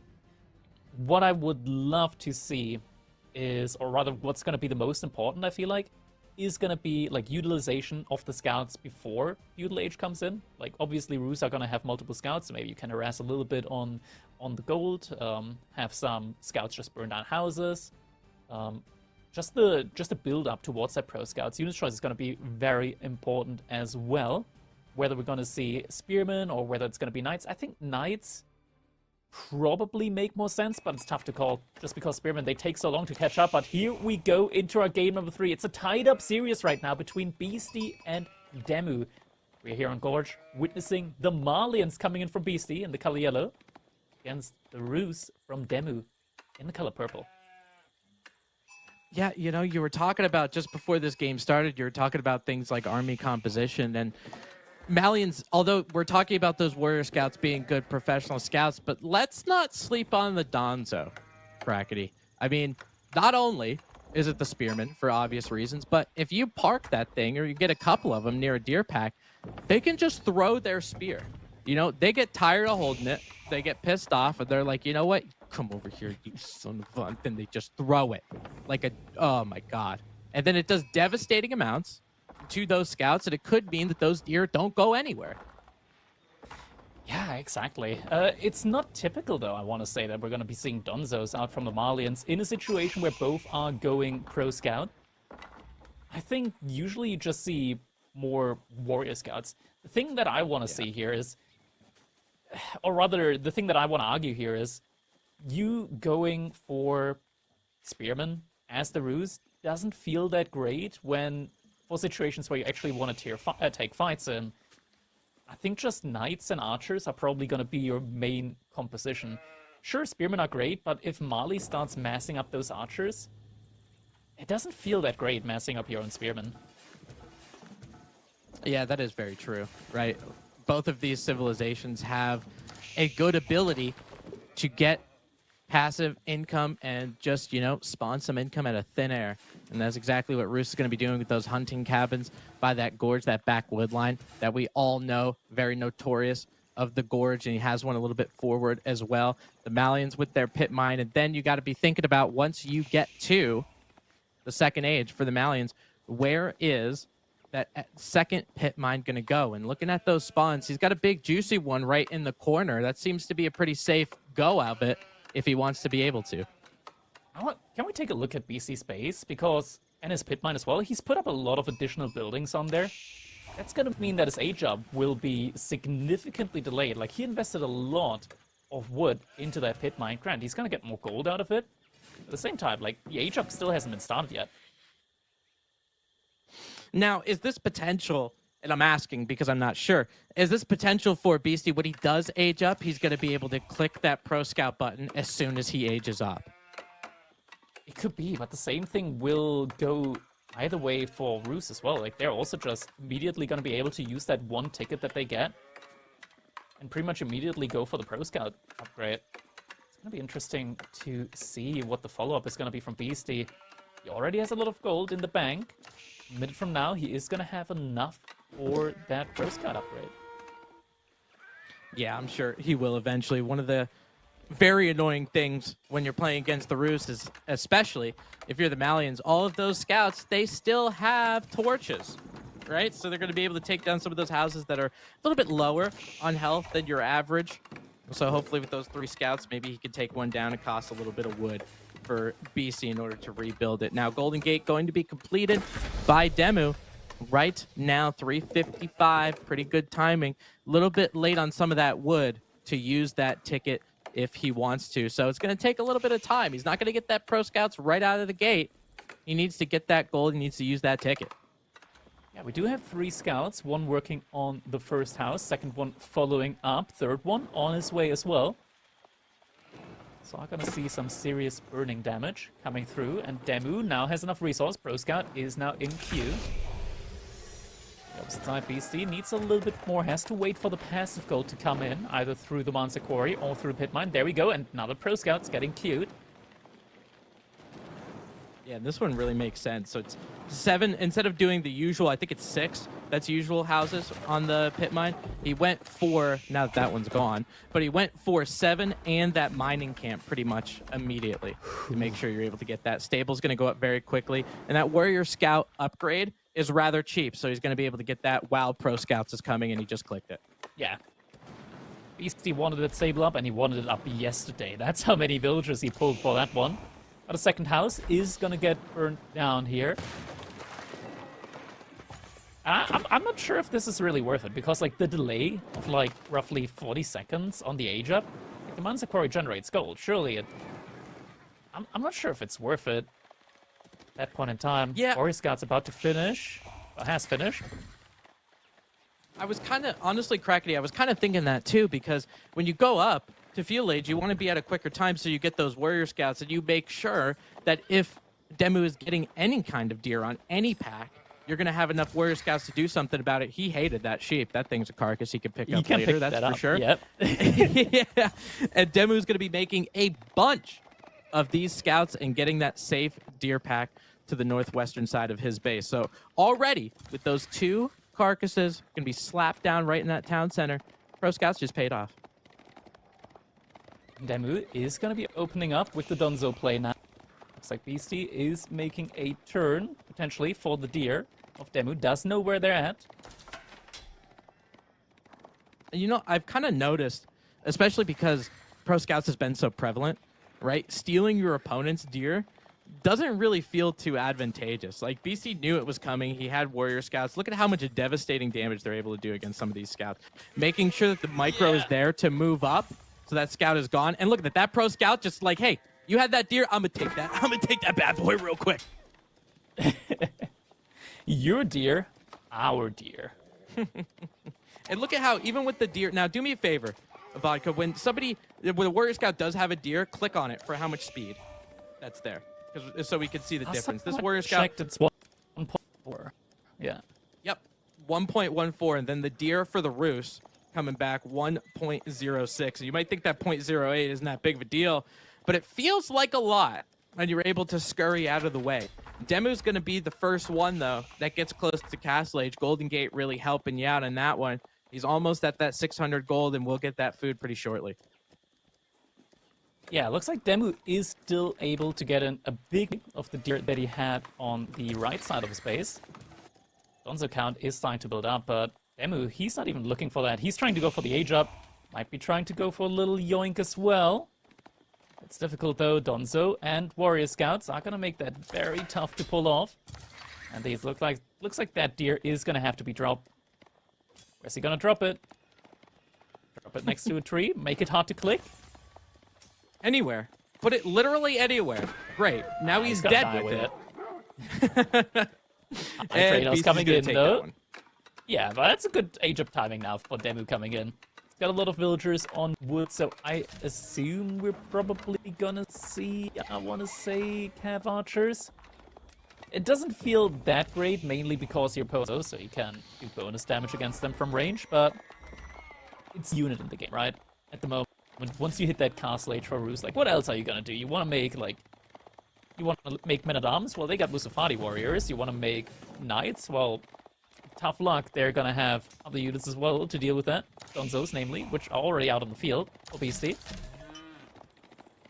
Yeah, it always felt like the Malians, especially, probably more so with when you're watching them play against the French, they have a really good kit against those heavy cavalry units, right? With those Donzos being able to throw spears, obviously that's going to help you. But depending on how many Donzos you get, and you can see that Beastie isn't really near the Castle Age. So when Demu does go up, he's going to go up at around the 9-minute mark.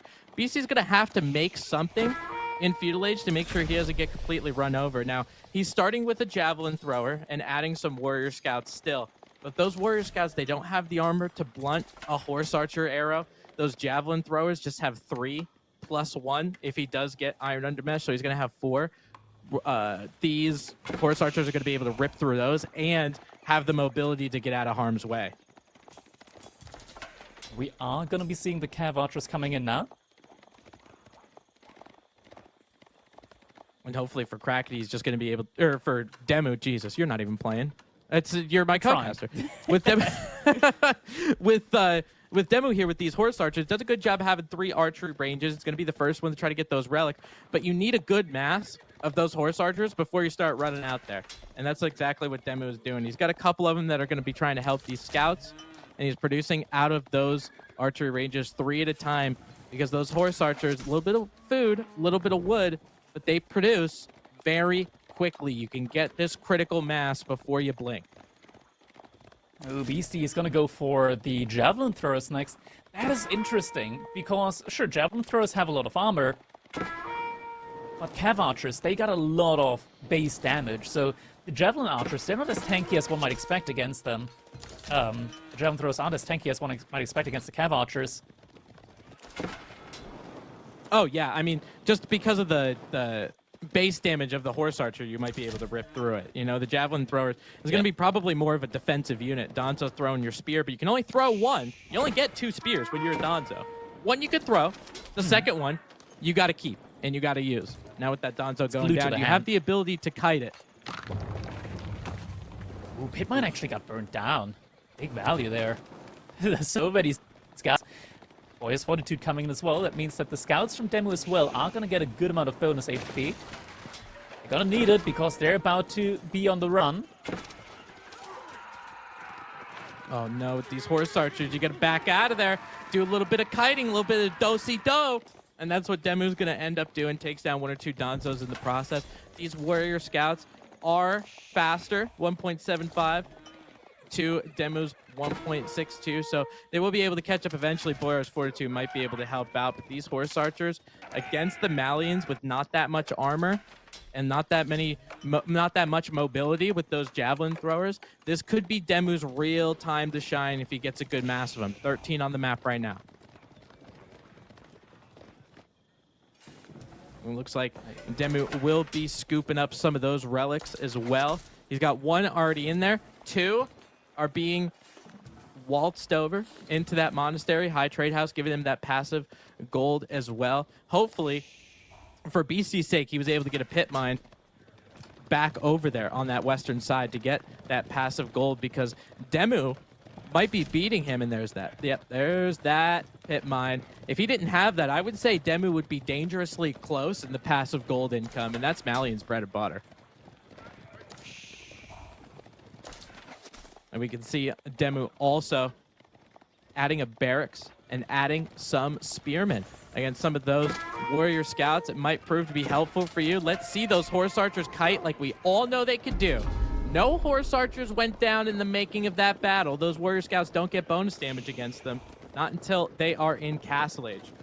So with these horse archers, this is their time to run around. Beastie is doing a cow transition all the way in the back, right by his starting town center, and most likely will be going with the Grand Flulani Corral. So if Demu wants to do a decent amount of damage, this is his opportunity. You might not be able to go for the corral itself just because it's in the back of the town center, but you're going to try to do something. Warrior Monk trying to get that relic on the western side, and I think it will get scooped up. The horse archers are going to save it. Yeah, that's the crazy thing, right? Like we talked about the warrior, the pro warrior scouts having a lot of movement speed.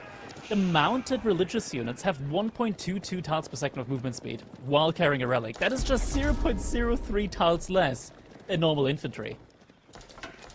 Yeah, wild. And heads up.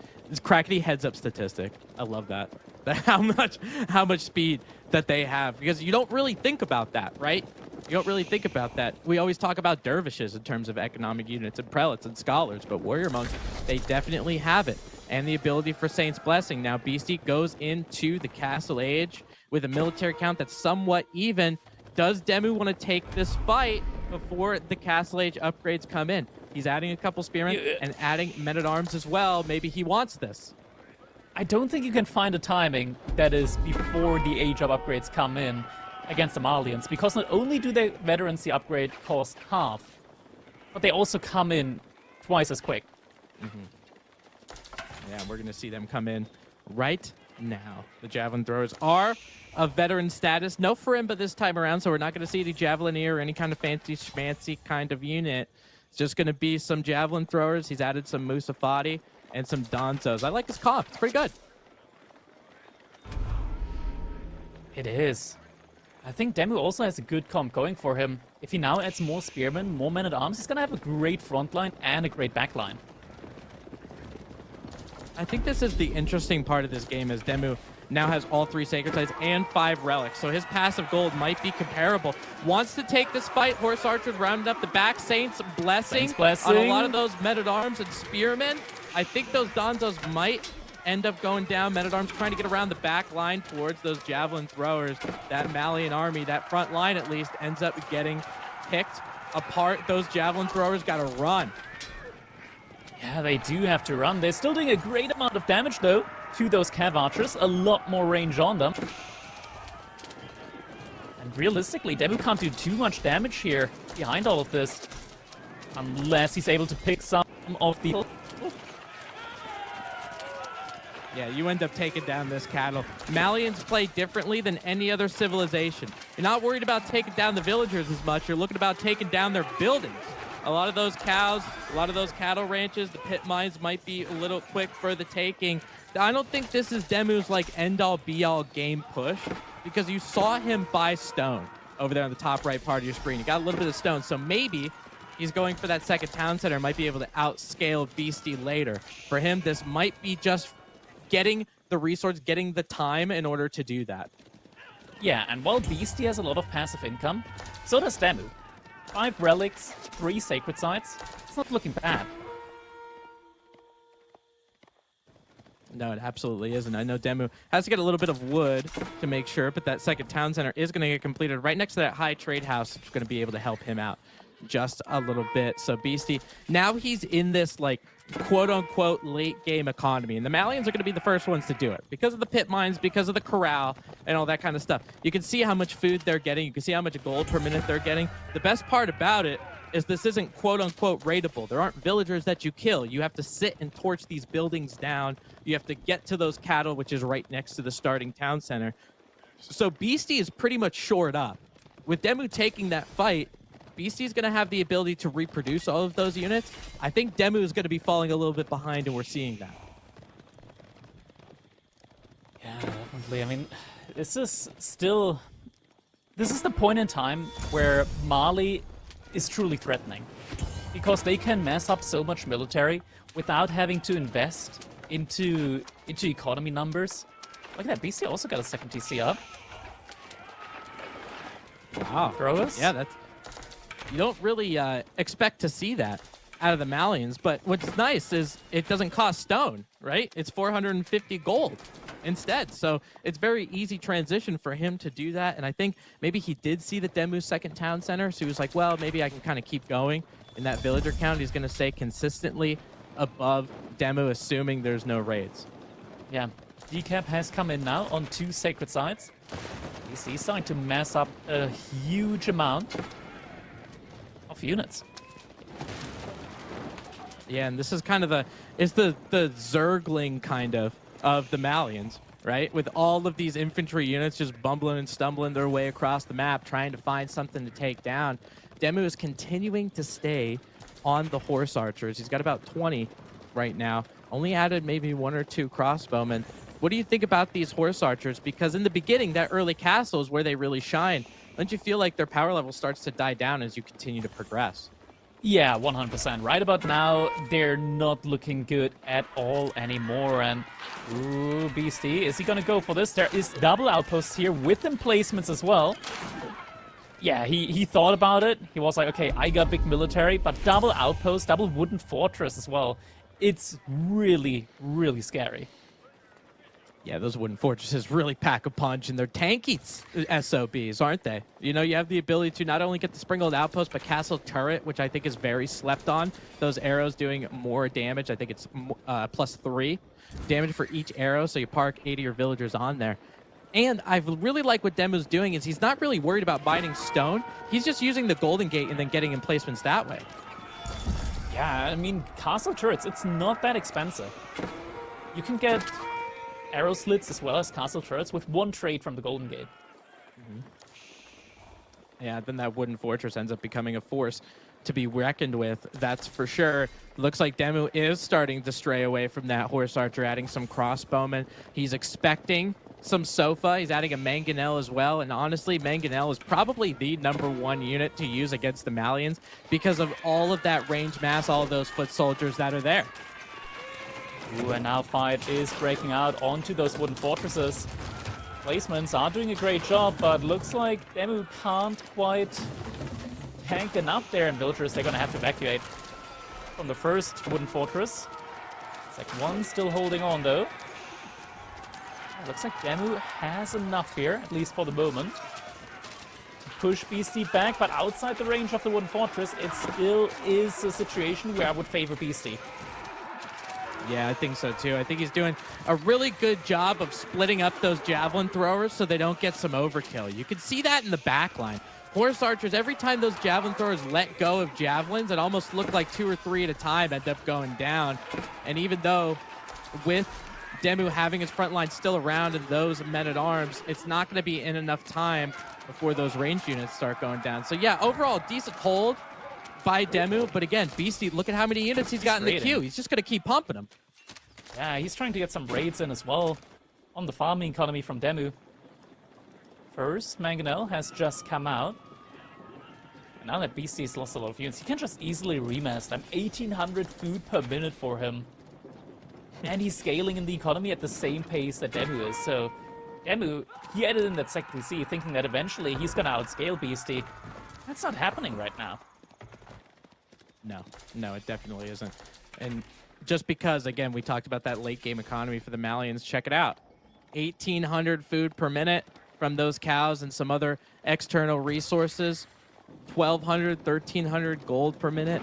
Beastie's economy is, honestly, I think it's a mile ahead of what Demu's is, because he's got to wait for that town center to pump units. It's got to take some time for it to pay off. BC already had those buildings. It takes about 30 seconds to get a pit mine. So getting that stuff is not as difficult. Also, with that second town center, going to be helping him out. Demu's going to be on the defense, and I'm not really sure with how many Zerglings we're going to see running through. I'm not sure what Demu's going to have here. Yeah, it's not just on the right side, though. The left side as well. We are seeing two separate armies coming in from Beastie. Outpost has been rebuilt and placements are coming in. That's a lot of infantry. Actually, not that much infantry force. Not a lot of torching power there. Villagers are going to have to get evacuated. Outpost should be able to deal with the army there. So Demu doesn't need to split his own army up. Which will mean that he can take a good fight here. Push Beastie back out of his base. It's not over yet, though, because after any of these waves, there is another one that Beastie can prep right behind it. And he's also looking to go to Imperial Age soon. Never mind. He just queued up 10, 11 Sofa and Musafadi warriors, so... You know, he hurt me, and he was... Yeah, I'm not doing that. I saw that too, Crackety, and I was like, oh, is there going to be a Fort of the Huntress? Not so fast. He's got just about every unit that he wants to make queued up. Sofas, Musafadi, archers running out here. Those archers with poison arrows, I believe, have been completed already. So BC did split up his units, just a couple of them, but this is Demu's entire mass, or most of it, at this point. If he does have that main mass, which is by the western side of Demu's starting town center, there's going to be nothing back home for Demu to defend it. Demu, while BC's on retreat, is able to pick up a good amount of units here. But looking at the military count, you would expect Demu's military count to be shrinking while he's getting chased like that. No, it's growing. And I think with all of the production buildings that BC has back home, most of his things were relatively untouched because he was taking fights in the Roost base for most of the time. And it's going to continue to go up just like that. Now all of the army, or most of it I should say, is ending up converging on the Roost army, and you're going to see those men-at-arms from the Roost melt by the Musafadi. Sofa's doing some bonus damage to infantry as well. And now BC's just going to turn around and run right back into the base. Yeah, looks like Demu wanted to save his crossbows. You see, he's on the hunt now, sniffing them out. Crossbows focusing onto the Sofas. I think Castle Age. Warrior Scouts start doing bonus damage to range units as well. Yeah, they kind of act like the Horseman equivalent, right? So oh no! Oh, those mangonels! That's over. There's no way. Yeah, that might just be GG. That might just be GG. There's so many units. The Malians, man. And, pop. He's adding Springolds. Oh my god, now is not the time for that. Get popped. It's over. He's just going to be able to flood in. Military count of 15 for Demu with no signs of being able to replenish what he has. He's trying to put things in the queue, but Malians, there's Zergan. There's Zergan all over the place, popping Springolds. This is definitely the ball game, Crackety. You are absolutely right. Yeah, there's no recovery any more possible now. Outposts are trying to do their best. More emplacements are coming in. We got double siege workshops here trying to print out those Springolds. Springolds do well against the Musafadi warriors, not so much though against the Sofas that are coming in as well. Yeah, I mean, don't get me wrong. I see where it is. I see where the benefit is of those Springolds, but I think it's just way too late, right? Like, you pumped in, or you made about 5 or 6 mangonels, which didn't really do anything in terms of value, but assuming they were going to be able to, those mangonels probably would have been better than those Springolds anyway, but maybe just because of those resources. He's continuing to try to kite with them. Warrior Scouts do get bonus damage towards that siege, and you are seeing water balloons popping all over this Roost base. Behind this, there's still 95 military from Beastie. So many archers, way more in queue as well. There's just no way to get rid of the army now. And there we go. GG gets called 2-1 now for BC, but the set is not over yet. We do have the match point. in Beastie's hand. I was just gonna say this doesn't stop until Demu hits the surrender button, and surrender he did. Take a look at these resources gathered with these lovely charts that we have in front of you. Resources for Beastie, obviously, a hell of a lot more, and that's because most of the stuff that was getting all of those resources didn't really cost anything. It was some pit mines, it was some cattle ranches, and that kind of stuff. You see how much gold he had compared to Demu, and let's not forget, Demu had 5 relics, I'm pretty sure. Yeah. Plus the high trade house. Yeah, you can see that on the lower left part of the screen. 5 relics, sacred sites for a little bit of time, the high trade house, hunting cabin spam, pit mines, too much. It's the pit mines, it's the cattle, right? Like, I think maybe cattle need to be nerfed overall by just reducing their effectiveness, but also reducing their cost. Just because at the moment, cattle are just insane. They're just absolutely insane with how much value they provide you with. Looking at the food gathered, right? Like, he's been gathering off of deer the entire time, and it just wasn't enough. He's been gathering off deer, and Beastie had barely any villagers on food, yet he's leading by a lot in the food department. Yep, exactly. And I think it might show for cattle ranches.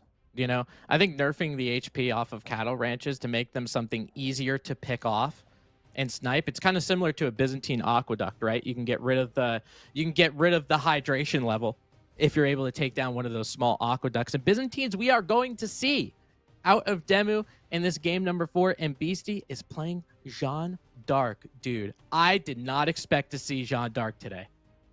Yeah, neither did I. So that's an interesting one that we're going to be seeing. Looks like it's going to be coming up right now. So fresh out of the kitchen, it might still be raw, so you better check. But we're going to be jumping into game number 4, now between Beastie and Demu. Byzantines up against Jeanne d'Arc.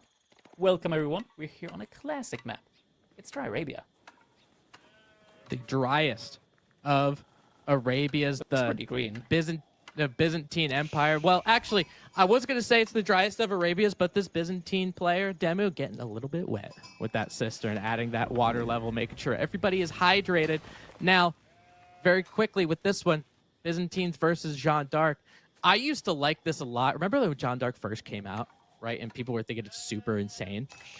And they were just able to steamroll the Byzantines because the Byzantines were slow to get going. Not so much, I feel like.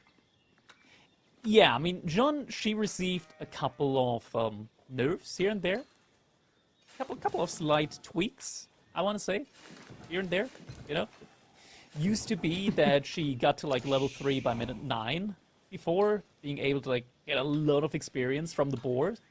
She used to get, like, 100 experience from both boards, so that was kind of... That might have been a little bit over the top. Now it's been tuned down to more reasonable levels, and she got experience from wolves as well. It was a little bit intense just how much experience she got from the guy out on the map. Man, that was good times. That was good stuff. And then when John, because of those boar and the wolves that you're able to get around the map, you get level 3 Jeanne d'Arc by like 10 or 11 minutes, and your opponent's like, okay, I guess I just lose now, because dealing with that was impossible. The range damage decrease that hits from Jeanne is very similar to how Siege works now. A certain percentage ends up getting tapered off of Jeanne d'Arc, all because she spawned that white horse underneath. But now, a little bit slower for Jeanne d'Arc to do this, right? And then a little bit quicker for the Byzantines to get up and going. Exactly. But yeah, it used to be that meta where Jeanne, she just gets to level 3, your opponent just starts spamming Spearmen up against the Knights, but suddenly you're getting those men-at-arms in that do bonus damage against Spearmen, and Jeanne just rides through the Spearmen, does a big AoE swoop, and all your Spearmen go down. Yeah, that was, oh man. Good times, good times. Those were good times. I knew, Crackety, you hated that. I knew that you were not a big Jeanne d'Arc fan. Me, we were together for a little bit of time, but now she's more of an ex-wife, and we're not really on speaking terms. The getting the lawyers involved, it was a lot. Hey, but you anyway, either ride the wave or you brace against it. Right. And man, I was up that creek without a paddle, let me tell you. Grand Winery, coming up with 3 villagers, getting that barracks very, quickly getting those Limitane against Jeanne d'Arc, because you know those knights are going to start coming out. You need that. And that divine wrath, that whirly do, as I like to call it, from Jeanne d'Arc, isn't as formidable as it used to be. Yeah, it got a couple of hits there as well. You really put a dent in units. It still does a decent amount of damage. Not as much, though, as it used to. And Rhinery coming in from Demu. Looking overall at the base spawns here, I'm not sure if this is like... This is a pretty balanced spawn, I want to say, for Demu, because he's got the gold in the back, so you have safe resources there, but then the berries are at the front side, so it's a little bit of a trade-off, where you get gold in the back, but you get berries at the front. You're still gonna have to watch out, get some units out. Don't be too greedy here. Yeah, I think just making sure that you could be a little bit defensive, right? Just making sure that you can have these 1 or 2 Limitane when you do get up, just to make sure those knights don't get first pickings on some of those Byzantine villagers, because not only are these obviously important, they're important for every civilization, but each villager works a little bit faster as the Byzantines just because of that cistern. So every villager that you can save is really, really important to help fight that French or Jeanne d'Arc snowball. Now that we see that barracks coming up, Limitane will be completed very soon. Let's talk about Merc contract. What mercenaries are you expecting to see against a Jeanne d'Arc player? I mean, I think Demu will probably want to wait until he sees what type of Jeanne he's going to be dealing with. If it's going to be range Jeanne, go javelins. Easy. Because then you also get the camels later on, and you're going to have a great time. If your opponent goes for melee Jeanne, you can go for the longbows. You can get that big mass of longbows going. They're going to help you a lot throughout the middle stages of the game as well. We are going to be seeing that melee form, so longbows should be a great choice here. I think you can still go for both either way, though. I was going to say, I was thinking either, I don't think anyone is necessarily incorrect. The amount of longbowmen that you get, just because you get an extra one is very helpful. Beastie, oh man, getting that brace against those Limitane, that's a lot of health on a knight that you really don't want to be taking. And this is really important as this game starts to develop, Crackety, because with French and Jeanne d'Arc, there's snowball civilization. You got to pack that snow to be effective and take down opponents. With knights being at half health, it's going to be difficult. Those Limitane might have good hits. Jeanne d'Arc, though, looking for a little whirly-do. Got to back up. Yeah, I was wondering for a second. For a split second, I was like, maybe Demu just going to use accurate defenses and surround. But looks like we did get those javelin throws in. Needs a little bit more olive oil, though, for the first bunch. Does have the olive groves for that, though. And there we go. First couple of javelin throws are going to be coming in for him. We are seeing pro scouts now as well from Jeanne. Makes sense. Gets the discount. I was going to say, yeah, I think pro scouts is kind of inevitable for Jeanne d'Arc just because of that discount. And you do have Jeanne d'Arc as a unit if you want to try to take down other scouts. If there's spearmen around, if there's horsemen, it'll be doing okay 1-for-1. But with Jeanne d'Arc having the ability to, and I feel like Byzantines have a little bit of an indirect nerf, so to speak, because they don't really do that. They don't go for pro scouts, right? So they're more relying on berries. They're relying on olive groves to try to get there. If BC is able to use the pro scouts, use that villager gathering speed on those deer, he could get enough knights and enough units to overwhelm the Byzantines in feudal age even. Yeah, and you can just tell just how quickly these French or Jeanne knights can kill a villager. By the time you get the notification, it's already too late. Charge in one attack and that villager is gonna be gone. Just like that, Beastie, with the transformation from Jeanne into a military unit, managed to even out the economy numbers. Yeah, getting those javelin throwers is so important, right? People say that you're getting those units for quote-unquote free, right? Obviously, you're going for berries, which is a little bit less of a gathering speed, but the cistern kind of helps you out in that regard. Just having a couple of these javelin throwers means if Beastie did start to make archers, he would have enough javelin throwers to take care of them. Obviously, the Limitane are going to be that defensive for the javelin throwers to take down the archers. And let's not forget, those Limitane, we talked about the Donzos last game. We're seeing a very good spotlight on these unique spearmen. Limitane have that shield wall. They do indeed. Able to still have a couple of Limitane in his own base, and looks like Demu is doing a nice little push forward. And with the javelin throws, he's going to be able to deny the gold income for the time being from Beastie, at least if he sticks around. Doesn't look like he sticks around, though. Oh, look at Beastie doing a little loop around. He knows those knights charge blocked! That mobility. He got the charge on that Limitane, which is kind of crazy, honestly. Pro Scouts, it looks like they've got a decent amount of carcasses left. You can see how much food per minute Beastie is getting now with those Pro Scouts being in full swing, keeping up, or at least being a little bit ahead, actually, of Demu's food production. So Demu's trying to get a little offensive, using those javelin throwers, using those quote-unquote free units to help. Is BC going to be able to get enough units to make this count? Archer number is starting to mass up. We do have the second batch of javelin throws in queue. Oh, this could be dangerous, though. Does he have enough javelin throws out? That is the question here. Looks like BC doesn't want to take that fight quite yet. Shield wall obviously very, very strong there as a defensive tool. But something to never forget is while shield wall is active, the spearmen attack much, much slower. So the DPS goes down a lot. Even against knights. It can make a big difference. Yeah, I mean, it kind of goes to show, like, look at the Limitane count to knight count on either side. Demu's got 20 of these Limitane, and he's getting Iron Undermesh right now. You could beg the question that, like, do you even want to pop shield wall in the first place as Jeanne d'Arc snacks on some nice XP? Remember those spearmen, those Limitane, they're 90 total resources, 80 food, 10 wood. So she's going to get +9 instead of a +8. Might not mean a lot, but if you're killing 20 of them, maybe it means you're level 3 a little quicker. Does. Every little bit starts adding up. Demu now getting a couple more javelin throws out. Does already have some villagers on the middle berries, but there's a little raid coming. There's a little raid coming on Demu's side as Beastie is sending a couple of knights around. Midnight, are they gonna spot it out? I'm not sure if Demu's noticed it. He has seen it, but has he noticed? He has noticed. Yeah, they're looking to try to snack on some kind of villagers. Now, those knights are pretty heavy units. They could definitely take out those two spearmen if they decide to turn around, but ends up backing up in the opposite direction.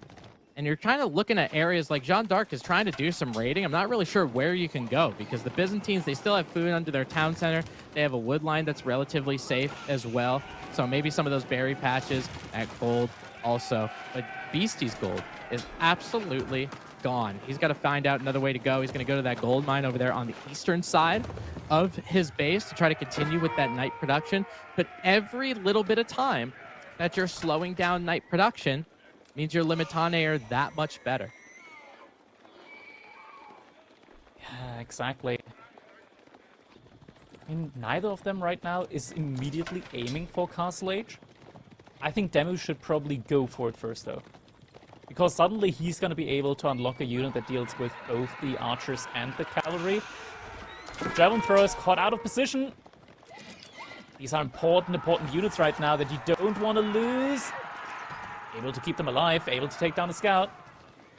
Only loses one of the javelin throws there. Yeah, those javelin throwers, because again, they're those special units, right? They're the mercenary units. So you can only make a batch of them every so often. If you lose some of those javelin throwers, you're kind of screwed. And especially with BC having all of those archers, he's going to need enough. If you could take down a couple javelin throwers every once in a while, all of a sudden that big engagement that you're preparing for isn't as scary. Another raid on the wood line, be preparing for a quick dive in. Little palisade walls, no Akratoy defense is coming in though. BC going for the surround, that's going to be 2, 3... Only one villager that went down. That's pretty good. I mean, look at how much Limitane are getting pulled by these knights. And this just shows the mobility. Look at those villagers going down. That's 3 total. Now for Beastie. I'm getting that one too. Okay. No, we're good. We're good. Look at that. 33 Limitane for Demu. Now, because with these javelin throwers, we've got another batch going on the way. Look at his resources. Look at both of the resources, Crackety. Yeah, they're both going to hit Castle Age at just about the same time. Yeah. Demu denying the last couple of deer here by pushing them underneath the outpost. barracks in the middle as well. They're still going to have a good amount of food income there. And yeah, Egypt is going to be coming in now. Golden Horn Tower. That's going to be a lot of value coming Demu's ways. With that Golden Horn Tower, he's going to be getting a lot of free units periodically. The question is BC. It's going to be Royal Institute. He's going to go all in. We're not going to see a long game here. I'm loving this Royal Institute stuff. I mean, from French, Jeanne d'Arc, we're going with full tempo in Castle Age. That's crazy. You usually see Guildhall over and over and over again, and people didn't like the Royal Institute because it was lackluster and it didn't give you a big, that big of a power spike. But it feels like, as far as Jeanne d'Arc's case, I think Byzantines would probably be able to beat Jeanne d'Arc in late game anyway. So BC's like, just forget it. I'm just going to try to get my power spike as fast as I can. But with that Golden Horn Tower getting completed from Demu Crackety, remember, what's that unit after Javelin Throwers that Demu can get? It's the camels, and camels, you're not going to get immediately. You got to wait for the veterans, the upgrade to come in, then you can start producing them. Actually, Demu, it looks like he's still investing into the Javelin Throwers. Interesting. I mean, there is a decent amount of archers there, so I can definitely understand it. He might be expecting Beastie to be going with Arbaletrier anyway, but for someone like Jeanne d'Arc and like the French that has their wheelhouse, that thing that the Royal Institute buffs, are the Arbaletrier with the crossbow stirrups and the Royal Bloodlines for the Royal Knights. You make Javelin Throwers and Limitane, you're still in a really good situation. A raid coming in on two potential sides from Beastie. Looks around the wood line. Finds a wall on the other side as well. Demu, he's splitting up his military. Has a couple spearmen over here. Yeah, he's doing a good job of splitting up his military and pushing forward with one. Onto one. Oh, no. Gonna get her. You could, he's running for it. If you're playing Jeanne d'Arc, that is greedy. Look at, oh my God. The Byzantine Empire is chasing her. Oh my God. You better run, lady. You got to go. She's looking for the next Dry Arabia over. She can book it. You know what? Good for her. She's running out of there. She is a quick woman, that's for sure. Yeah. Wouldn't even did a little that age. Oh, Demu, he's gonna have to be careful though. All the military is suddenly converging. Oh, this could be dangerous. The spearmen are completely out of position. They're gonna get caught out by the archers. Unless he's able to get the right angle going. Looks like he might be able to. Oh. Wow. It's such a difficult call to make though. I'll tell you what, Demu really consolidated his front line pretty well. Javelins are targeting Jeanne d'Arc. She is gone.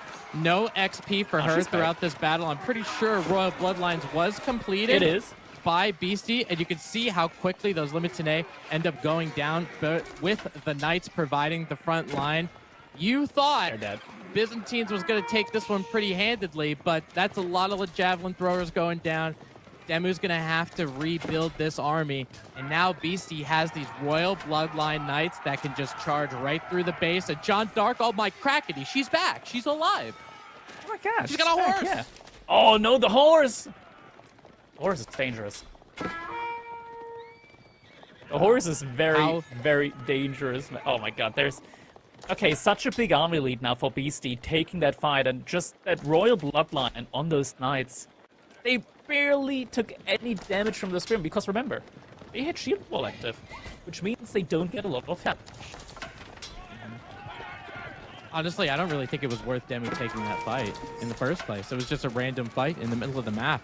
I think it was probably, you do the best you can against Jeanne d'Arc, knowing that you went Royal Institute. You do the best you can to try to stabilize, be defensive, use your defensive structures, your outposts that have mangonels on them as the Byzantine Empire to try to deal with this. Not so much. It was just a straight up, heads up, 1v1 fight. And that's exactly what we're going to see right in the middle of the town center. Bombs being idled out, camels going down. Javelins doing the best they can. John is not a unit that can snipe down easily anymore. And there she goes into the back line. Charge comes in. Rather cleave onto the units. And this might be it. I think this might be it. The economy is completely idled out now. Yep, you get a nice little whirly do on those javelin throwers. Let's see another one. Do we get another one? No. Demu is calling it. And John Dark with game number 3, taking that one. Beastie taking the 3-1 against Demu. I wasn't sure how that one was going to go. I kind of thought that Demu did pretty good in terms of his army comp, but man, that fight, it just ended up being the nail in the coffin for not only the game, but the series. Yeah, indeed. That snowball there, taking the fight a little bit out of position. We can just look at the military value lead there at one point. Those knights, they really, really do carry their weight when it comes to the military value lead. Takes the fight, and after that, it just skyrockets up. And from there on out, Demu just didn't quite have the tools that he needed in order to deal with that late game. Well, not really late game, but that mid-game Jean military. So many knights, and it's not just Castle Age knights. Those are Castle Age knights plus.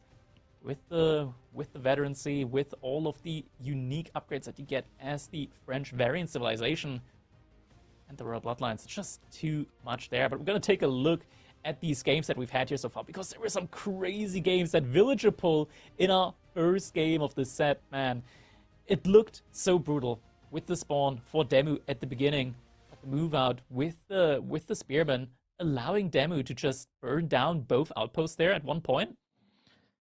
Able to restabilize, and from there on out, just get back up and win the game from there on out. Yeah, I mean, I'm going to be honest. If I had picked a game where I thought Demu was definitely going to lose, it was going to be this one. You know, with Mongols, with that spawn in the front, right? With that tower providing a lot of mayhem. Those mangonels, again, we're going to see, man, they are getting their time in the limelight, aren't they? Getting their rocks off on a lot of those arbaletrier that were in the back, that sacred site creating a little bit of a choke point. Demu just being all over the place. Those villagers getting scattered all over the place, stoned to smithereens as well, right next to the hill. And Demu was able to take this one with all of those mangonels going down. Those Castle Age mangonels weren't worth their weight in rocks, and they ended up going down. So Demu ended up taking this one in pretty good fashion. And honestly, Crackety, I thought this one was going to set the tone. Yeah, I agree. And to be fair, all the games after that felt pretty close. It used to be just like these little tiny things that then tend to snowball into big leads. And to be fair, that's exactly how it should be. That's exactly how it should be in these insanely high-level games. Oh, yeah. Yeah, absolutely. And all right, I'm getting confirmation that we are going to be getting a winner's interview here now with Beastie. Check and see how far along we are there.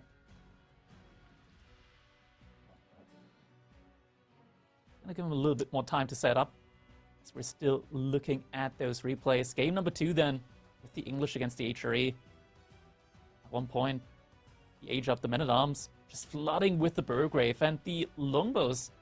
That's a big issue with the longbows as well. 1.12 tiles per second movement speed. You can't effectively kite the HRE, as they're getting bonus movement speed as well. Yeah, we saw that over and over again in that second game, right? Beastie was able to use the mobility of his archers just to kind of run in, making sure if there were longbowmen in a good engagement, you were able to take them out. And then at the very end, obviously with those heavy, heavy men-at-arms with 6 ranged armor, those longbowmen doing 6+1, which is 7. Crackety, you might have to check my math, but I think they were only doing 1 damage a pop. Yeah, +2 pierce armor.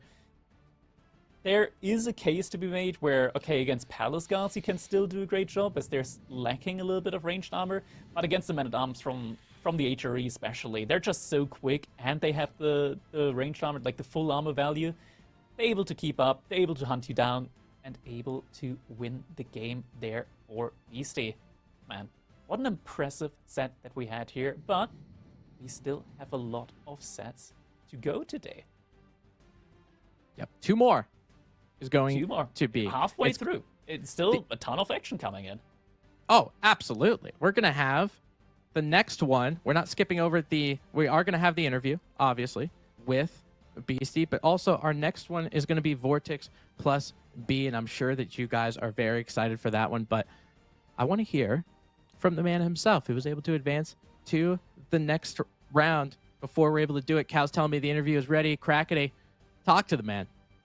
All right, let's jump into it. There we go. All right. Congratulations, Beastie. You won. You're Thank you. through. You're making it into the playoffs. How are you feeling, man? Uh, it was a rough start. The Mongol game. Let's not speak about that I'm not one. There hearing was him. I'm sorry, BC. I'm not hearing you at the moment. We're trying to get that fixed up right now. all right. Any kind of like hand signal or gesture would be appreciated. Hello. Are we gonna do the hand signal? Oh, There he there we is. go. Now we can hear you. All right, all right. Congratulations, All right. Beastie. Once again, we're gonna Thank repeat you. it. How are you feeling, let's man? do that After that one? You again. made it into the playoffs. The first one was really rough. Like after the first game, I was like, "Oh God, what am I doing? Like, what is going on?" Because I had such a good spawn, or well, he had a bad spawn, and I was just like, "Why am I?" Like during the game, I was just like, "Why am I making archers? Like, what is going on?" And like, every engage I took, I was like, "What am I doing? Why didn't I make a market? Why didn't I start trading?" So I was just like, "Okay, let's just play it on, and then next games, let's take it back and let's slowly go game after game. It's just one game, I lost Mongol. It's not a big deal, and yeah, it kind of worked out. Yeah, the first game definitely was a nose scratcher as well. Like it looked really, really promising there at the beginning, and then it all just kind of started falling apart. But throughout the next series, like the next game as well, you had HRE against English. How did you feel when like Demu started like skirting around your wood line and you weren't able to take the best trades? Did you know, okay, at one point you're going to be able to just outmass him there with units, or what were your thoughts then when you got into that situation? So, I mean, I think that matchup is very good for HRE. On Cliffside, it's like super scary for about 2 minutes, but if you defeat the first push, you're like fine, you're chilling. But then I never really defeated the first push, so it got very scary. And my wood line, or the main wood line, was forward, which is something you don't want against English specifically. But yeah, I was like, the idle time was all over the place. I wasn't able to produce units, and then when I did, I was like, I could age up, but if he keeps making units, I'll die. So it kind of got pretty rough. He had very, very good micro with longbows, but in the end, I managed to sneak in a couple of scouts in all of that and start pro scouting a little bit. So I got enough food to, push me to be able to kind of defend. And when I was aging up to castle, I was like, do I just go burger so I don't die? Because there was a chance that he was aging up, and if I go burger, it's complete waste. So I was like, I'm just gonna go burger so I don't die, and yeah, I managed to win that one. Yeah, those were absolutely some amazing, amazing games. I want to pick your brain a little bit when it comes to the competition that's up there right now that you're going to have to face off against in those next couple, in the playoffs, pretty much. You've seen Baltune play today. Did you expect Baltune win 3-0 against Kiljani? There's obviously and win 2 games against Marine Lord. What do you think about the competition? And Louis beating you in the last weekend as well, because there are definitely some like hot upcomers there. Yeah, I mean, I always say this, but it is always true. Like, people are getting better and better each tournament. But I think what's happening, and I discussed this with Marine Lord a bit, like, since Red Bull, he didn't really play much. I haven't been playing, like, seriously for a while, like, practicing, and all these guys have been cooking the whole time. So I think not only they caught up, but I think a lot of the players can beat, like, the very top players. And whenever I would do practice, it's like if I haven't played against someone in a while, and they beat me, I'm like, okay, that's not good for me. If I'm losing to like quite a few people in practice, that's never a good look. So I think the competition is really good right now. There's there's a lot of good players. Like the thing is, Kilardi is also very good.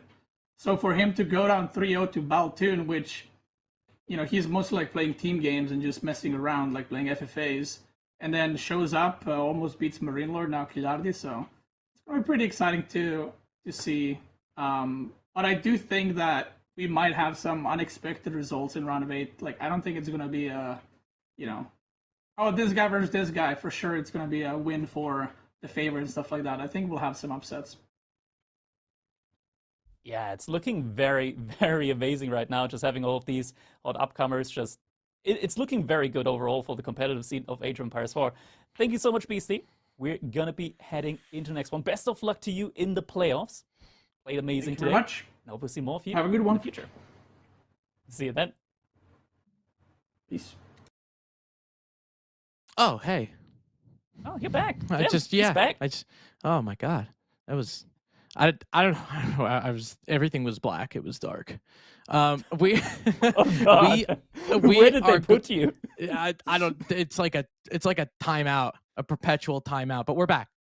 Thank you guys very much for being here. We have 2 more series coming to your dome pieces. Vortex and B will be the next one. Guys, we're going to take a small break. We'll let the players get set up and all that good stuff. Get yourself some snackies and empty your bladder another time. Make sure you get yourself a drink of water because we will be coming right back very soon. Guys, do not go anywhere. See you in a bit.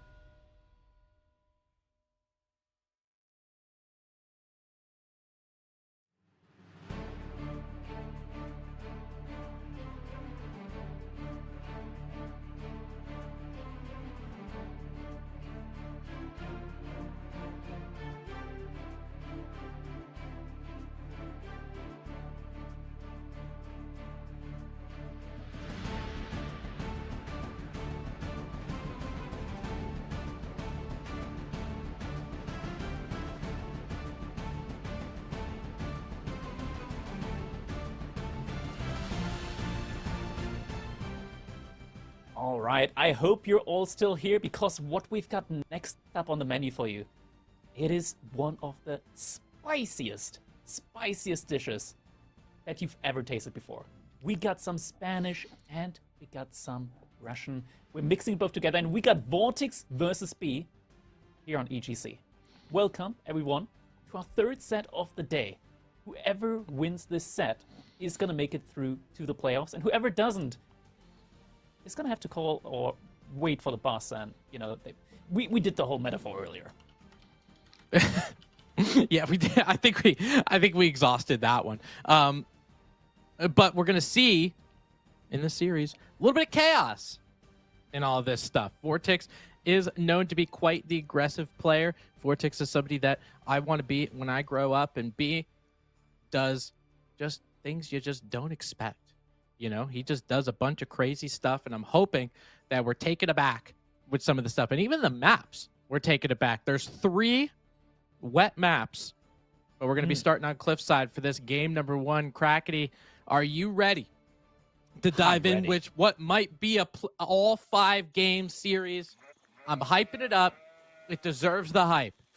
B versus Vortex. Vortex playing as the Chinese, spawning the eastern side of the map. B as the Rus in the color yellow. And on Cliffside, 2 civilizations I really like. We're going to probably see pro scouts, Crackety, out of both of them. Yeah, we might be. Chances are we might be. Man, you say you're ready, I'm ready too. This is going to be an exciting matchup because, as you said, like B, he's a very unconventional player. He approaches things a little bit differently, you know, and Vortex, he's a very straightforward guy, you know, you get some weird socks on in public, he's gonna walk up to you and be like, man, you got weird socks. And with that same approach, he plays Age of Empires as well. He's gonna walk up to a base and say, hey, nice base, I'll take it. Just like that. Yeah. Them's the 2 playstyles we got here. And, you know, some of the stuff that B does, obviously, you know, unorthodox is probably the best word you could use for it, but these are series, and when you play against somebody that's unorthodox, right, it shows your ability to adapt, right? Because he's going to make these kinds of changes to the meta that we're currently seeing.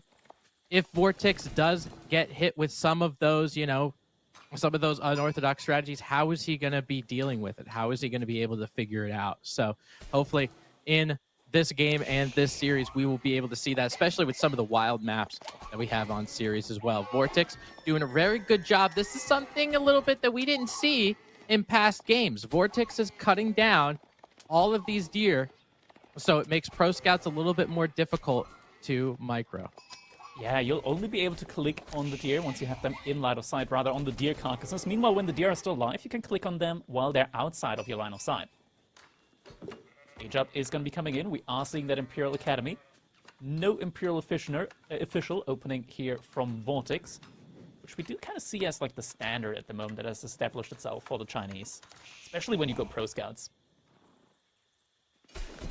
You know, my question to you about the Chinese, because you're more of a Chinese and sushi expert than I am, as we're seeing the Golden Gate come up.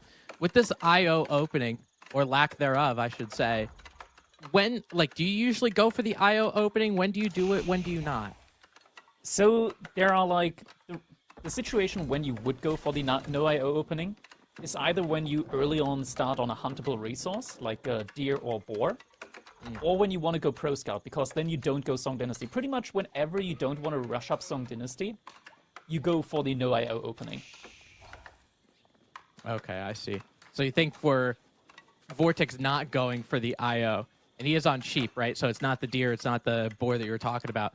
What do you think his plans are with this IO going forward, or with this no IO opening going forward, I should say? Because he probably is going to go pro scout. Yeah, I mean, he's got 4 villagers on gold, so chances are he is going to go for pro scout here, has a lot of villagers on wood. So the build definitely does lean toward the direction of pro scout now. We'll gather the wood now for the stable as well as the upgrade. Just needs a little bit more gold, but he's going to be able to gather up a lot of gold from that mill. And once you start inspiring, scout is getting taken down. Oh, we still have 2 additional scouts, so that's fine. But yeah, Imperial Official is now going to supervise. Pro Scout is coming in. You know how I'm actually kind of on board with this one, to be honest, because with Vortex, you know, you're not going to get Pro Scouts till Feudal Age anyway. You might as well wait for Imperial Academy to get built, right? And then you pop out the IO from there. You don't waste a villager production time on something like an IO. So yeah, I really like it. B and Vortex both going up for Pro Scouts, but Chinese were able to supervise it. So if you blinked, you missed it. Pro Scouts already completed. Stable now coming up. 2 additional scouts coming in for B. Pro Scout, as mentioned, is on his way as well. We are just going to see a normal... Well, how... This would never have been considered normal 2 months ago. Nowadays, we see a normal both player just pro scouting. Yep. The Rus will be matching the Chinese opponent in just about 15 to 20 seconds. Now, with these deer packs that are around, B has one safe to the north and in the back and to the south. It looks like both of these players have those 2 safe deer packs. They're probably going to be doing a little bit of, you know, poking at each other, trying to get each other's deer packs and what have you. But I think as far as, you know, for both these players and their deer spawns, it looks like it's going to be pretty 2-2. B, he's putting a lot more resource into Pro Scout as well now. 3 additional scouts in queue after he already has 5 out. Yeah, we're going to have a fierce fight here now for the food income. Yeah, it's kind of funny, these these scouts, both of them, obviously, you can see they have different colors on. They are opponents of each other. They're basically just leaving each other alone. Little tip of the cap. I'll yoink your deer. Thank you very much. And you go on to do your own thing. Now, Vortex, on the other side, is going to go for Horsemen to start. Obviously, that mobility is going to help you when you're dealing with scouts of the Roost. But, you know, I've noticed, Crackety, with the Horsemen that are here, I've noticed that it just feels like they don't do the damage. Yeah, it takes a while. Like, Ghazi Raiders do a lot better when it comes to catching up to scouts and killing them. Horsemen, they only do 9 damage, and there's no bonus damage included into that when you're up against scouts. So it takes, like, a good 10 to 11 hits in order to take a scout down. If you're using a Horseman. Up! Little yoink! We love it! Oh my god. You know, this is the... This is Age of Empires 4 in 2025, okay? This is Horsemen and Scouts beating each other in the face, yoinking one another. And Vortex just did that successfully. Now, you got to think so. With the Roost, I mean, obviously you're stopping a deer carcass at 350 food, but you're also stopping 35 free gold and a chance for an increase in bounty. So for the Roost, it feels like this matters a lot more, don't you think? It does until you reach Castle Age, because then suddenly you start generating a lot of deer just passively with your landmark, right? So you're gonna get a lot of value in there. And it looks like A-Job is right around the corner now for B. Has the food that he needs, probably has the tickets as well, in order to exchange for the remaining gold. Then, once you get that landmark in, at least for the early Castle Age Roost, they just got a lot more, they get a lot more value from their landmarks, pretty much.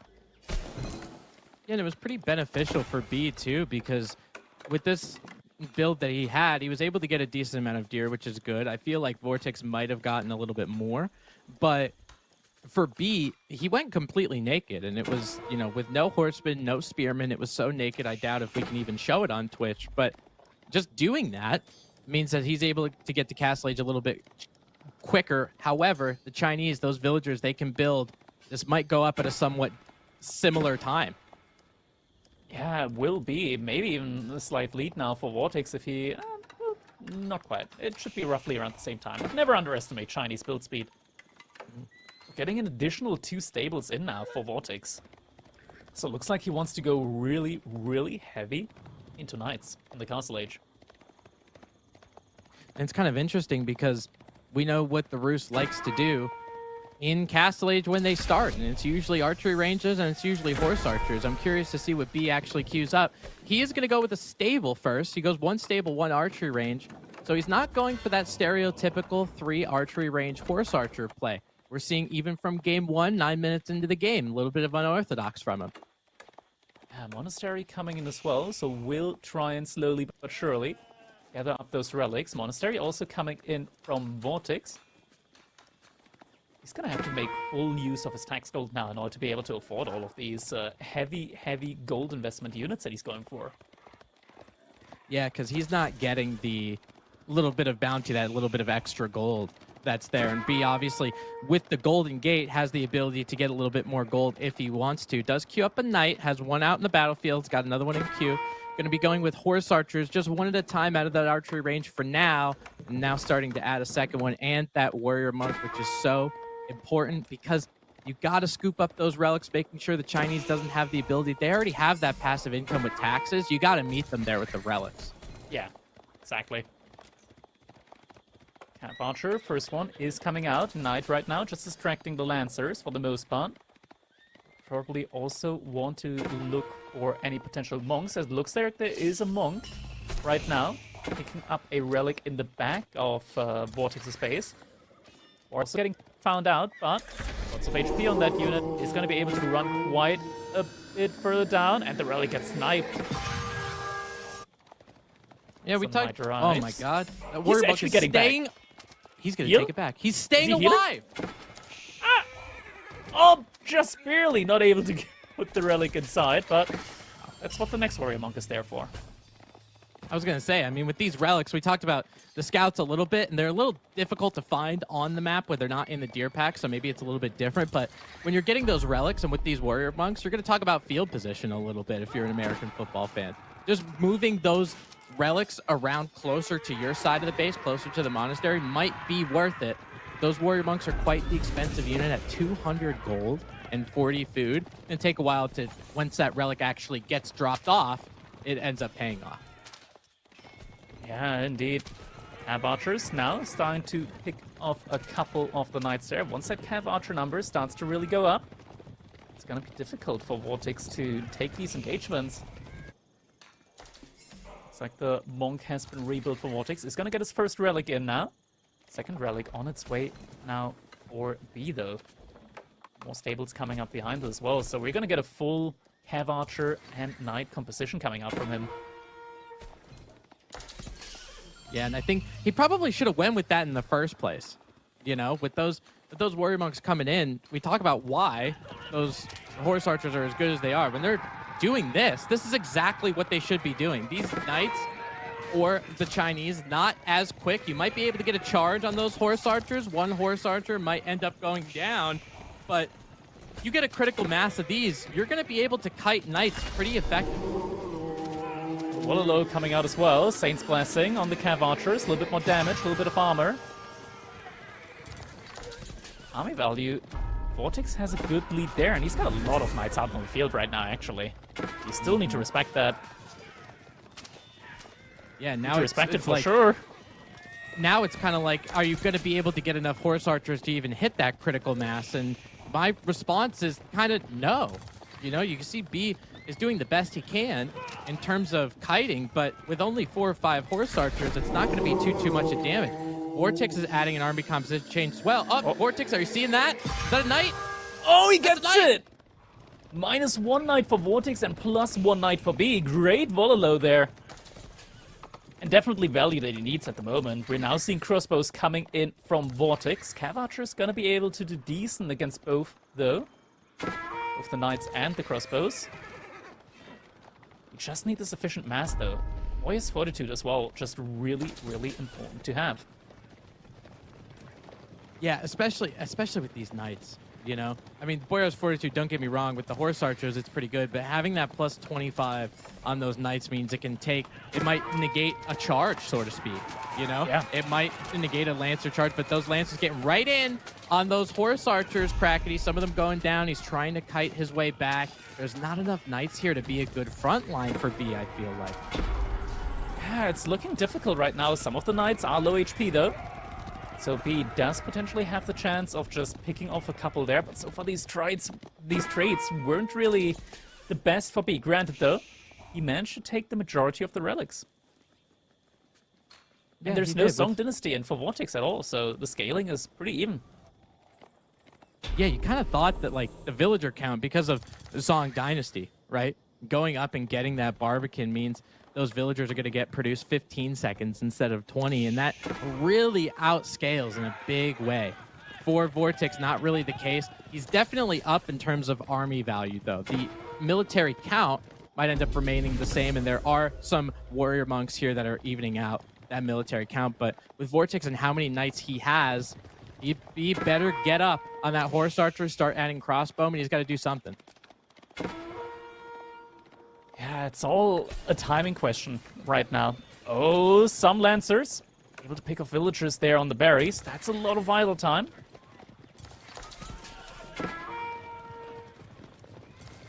Cav archers poking at the hornet's nest, it feels like. Still no reaction out to the berries. Those units might go again for another attack. Outpost to go up on the berries from Vortex, but is still gonna lose 2 villagers there as well. Both players lost 3 villagers on their respective sides. So even trade outs there so far. A little fight in the middle again. The Cav archers still not quite there in sufficient numbers, it feels like. And we're up to 50 knights now from Vortex. He's truly sending it. Yeah, Little raid as well on the berries again. Oh no.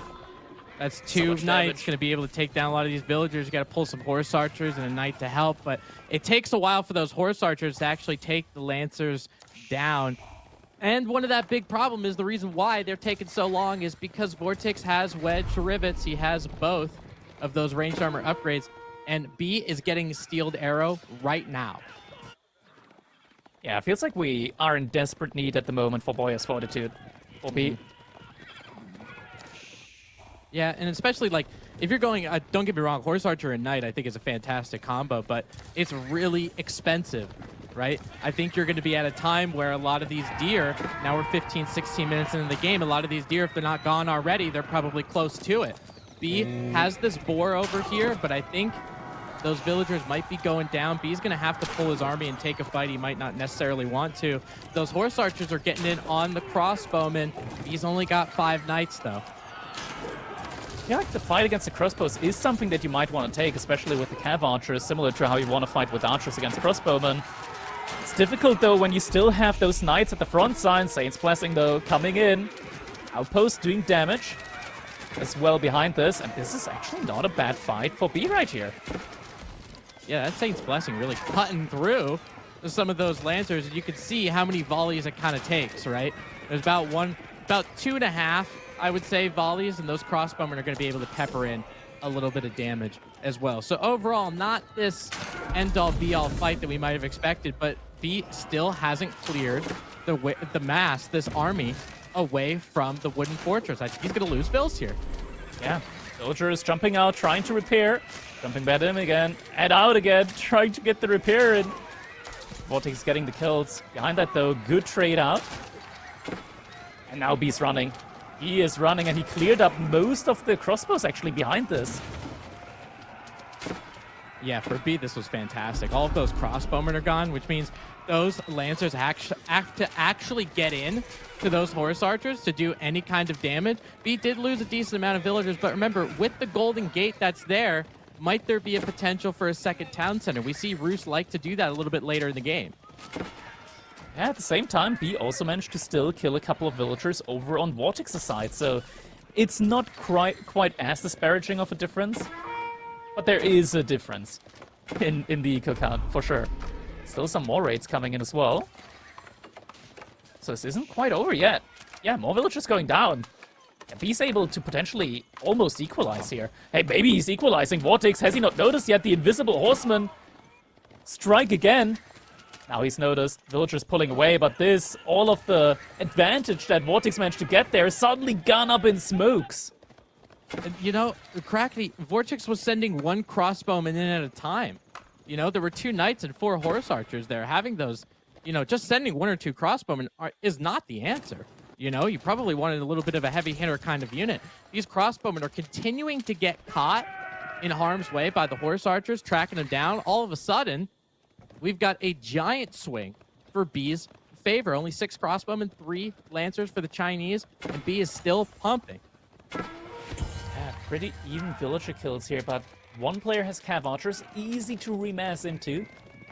The other player made knights and crossbows, a very expensive composition to stay in, and especially remass.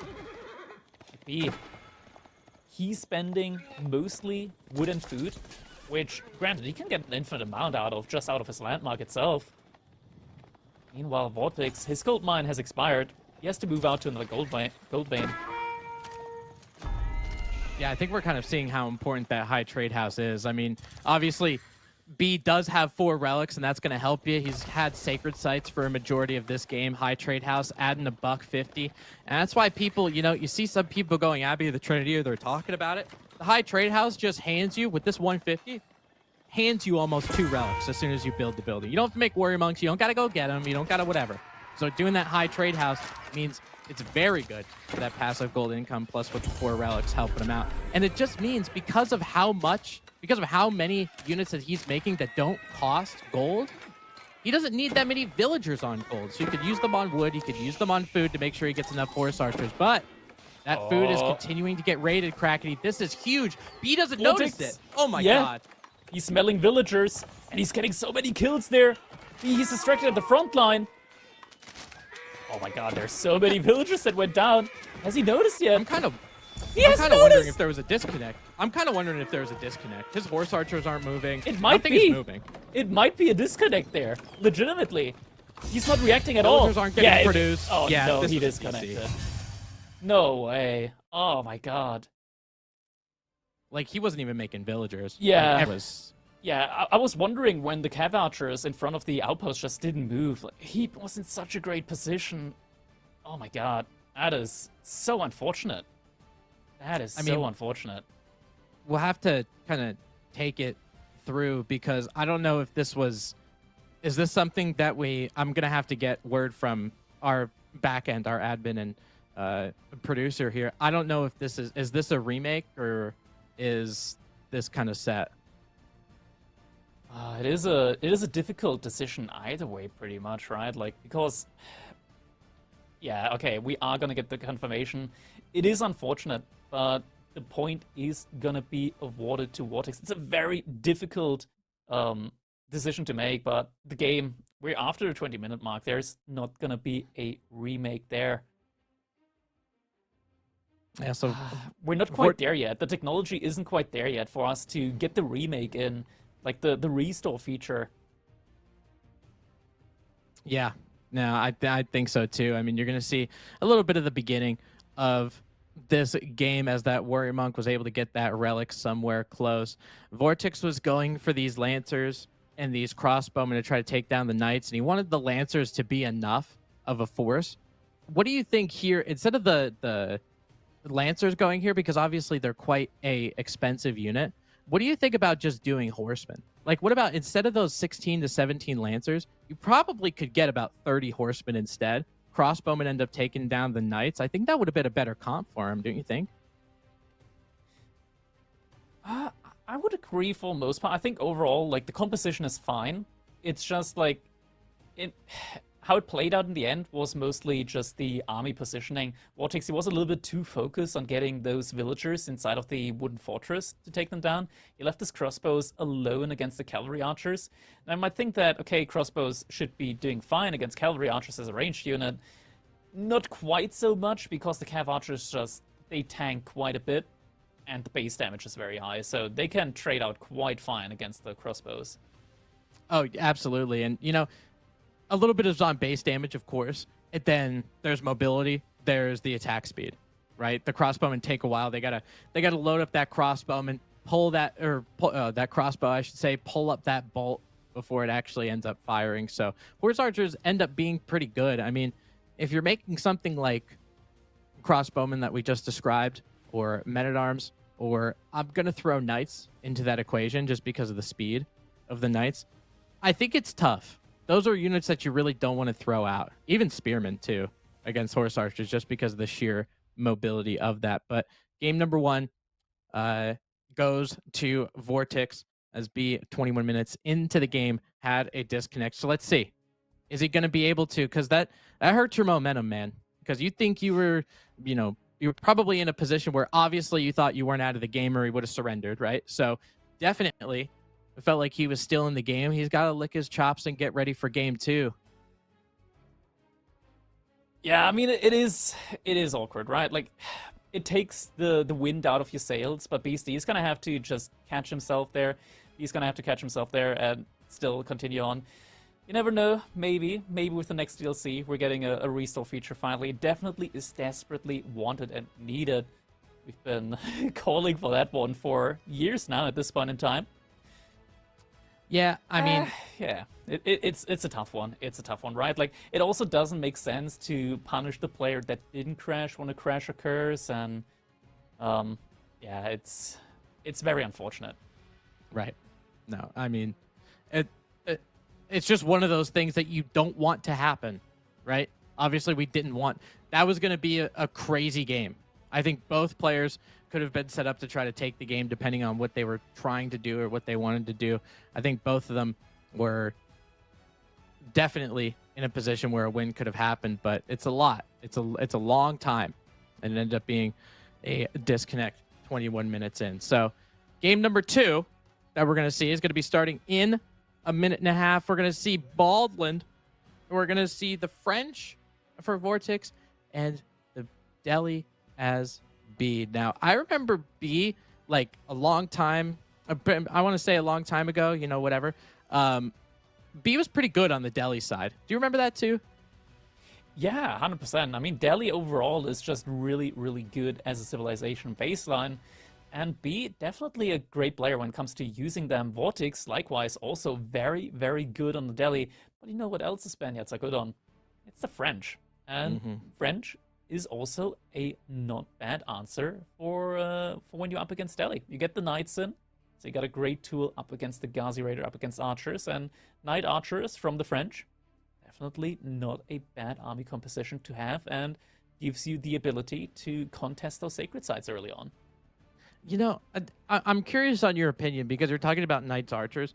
I remember a while ago during this matchup when it was more popular. I feel like most people don't play French on the ladder anymore, especially at that higher end of it.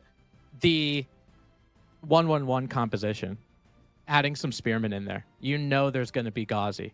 You know, maybe a little bit, you know, obviously those Royal Knights do pretty good, but those spearmen can really give you some DPS at a time when you have that big engagement. Yeah. I'm sorry, I'm catching up with the chat here as well, as we're having a heated discussion in there, but we are about to jump into our next game. So looking forward, that's what we got to do right now, is we're jumping into our game number 2 now, between B and Vortex here on Boardland. So we're gonna see exactly how this one is gonna go. So we got the Delhi up against the French here. 2 sacred sites in the middle, relatively close to each other. So 1 point to contest in the mid-map. The question is, who is going to be able to take control over the sacred sites? Yeah, that's kind of interesting when you're playing as the Delhi Sultanate, right? You don't have those points of interest scattered all over the map, right? Those 2 sacred sites are just kind of firmly in the middle. And I think we've probably seen throughout the qualifiers and some of the stages earlier, you probably had some sacred site victories that could be achieved because you got to go out in the middle of this map if you want to contest, especially later into the game. You could see the way this map is designed, right? You have these deer packs that are in the middle of the map, professional scouts probably coming out for both players, and those wood lines are all the way out there. Yeah, wood lines. This is also one of those maps there, when you look at the minimap and you see like how those wood lines form, you just want to put a high trade house or a hunting cabin in there. If you're Roos. Not that we get Roos here, but you know what I mean, right? Like, you want to put a hunting cabin in that one. Oh, absolutely. Yeah. I mean, as somebody who does like to play Roos, you look at these wood lines and you're just thinking about, oh, look at that spot. Oh my God, are you kidding me? Nestled in that forest? Imagine hunting deer in that forest. And that one, oh my God. So nice and cozy. We're going to see both these players going up very shortly. Vortex going with the School of Cavalry per usual. Obviously, we're not going to see any shenanigans with the Chamber of Commerce because take a look at where these trading posts actually are. Crackety. It doesn't seem very advantageous until the game gets a little bit later. Then you start to skew kind of your borders almost. Yeah, I mean, trade isn't really isn't really too feasible, right? Because when you trade, you're pretty much trading right next to your opponent's base, almost, it feels like, depending on which market you go for. So it's going to be very tough to defend that one. Oh, yeah, absolutely. I mean, don't get me wrong, I'm probably not going to see it, and we aren't going to see it in this game, but going to be going up with the Dome of the Faith, obviously, continues to be stereotypical. I remember, this matchup being not necessarily in this season, now Professional Scouts kind of plays in the mix of it, but I remember this was more of a kind of 50-50. Maybe Delhi was a little bit better because their ability to pump out feudal units. What do you think in a vacuum for two of these civilizations? Difficult to say. I feel like French usually has like a pretty decent time up against Delhi at the very high level. Like if you're able to just get a lot of knights out, you're able to keep them alive, fill them up with chivalry if need be. If you're able to do that, get a lot of your own infantry, like archer reinforcements out as well, I feel like Knight Archer definitely beats Ghazi and Archer. The question then becomes if your opponent also adds in Spearmen, and then you get like triple composition. It's very tough to call baseline. The thing is as well that Delhi also has a healing ability in, and the Ghazi Raider are insanely well, as the name implies, insanely good as the name implies at raiding. Lots of movement speed, more base damage than normal horsemen. You have to be really, really careful up against them when it comes to expanding the economy out onto stuff like deer and whatnot. But Pro Scouts is coming in for Vortex, so he's gonna have a way of answering that. Yeah, I think you obviously need to. When you're dealing with raiders on the other side, your opponent is going to go Professional Scouts, obviously. You are going to want to do that. So Vortex with these knights, when B does go for Ghazis, hopefully you have enough knights to stop those Ghazis from taking down your own scouts, because you are going to be the first one to Pro Scouts. You're going to be able to use that school of cavalry to get a couple scouts that you need and not waste any kind of villager gathering time. So hopefully B is paying more attention to what's going on in his base than what's going outside for these deer packs. That one knight could make a difference. Yeah, 100%. Ghazi Raiders now coming in for B as well. Looks like we do have Pro Scouts being focused for him on his 1 mil. So he's trying to get that in slowly but surely, as Pro Scouts has just finished for Vortex. Ghazi Raiders up there as well. And because Vortex is now investing into scouts, he's not going to be getting that many knights out, which means that if we get to, like, say, 2, 3 Ghazi Raiders, they're going to be able to pick off that knight. Oh, yeah, absolutely. And the thing of it is that knight can't run away, right? I mean, obviously, you can get a little bit of a charge, but the Ghazis are always going to be faster, right? So as long as if you get that knight basically back to your hometown center is the only way it's going to be safe. So Vortex is going to have to preserve what kind of health he has on those knights, and B is just going to go full steam ahead on those Ghazis because he knows he can make more Ghazis than Vortex can pump out knights because of that efficient production. Yeah, exactly. And once you're able to get like 6, 7 Ghazi Raiders out, you're also going to be able to pinch the knights where they can't move out anymore. And once they're out of position once, if you're able to get the surround on them, you're going to be able to take them down. Yeah, and that's a lot of resources that hit the deck. That's for sure. These two Ghazis aren't going to be able to do enough about multiple of these knights. Now they got to get all of them together. He's got 6 total. Hopefully they can get all of them together and maybe do some damage towards some of these knights. But just trying to make sure that at least there are some deer packs that he's able to get, because he definitely went for this Pro Scout strategy, right? That was the goal. So if your opponent already scooped up a lot of the deer, you're going to be screwed. Yeah, I mean, Vortex is getting in a lot of the deer. Pro Scout still hasn't quite finished up yet for B. Wait, what is that one scout doing? He's taking the deer and putting it somewhere else? One scout towards the total. Yeah, he's putting it back. He's putting it back. Yeah, that's not... Hey, that's not yours. You put that down. Okay, or just... Hello? Take it somewhere not there. Like, anywhere near your base could be effective. Be trying to get some of these sacred sites, right? Some of these scholars are going to be able to hit that Royal Knight charge. They're going to be able to heal themselves just a little bit. These Ghazi Raiders are coming in swarming around those knights to do some damage. Now, remember, as that scout continues to trail with that deer into the nether region, I guess, these Ghazi Raiders, not only are they keeping up, Crackety, but You talk about their 12 base damage. They do an extra 2 to heavy, and those knights count. They do indeed, so able to do a good amount of damage overall to them. Spearman now coming in for Vortex though, so the Ghazi Raiders will have to respect that, be answering that with his own Spearman behind it. We're not actually getting that many Scholars in at the moment. There's only 3 Scholars out at the moment for B. Yeah, I'm kind of surprised. I mean, don't get me wrong, Sanctity is completed, so he's trying to capture those sacred sites, but you're going to want some other technologies out of that Dome of the Faith. I don't think he had villagers on gold for a little bit of time. Maybe he expected the sacred sites to get captured, so it's going to be a little difficult. I really like the Spearman play out of both of them, and I think it's going to transition both of them into starting to get archers. So maybe this is a longer feudal game, and those are ones I love to see. Yeah, Knights now moving out. Those Spearmen don't have hardened upgrade on them, right? Like, these are still Dark Age Spearmen from the Delhi. Yeah, they're just normal ones. You can see that they usually have a gray shirt on for the second age. That's how I've been able to distinguish them. But those knights are still going to run away from it. I mean, obviously those Dark Age, yeah, there you go. Those Dark Age Spearmen still have a little bit of bonus, but you're right, it definitely doesn't pack the punch. And now these Spearmen are just trying to make sure that nothing of the French side gets raided because, again, that villager gathering, or production speed, I should say, is keeping Vortex in the lead. Looks like the Scholars are now moving out towards the sacred sites. He is also trying to look for a raid. Most of the Spearmen now walking towards the middle, though. Alongside those Knights, so maybe now is the time for B to find a raid. Yeah, there aren't that many Spearmen remaining. He's gonna be able to clean up the Spearmen here at the front side. Maybe get a villager kill as well. Nah, isn't quite able to get the villager kill, but Spearman cleanup. Definitely achieved something there. Will also mean that because Vortex had to pull the Knights back, sacred sites will get captured up.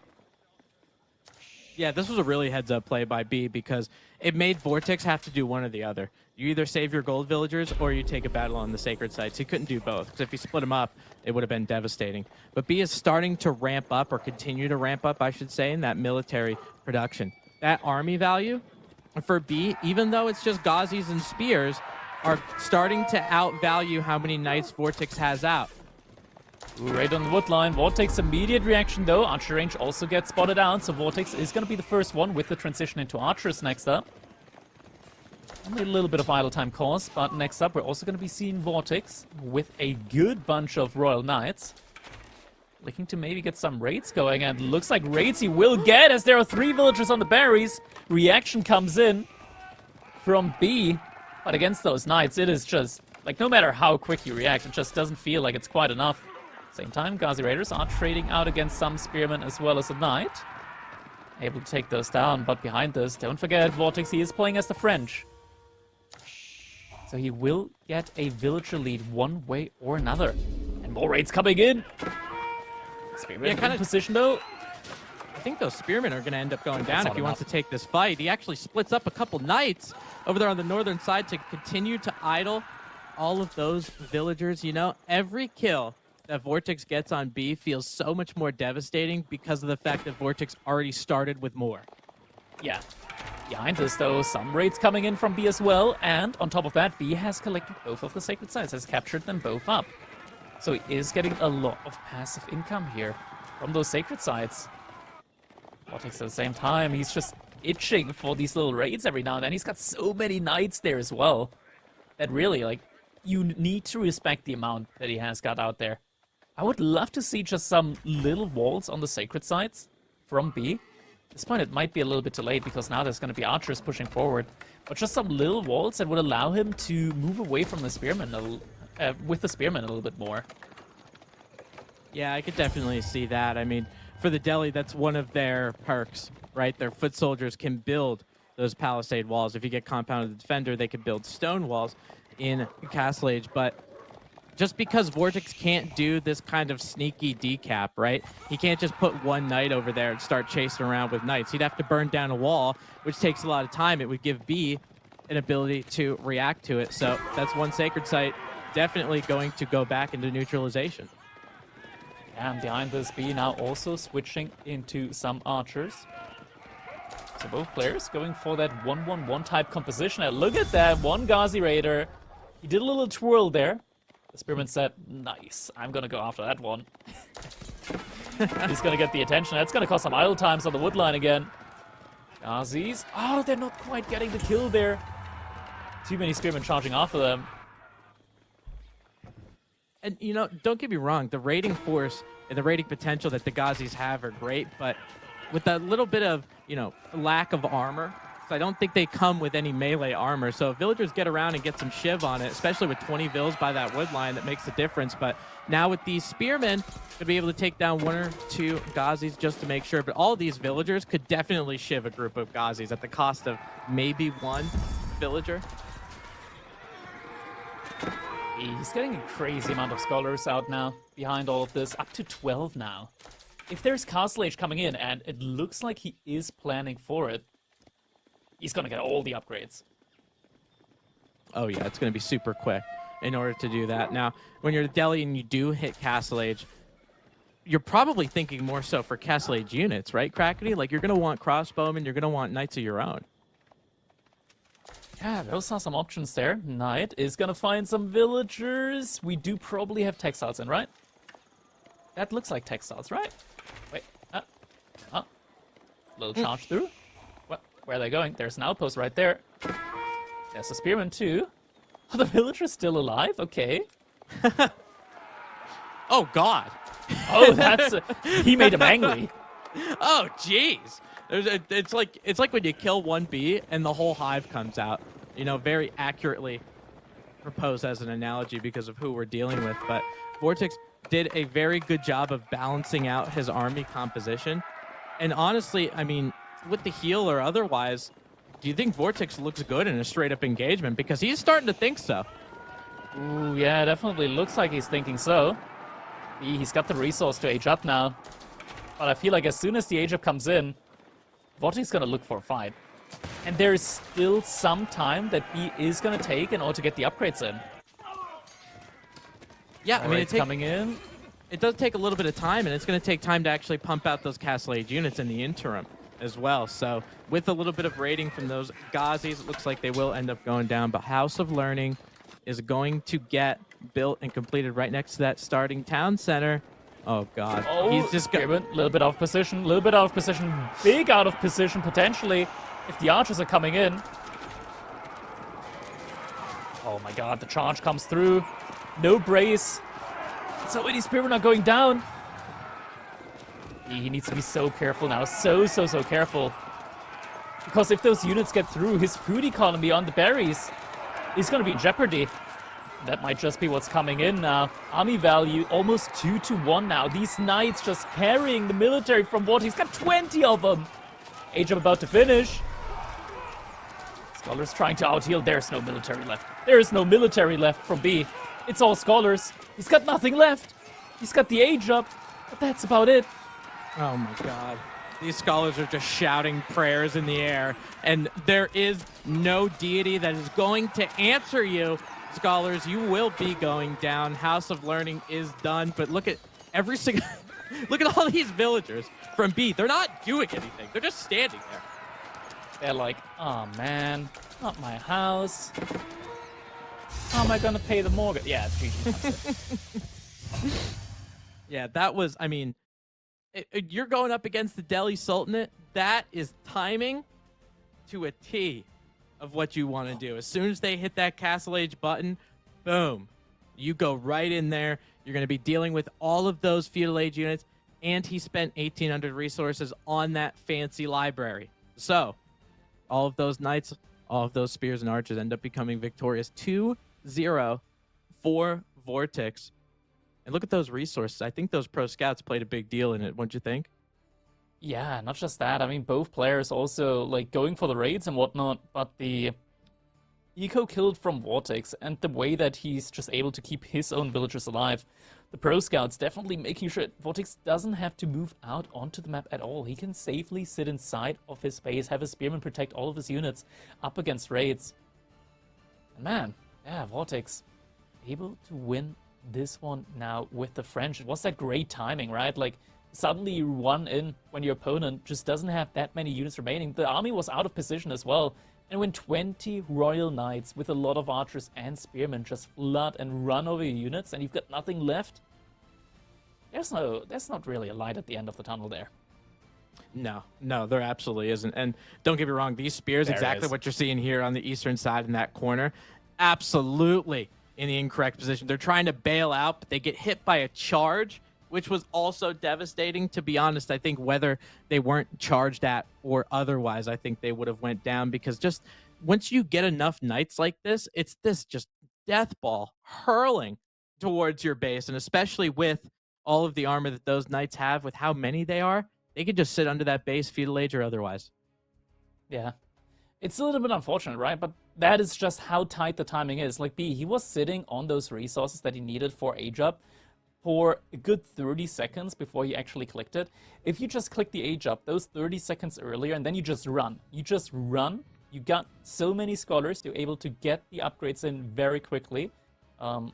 As well, on top of all of that, you also have efficient production, which further boosts the rate of the upgrades when they come in.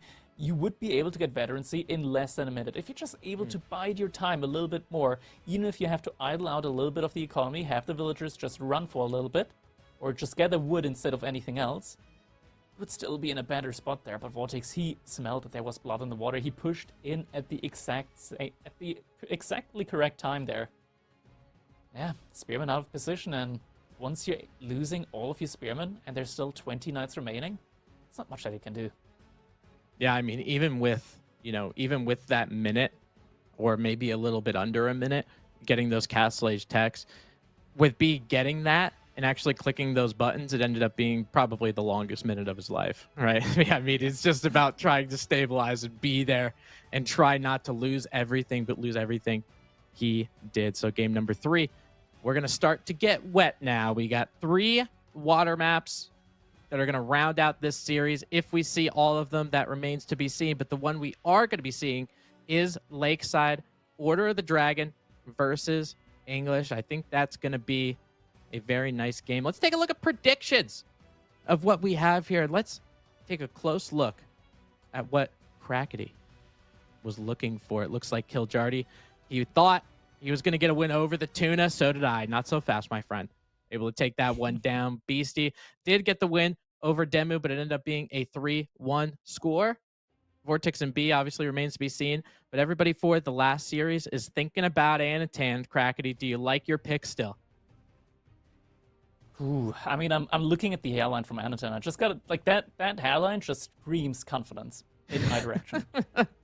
You know, the slick back hair, this guy, it's not like he wants to sell me a car, he will sell me a car. It's not even a question. Yeah. And you know, honestly, Crackety, whether it's a lemon or otherwise, I'm paying him. I'm getting the checkbook out. You know, like there's nothing to do. He has that presence of mind to slick back his hair and be like, hey, I'm in my early 20s and I have this hairline that shows I'm in the early 20s. So what are you going to say about it? Vortex right next to him, obviously displeased by that. But he does have a 2-0 lead over B going into this one. So he'll probably be okay. Yeah. Match point at the moment now for Vortex. We're going to see Order of the Dragon up against English. It's going to be an interesting one, especially on Lakeside. We've seen Order of the Dragon on Lakeside just pull out so much military force and really be a force to be reckoned with. English, though, they got the tools. They got the infantry special, so to say. Your opponent makes those crossbows, those gilded crossbows, 6 tiles of range. Ha! 6 tiles. My longbows have 7. It's as simple as that. It's just math. It's just math. Yeah, no, it definitely is, and I think your math definitely checks out. And those crossbowmen being of the gilded variety, they're obviously going to take down an English men-at-arms pretty quickly. But let's not sleep on the gilded archers of Order of the Dragon. Remember, they have that special technology in Castle Age, +3 ranged armor. They can go toe-to-toe with longbowmen and tell the tale at the end of in the tavern. Yeah, they're pretty tanky boys, having the same pierce armor as horsemen. You wouldn't believe it, but they can be quite tanky. They can be incredibly tanky, incredibly dangerous as well, but they cost a lot of wood, 100 wood for every single one of them. it hurts. If you lose your mass once, it feels like you're never going to get it up again. It's a dangerous situation to be in, that's for sure. Are we going to be seeing how exactly it's going to get played out on Lakeside? Typically a map where sacred sites are a very realistic win condition. Yeah, I kind of, it makes me feel like Baldland would be a little bit more of a sacred site kind of thing too, because of those 2 sacred sites that are near the middle. But with Lakeside, just because that part of the map feels more condensed, that's the only way that you have to go, barring 5 transport ships. That's the way you have to go to be offensive against your opponent anyway. So you just end up taking the sacred sites behind it. So I could definitely see it. And a lot of defenses around the backside. So I'm curious to see not only who gets those sacred sites first, but who can use the water to their advantage or disadvantage. 1 deep water fish is on both sides. And Crackety, that's just whenever there's water on the map, that's the thing that matters.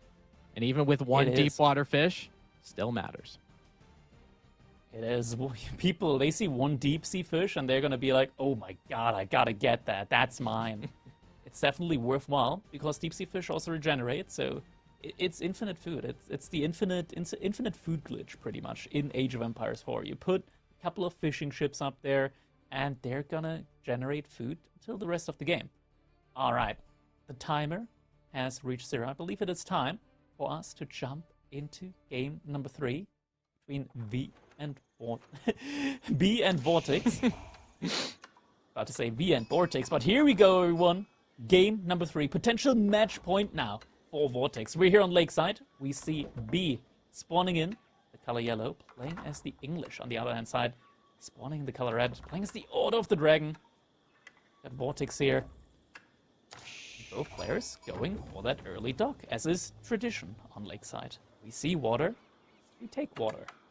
Yep, absolutely. And we've seen some shenanigans on Lakeside as well, where there's, you know, transport ships going in the different directions, and you know, some naval battles, some naval arrow slits get played by civilizations that aren't Japan either. I've seen that just a couple times while casting this map. So there's definitely an area for shenanigans. And if we're talking about players that like to do shenanigans, we got to look at the English player again. This is something that we talked about throughout the duration of this series. He has the potential to have unorthodox gameplay, but you're going up against a player who is largely considered feared on the naval side of this game. Vortex and Lucifron, his brother, are both players that you really don't want to go up against on water. Yeah, if I recall correctly, I think Lucifron in one of his streams said that he lives very close to the sea. So, you know, both players not just familiar in Age of Empires 4 with the water, but in real life as well. And that's just devastating. Using your IRL experience, right, in game, you can't beat it. That's a level that no resources will be able to do for you. So with both of these sides, I know that you thought that Order of the Dragon was an underrated civ, right? You enjoy using Order of the Dragon, and I 100% agree with you. This civ, even though, you know, it is the child civ of HRE, do you feel like it plays a little differently than HRE just because of the difference in the units? Yeah, I think God of the Dragon just plays completely different for the most part. Like, you don't just want to be that civilization that goes for the Castle Age rush. You have to, like, HRE, they mass up units, so it's like mass over quality. With the Order of the Dragon, it's the other way around. You just need a lot of units, so you're able to get to that big death ball. And once you're there, okay. My God! Once you're there, you're able to absolutely overrun. But yeah, that was a close one. Imagine giving a civ like Order of the Dragon 20 sheep. Here you go, bud. Yeah, we'll see it, man. You'll need it. Oh my God! Now, even with both of these players obviously on the water and going for their deep water fish, do you think professional scouts plays a role? Depends, I want to say. Like, if Vortex early on gets defeated on water, I would say sure. Just go for the professional scouts, because there are a ton of deer towards the edge of the map. He is going to have that free king, so he's going to have some tools to deny that. But it is definitely a great food source. I don't think the English are going to go for it, but Order of the Dragon definitely could. Yeah, the only reason why I'm thinking it is because of how expensive these units are. You know, we talked about it. For Order of the Dragon, especially in Feudal Age, you want to get a spearman, how much food that costs. You want to get a horseman, 200 food. You got 200 food just laying around. You're going to need every bit, every morsel that you can get to get a decent amount of those. Yeah, very, very expensive there. 200 food per horseman, 120 per spearman. Those guys, they're going to eat a hole inside of your food bank. Yeah, they're gluttons, let me tell you, for how much they gobble up. So now both these players will be hitting Feudal Age at just about the same time. B getting his king coronating for free, as he does, as the English. Vortex taking his first sights onto the water, adding a springled ship. Now for Order of the Dragon, these boats aren't gilded, but, you know, with the wood economy that they have, especially with Vortex going for the Aachen Chapel, you could definitely pack a punch here. They're not gilded, but they're guilty of being ordinary ships. Nailed it. Nice. Speaking of ships, though, we're not getting any from B. Is he just going to try and rush to Castle Age? Like, he's not investing anything into water at all right now. And there's even a second dock from Vortex. Like, he thought that they were going to have, like, a big water fight here. And, you know, Vortex is going to go over with his springled ship. It's probably good that he didn't queue anything, right? Couldn't queue any other ships, but he's going to go, oh my God, he's got an archer ship too, but he's going to go over there and be like, where the hell is everybody? He's not going to see any kind of navy. He's going to notice, hopefully, if he's practiced on this map, he's going to notice that something might be happening on land. I brought my floaters. Where's the party at? Oh, man. Yeah, these boats are just going to sit in the dock. Maybe they could do a little bit on the shoreline fish, but otherwise that food is pretty much null and void. The Vortex has nothing on the land while B has his king. So maybe he can set some initiative on land, start to get some of these sacred Getting an sites. outpost on the wood line from Vortex. And the scout is down. Vortex doesn't see this. Uh-oh. Oh, this is sneaky. This is so annoying. It's about to be. Yeah, with this tower going up. I mean, we talk about the Mongol tower rushes a lot, right? But the English and that tower going up, it's even that much better because of the fact that you get that network of castles right there. Yeah, be behind this. He is going to be very close to aging up soon. Question is, oh, he's going to see the outpost. That outpost, does he spot it? King's on his way, though. Villagers are getting pulled, but the king's on his way. King, he's on his way. King is on his way. The king. There he is. He just had to adjust his crown a little bit. Get a good charge, get a good hit on one of these villagers. Now that outpost might be going down. Oh my God, it's going down. That was so quick. You know, that was super short-lived. Round two. Oh my God, another one. I mean, he's idling out a little villagers. Like, at this point in time, the outpost paid for itself, right? Like, with that much idle time. Yeah, I think you're probably right. I mean, he only has 2 or 3 villagers doing it, and he has to do his micro to make sure none of these villagers actually end up going down. We'll see if this... Oh my God, that outpost is, like, holding on by a couple twigs, dude. Yeah, it's not looking that great for it.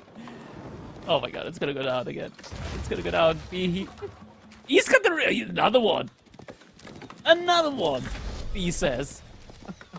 You think I'm joking around with this outpost? No, it's gonna go up whether you want it to or not. And you know what the crazy thing is too, because like that king took a lot of hits on Order of the Dragon villagers, right? Look at what B is starting to make. Well, he just made 1 longbow, and I'm not sure if he's going to continue to make more, but he does see gilded archers out of Vortex. You are not getting that outpost up with a gilded archer right there. Yeah, we did have a white tower coming up.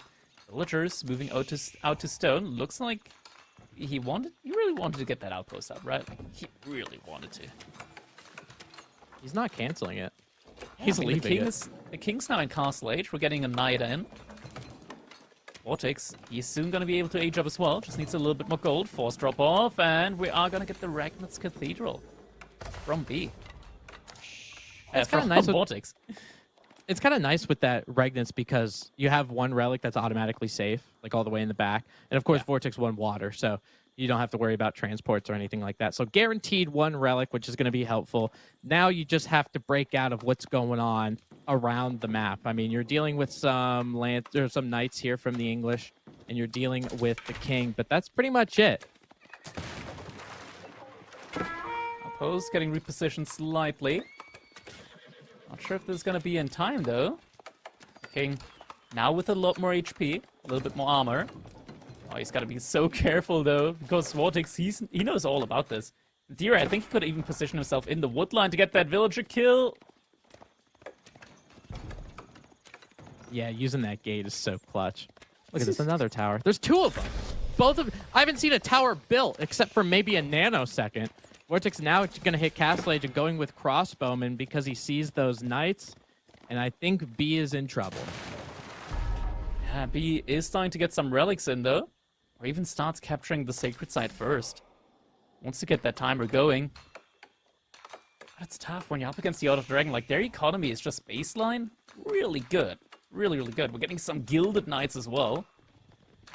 Just looking at the army count, granted, 6 of it is in ships, but Vortex, he's messed up a good amount of units. Now an outpost coming up. I think that's still in line of sight, the outpost from Vortex. Yeah, because those Order of the Dragon vision, as you can see, oh yeah. That Order of the Dragon outpost, most of their, well actually, all of their outposts, oh yeah, dude. Oh yeah. You're going to be able to see everything. Oh my god. Now, with Vortex now, because he's Order of the Dragon, look at all of his villagers. They're all still getting inspired by the Akka Chapel. Oh yeah, that villager. Oh no. Oh yeah. Yeah. Gilded Knight out the front side, another one in Q. Crossbows now also coming in from B. But these Gilded Crossbows, oh my god, just 2 chunked out a lot of HP there from that king. You have to be so careful when you're up against those. You know, my god, do they pack a punch, right? Those crossbowmen with the 16 base damage, 18 bonus onto the heavy. Those knights don't have a shot. They gotta run away, especially with those Gilded Knights, those tanky.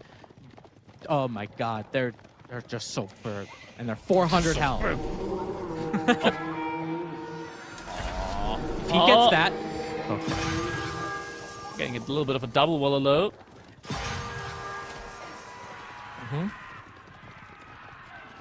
I think both of these prelates are going to go down.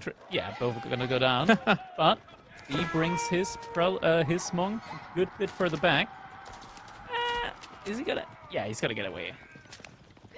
And look at these crossbow bolts of the English against that Order of the Dragon Knight.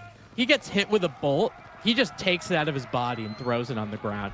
He just took about 10 different crossbowman shots. It didn't matter. And as long as they stay alive, you have the prelates that you're going to be able to heal it. And healing something like that, that's so expensive. Look at that. Doc from Vortex on the pond. Is starting to take his fish now as well.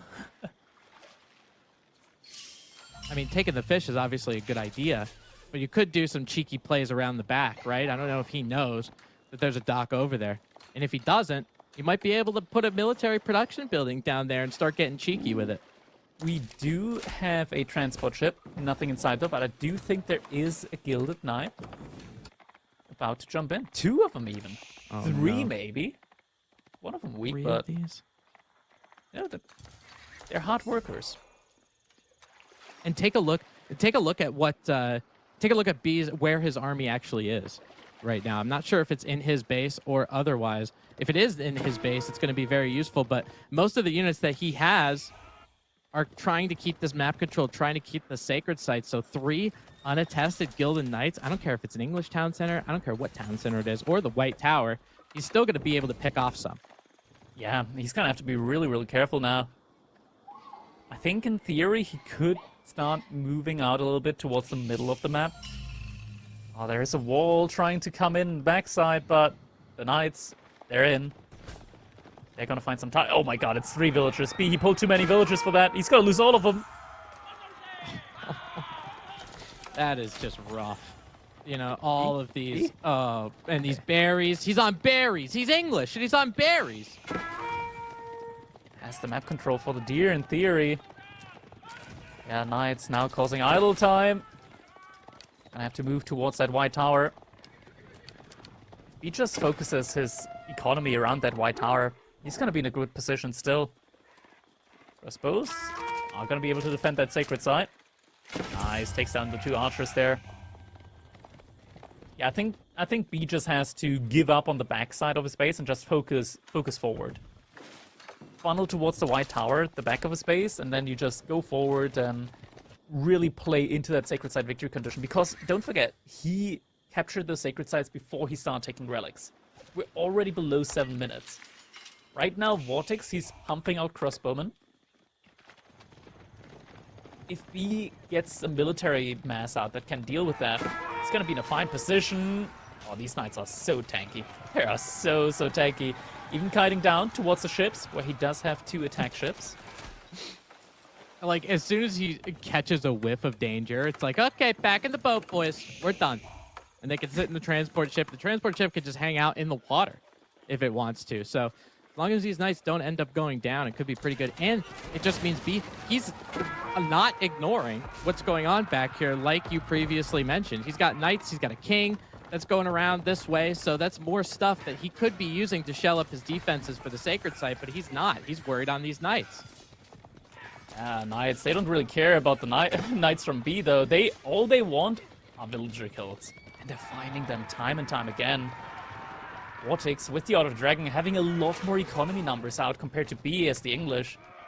As it just jumps inside the outpost in the transport ship as well. I mean, this is just, it just goes to show the micro of Vortex right now. Like, all of those knights creating as much havoc as they possibly did was absolutely mind-bending.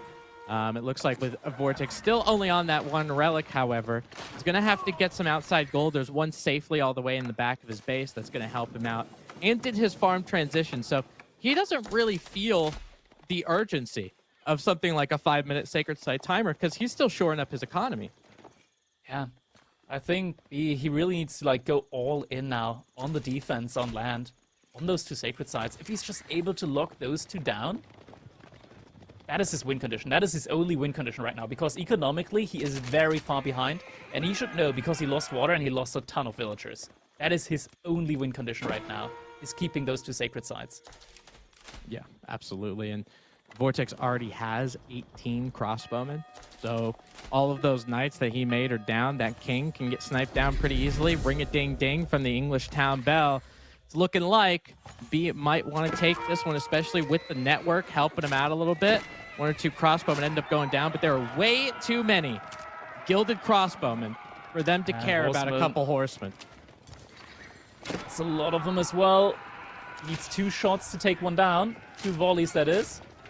Knights coming in as well. The crossbows, they're peppering him. He's taking down the unit so quickly. Oh, They're still units of the sacred site. Yeah, there's no way. There's no way. Military down to 23 for B. And sacred site has been decapped. yeah. And I mean, the decapping of that, we kind of talked about it. It feels like ball game at that point. But this is the beauty of playing against the wonderful civ that is the English. You have the advantage. You took down a lot of their units. You took down some good fights, but you can't push into them because there's a giant keep there. Yeah. So he wants to go for another fight, but kiting, I mean, those crossbows, they take down the horsemen as well very, very quickly. It doesn't matter if it's a knight or it's a horseman. 1 volley is going to be all it takes to take him down. Now, I mean, like, even though we're talking about, obviously, that was B's win condition with the sacred site. Now his army gets cleaned up again, and Vortex has to back up a little bit. If you're B, what do you do? What can you do now? What are your options? Your options, realistically, is second TC, get the economy up, hope your opponent doesn't do anything for the next 5 to 10 minutes. Go for the age up. Get Imperial Age, and win with mass. That's not really realistic right now. All the butchers going down. I mean, I feel like if you do want to do something like push an English base, you need a little bit of something like siege, right? If you get a couple trebuchets or something, you make the English come out. It's going to be a little difficult as well. More villagers are going down around that mill. Sacred sites are now getting captured, so it's going to be B who's going to be on the clock. And then he's got to push out. As an English player, man, you hate pushing out like that. Yeah, definitely not an ideal situation. I think he was a little bit too focused on the back of his base. Like, you really need to go all in on that Sacred Site victory condition. Get some keeps up there as well. Maybe more outposts for sprinkle emplacements. Without those, like, Vortex can decide on how he wants to take the fight. And now we see consequences unfolding of that. So many horsemen in, the crossbows just not really doing any tangible damage on them.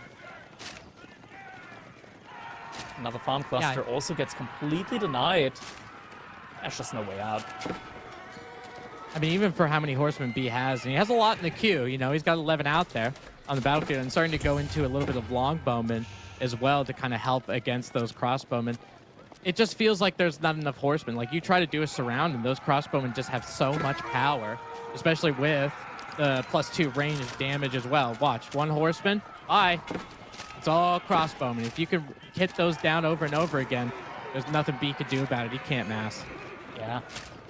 Vortex, he realized just what kind of advantage he has right now. He takes the fight, even with the aura.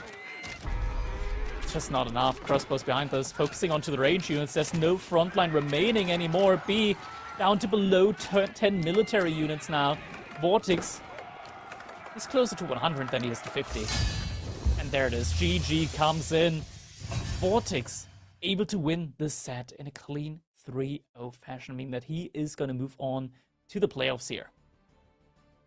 Wow. I mean, this might not have been the series that a lot of people were expecting, but Vortex did a very good job of taking care of B in most and all of these games, winning in a 3-0 fashion. Look at those resources for this game number 3 as Order of the Dragon. I don't know, Crackety, I'm sure you're aware, but Vortex had water and B did not. So look at that food. Yeah, I mean, it makes sense, right? Like, Vortex just getting so much food there, and also having the Archon, having so many villagers making farms around there. His food economy was looking very, very good here in game number 1. B doing a great job getting the relics in. Unfortunate with the disconnect there in the end. I mean, it's an unfortunate end to a game. Number 1 there, definitely. I mean, it does come with a lot of side effects as well. Like, for example, you might be down, you might be losing momentum after that one, and those are the kind of things that happen. And we do really, really hope that we are getting a restore feature in the near future. Hopefully so, hopefully so. We can only hope. That would definitely be very much appreciated, because realistically, there's only one decision to be made in those situations. It's restore, and you go again. Right. And we just don't have that tool yet, unfortunately. Yeah, I mean, in a perfect world, right? I mean, game has been out since, I think, October of 2021, waiting for that one. But we do have the pause just in case mid-game you need to take a tinkle. So with that game 1, obviously, B had to forfeit that one. For game 2 and 3, I feel like, for the most part, Vortex just felt like the better player in the situation. He played Lakeside the way it was supposed to. He was able to take water, use it for fishing. He made the correct units. He stopped B's push. And in that second game, he was able to utilize that 1-1-1 composition to take down the deli and go for an excellent timing strike. So Vortex did such a good job this series regardless. Yeah, definitely something that you can't take away from him. Definitely a deserved victory in those games. And that is going to conclude our third set of the day. But we'll have more to come. First of all, we're going to be jumping into an interview with Vortex.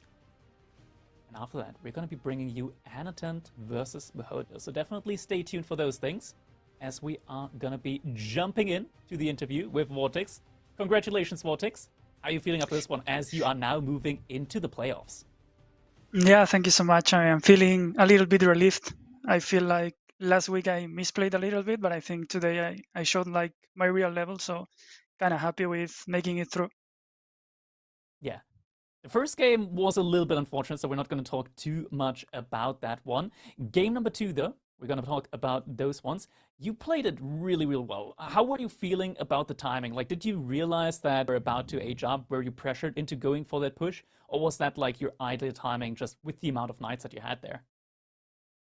I was kind of expecting it because he was like just trying to raid all the time with the gases to the point where I thought something was going on. Also, he wasn't fighting for the sacred sites. So it's like either he's trying to age up or he just wants to lose the game because you need to do something, right? Either get the sacred sites or go for an age up. Because he wasn't coming out, I thought he's going to try like a greedy age up. And then it comes to the point with French where you have like 20 knights. If you micro properly, I think you should beat any feudal army, assuming the game is even, right?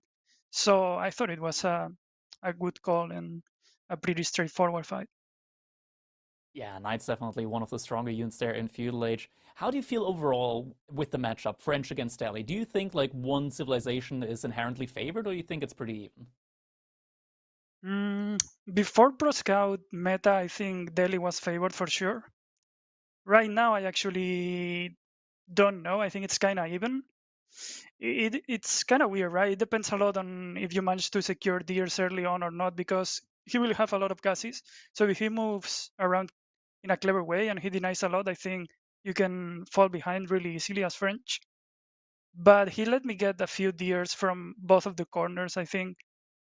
And I think that's the main thing. I think overall it's kind of even. In this map, actually, it's hard because all the deer are forward, so it's really hard to secure a lot after the first pack. So maybe a little bit Delhi favored, but not like a big difference. Mm. All right, looking ahead of what's coming up in the tournament, how do you feel about your next opponent? Because it looks like your next opponent in the playoffs, you're going to start off against Marine Lord. Yeah, it's an easy one. He's He's really lost not two in games good against shape Valtium, right right? now. Like, how hard could Yeah, it be? yeah.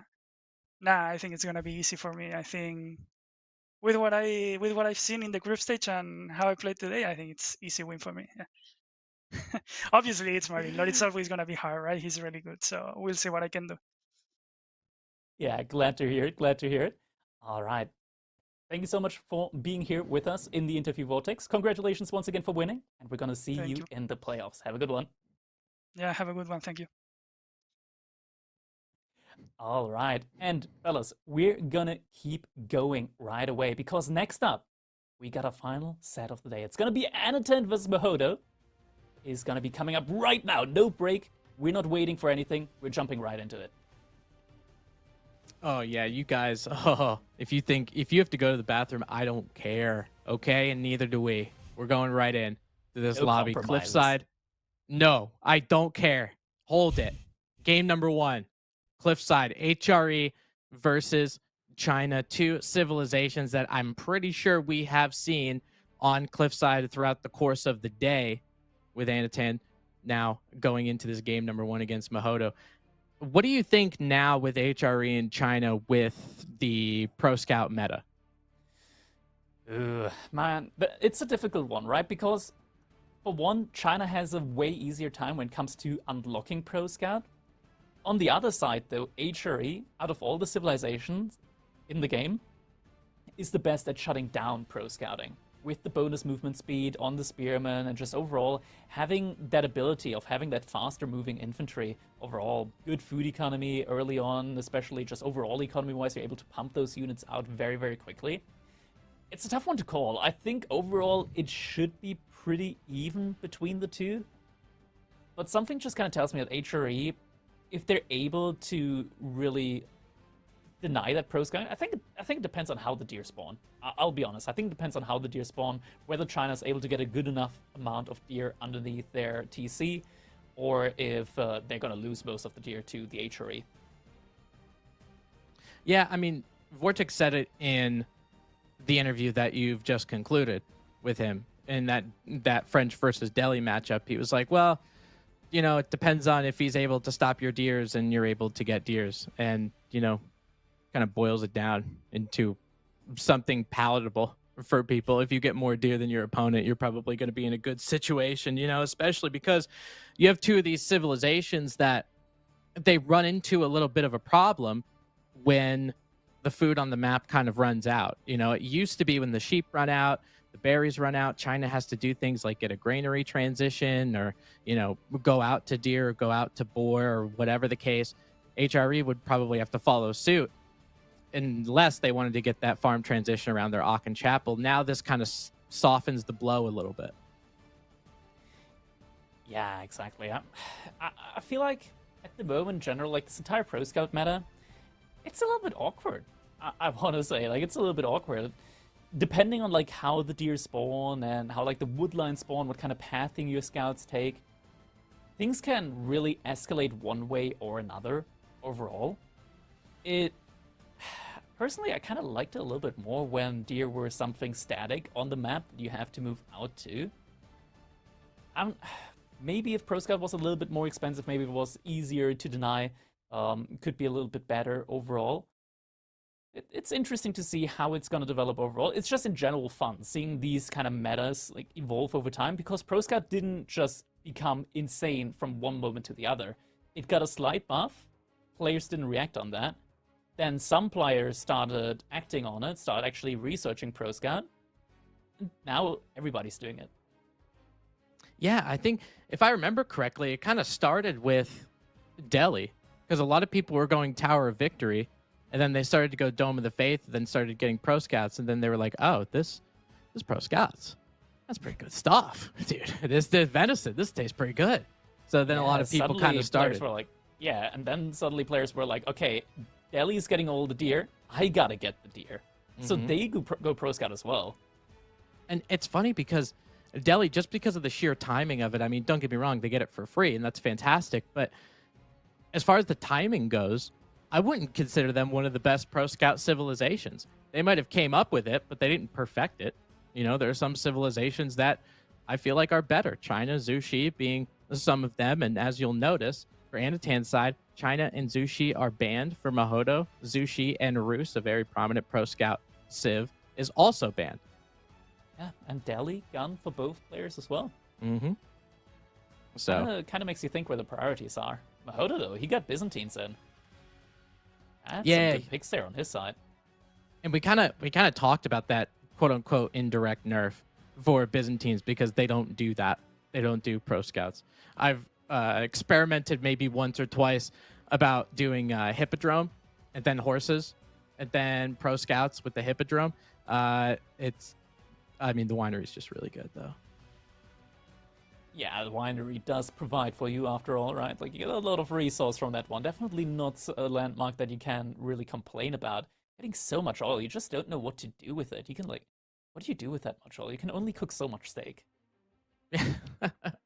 Yeah, I mean, you just end up lathering yourself in it and make yourself a golden horn tower. That's pretty much it. And that's what a lot of the Byzantine players end up doing. I mean, obviously we've seen some gulping, and there might be potential to do that in this series if Mahodo wants to get a little cheeky, but definitely more so in the defensive/reactive civilizations here with Mali, with English, with Mahodo, with Abbasid as well. I wonder if there is such a thing as professional water slide riding. The Byzantines would be coming in handy in that one. They just use oil, man. They use oil and they slide down. If they were on cliffside, they could make that a slip and slide, dude. Let me tell you. Ooh. They got the setup. Like, nature setup provides for you there. You just slip and slide right into the enemy space. Yeah, and then you get hit with a bunch of arrows, and then you die. But you look so good doing it. Now, we are done stalling. Ladies and gentlemen, the players are ready. Game number 1 coming to your monitor, Anatan, as the HRE, spawning on the south end of this cliff on cliffside. Mahodo as the Chinese color red spawning in the north. Now, maybe people might know about Anatan a lot, and obviously he's a fantastic streamer. I love watching him. I love watching his games. Mahodo might be something that the public might not know as well. So do you have any kind of background on Mahodo, where he hails from? Mahodo has been around for a while. He plays the game, like a lot of us do. He's currently in VS. I play against him every now and then on ladder. That concludes the information that I have for you. Okay, great. That's excellent. I think also he is of Polish descent, and you guys can correct me if I am incorrect. You're correct. Fantastic. So HRE in the Dark Age trying to get some little razzle dazzle on Mahoto's Chinese gold mine, and maybe they vacate, but just having these one spearmen might not do too much. He's going to be bringing some reinforcements in the back. And also, I feel like this is really good to stop something like Pro Scout's gameplay, although with the Chinese using those taxes, maybe not so much. Yeah, I feel like this is actually like one of those things that is a very, very solid counter up against the Chinese, because look at this.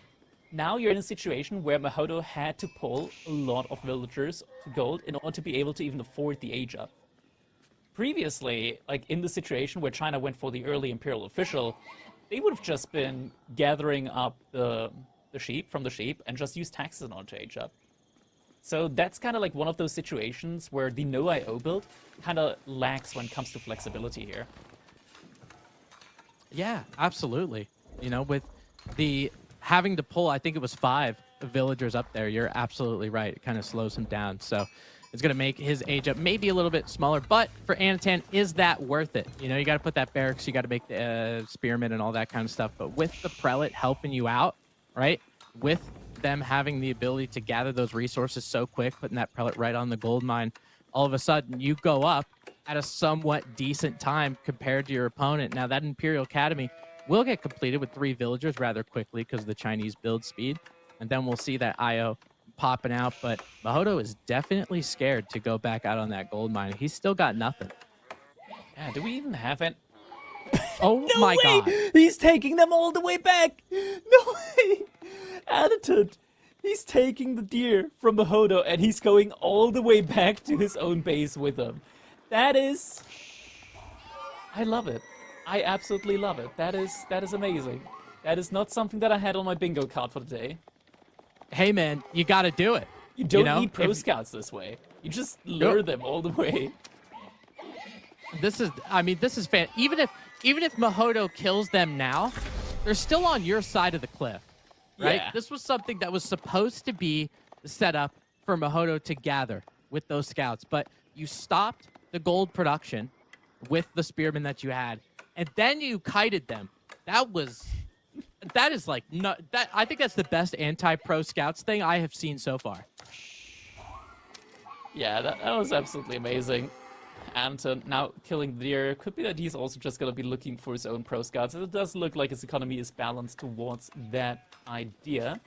Spearman, once again, harassing on that gold mine. Mahoto behind this, also going for his own spearman. So he's going to have an answer to that now. Villager is going to have to move back, though. And just trying to get a couple more hits in on those villagers. Mahoto is going to lose the spearman for it. Ooh, villagers, the automatic gathering there. Going to the next tree. Not really choosing the most optimal one there. Yeah, and just like that, he can hit that pro scout button if he wanted to. But I think one of the glaring issues with that is I don't think Anatan has a mill.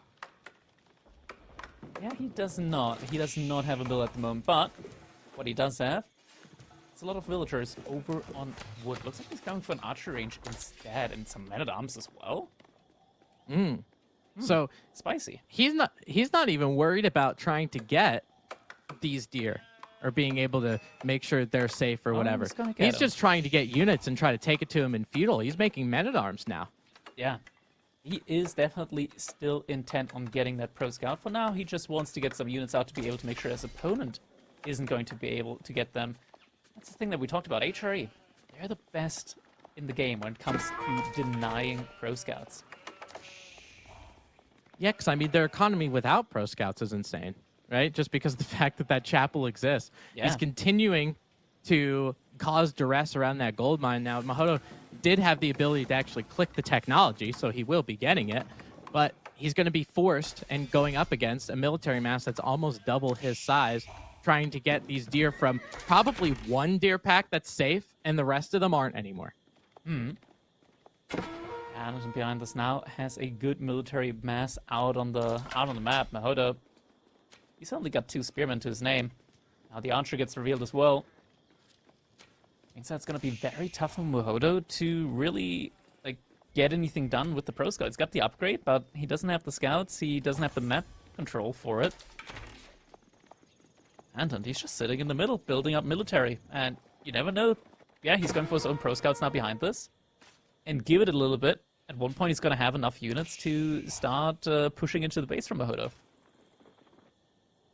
Yeah, with how much he has, I mean, he's definitely using all of the resources that are given to him, right? I mean, look at the economy difference. 600 food per minute, and he's got that little bit of wood just to make sure, but he knows what he's going for. He's going for men-at-arms, which costs a decent amount of food, right? And then he's going to be backing them up with a little bit of spearmen and some archers in the back as well, depending on if there are any spearmen out there. So Anatan's army comp is looking great, depending on what Mahodo is going to push into him. He's looking for those horsemen, but feudal age men-at-arms, they still do a good job against them. Yeah, 100%. Something that just got noticed as well. Look at the sacred sites. They're all on the left side of the map. Jeez, it's a good thing. It's a good thing we're not seeing Delhi. Yeah. All those on the left side, you just wall those up really quickly, and then it becomes a problem, right? But now Pro Scouts is completed by Anatan. He's already got 3 scouts out there. Mahodo doesn't have a single scout on the battlefield. I don't know how many deer he's gotten, but it cannot be too many right now. He's gotten less than 1 so far. Oh, that's 0. Yeah, that's rough. Close to Syria. No, what? Oh my god. Horseman. You now proud of yourself? Against yeah, very. I'll take that. Oh my god. These horsemen, yeah, they're going to be... Now it does that men-at-arms only having 1 or 2 of them. They're not exactly that DPS unit, right? So the horsemen will be able to take them at a 4-to-1 discrepancy, but Anatan continues to remain high on that military count, and we're seeing just Chinese normal archers. No Barbican means no Zug Nu. Yeah, you're not able to unlock those until you get that Barbican up. 8 archers on the field for both players right now. I mean, in theory, the military for Mahodo isn't bad here. If he's able to snipe down the spearman, that is. Movement speed, and he's also the first one to get the blacksmith upgrades in. Yeah, I mean, obviously he has the ability to, being the Holy Roman Empire, but Mahodo is starting to hoard a little bit of resources.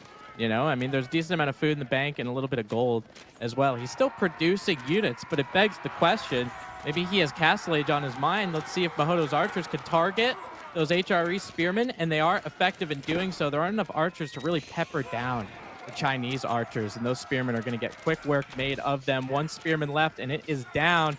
There ain't nothing to deal with these horsemen, and these archers are going to go down too. Yeah, great fight here by Mahodo. Able to take some map control, but behind this, Anatant, he's pretty much cleaned up the majority of the deer of the map. Yeah, so even if Mahodo ends up winning this battle, and obviously he was somewhat victorious, close to his base, good job not overextending and kind of backing up a little bit, but also, if you're playing against Anatan, where exactly are you raiding? Where exactly are you going? You know, there's a gold mine that's in the back, Probably which with might outposts. be okay, but that's it. I'm expecting that to be an outpost on the gold from Anatant at this point in time. Mm-hmm.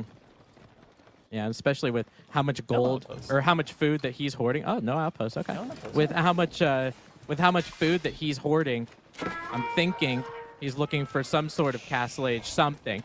You know, he definitely has the macro for Men-at-Arms and how much food he's getting. 1,400 a minute, Crackety. That's a good amount. Insane. Yeah, that's a very good amount. You probably won't complain about that much food if you're Anatant right now. That's a little bit obscene. Yeah, I mean, I know he's got pro scouts, he's got survival techniques as well, and he's going to be going right under that Orchid Chapel. So that's it. That's all you need for your food, and especially getting about 3 packs at this point. He really has no signs of slowing down, and definitely is able to continue to produce units like food-heavy units, men-at-arms, horsemen, that kind of stuff, while still having enough food to go to Castle Age. Mahodo is trying to get to the same level and produce units and go up, but I think he's going to be a little behind. Yeah, the units are stepping up from Anatant. Vultures jumping inside the outpost, but there's a lot of men-at-arms now. Oh, that's difficult to fight. Yeah, I think that outpost, the Chinese going to have to use some of their reinforcements to make sure those villagers stay alive. It looks like he's more concerned with the villagers than the actual army. Men-at-Arms trying to take down some of those bills. The horsemen are quick to follow as well. And it looks like, let's see, these men-at-arms, they're trying to find those archers, but horsemen surround a little bit of that HRE archer front. But while this is all going on, Krakeny, Anatan just hit up with the Regnants. Yeah, you know what? Like, you're fighting at the front side, you got way more army value than your opponent, and you push him back, and you just age up behind it, because why not? Yeah, that's the Holy Roman Empire in a nutshell. They're kind of crazy with the Arcan economy, and the Pro Scout combination just takes it all and turns it up to 11. And, you know, he was even able to get a little bit of farming going, too. Look around his Akan Chapel. I'm counting maybe 5, 6 farms, and he's continuing to build a couple of them as well. I don't know what other civilization is able to do this. I really don't. Yeah, it's not really any that comes to mind, right? It looks like Mahodo will be quick to follow with the Imperial Palace and probably will get that done almost at about the same time. But this is Anatan's map right now. You know, he's trying, stopping some of these scouts with the horsemen that he has. He's still running around the map. Yeah, Mahodo behind this, able to reach Castle Age up as well, though, so fairly similar timing between them. He's going to lead a lot of crossbows very quickly, though. Anatan has already got 2 prelates out on the map. Starting to get up some of those relics.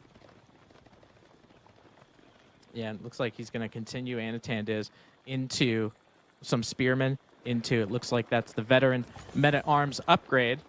So he will be getting the, or normal men-at-arms, I should say, excuse me. Now that he does have those, you're absolutely right. He's going to need some crossbowmen. What do you think about, at this point in the game, when you need a unit, do you usually supervise in this spot?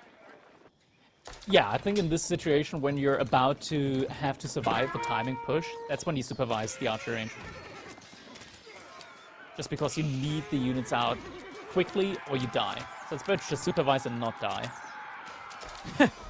Yeah, absolutely. I mean, you're kind of thinking, well, I need them for resources, but if you don't have any, you know, military, I don't really care how many resources you have. So that's an excellent point. And it looks like these archers will be able to repel some of those men-at-arms down the back. Mahodo trying to scoop up some of these relics. And Krakeny, we just traded a minigame for another minigame. Oh my god. You lose. Getting it. Second successful low we've seen today. Wow. I suppose there aren't that many at the front side. Let's be careful with them. Definitely can't afford to leave them behind. Archers now frontlining. Archers from Anatan also focusing down the crossbows. Doing a good job there. But he's diving a little bit deep underneath the TC with the hand cannon placement as well. But there's more reinforcements coming in as well. Imperial official gets taken down. At least they are cheap and you can remass them from the Imperial Academy. There's horsemen in the wood line. Mahodo, he's losing a lot of villagers, already down 9 in this game. And sure, he's able to buffer this out and push Anatan back, but can he recover from this position? Doesn't really look that likely.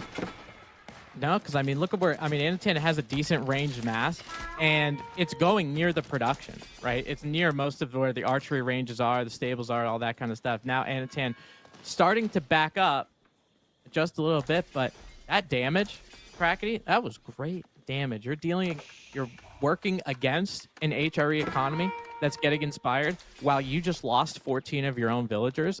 You're in for a bad time. Yeah, less than 100 food per minute for Mahodo, and meanwhile Antan's at 1400 food per minute.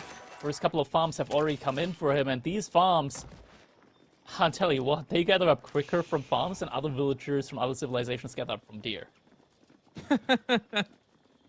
Crazy. Just absolutely crazy.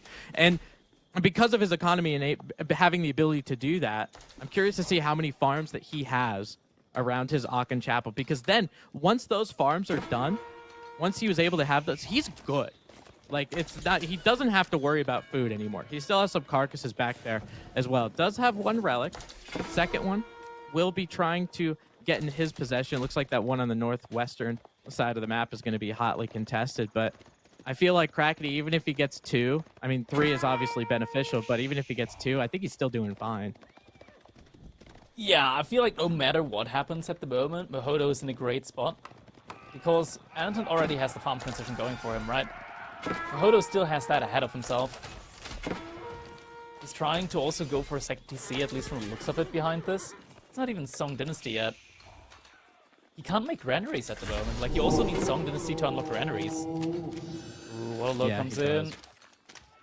Oh, I think that prelate's looking like it might be trying to take a yoink out of it, but wait, a couple more crossbows. Nope, no religious artifact for you. And that one's right next to the Chinese base. Hopefully Mahodo can scoop that up for his benefit, but he's going to be dealing with raids and raids and raids. Now, Men-at-Arms are at a good enough mass. He's got 16 of them on the battlefield right now. These Chinese villagers, they gotta find a door to walk through. Yeah, there's only one door though. And that one's gonna take him out of the game. And there it is. GG comes in. The HRE, I mean, there's a reason why this matchup has been feared for a long time, right? Like HRE versus China, it's just the timings that come in. The economy, the follow-up into Castle Age, the relics. China just has difficulty keeping up with that. And Yeah, it doesn't feels like change in the Pro Scout meta. It kind of feels like Mahodo in Chinese has a game plan, but the HRE just does it faster than you. Like, it's it's relatively a similar game plan, but the HRE is just better at it. So you end up going down. Looking at some of those resources, we could see who won that Pro Scout game. 12,000 food for Anatan, 8,000 for Mahodo. And even just with some of that gold as well, I think Mahodo trying to get that second town center, but you were right. No Song Dynasty. That would have taken way too long. And the HRE could just pull out Swabi after, I guess, right? Yeah. Here, once again, we see a great fight happening for Mahodo up against Anatan, able to whittle down the military force of Anatan. Behind this, I mean, just looking at the map, we see all of the deer icons pretty much disappear. There's only 2 remaining. And Mahodo got, like, what, 4 deer carcasses in? Maybe less? Maybe 3 deer carcasses? So all the rest went over to Anatan's side. And that is just so much food that he doesn't even really know what to do with. When Mahodo was on the berries, Anatan still had deer underneath his Archon. And that was in a situation where I believe Mahodo had a good bit more sheep in this game as well.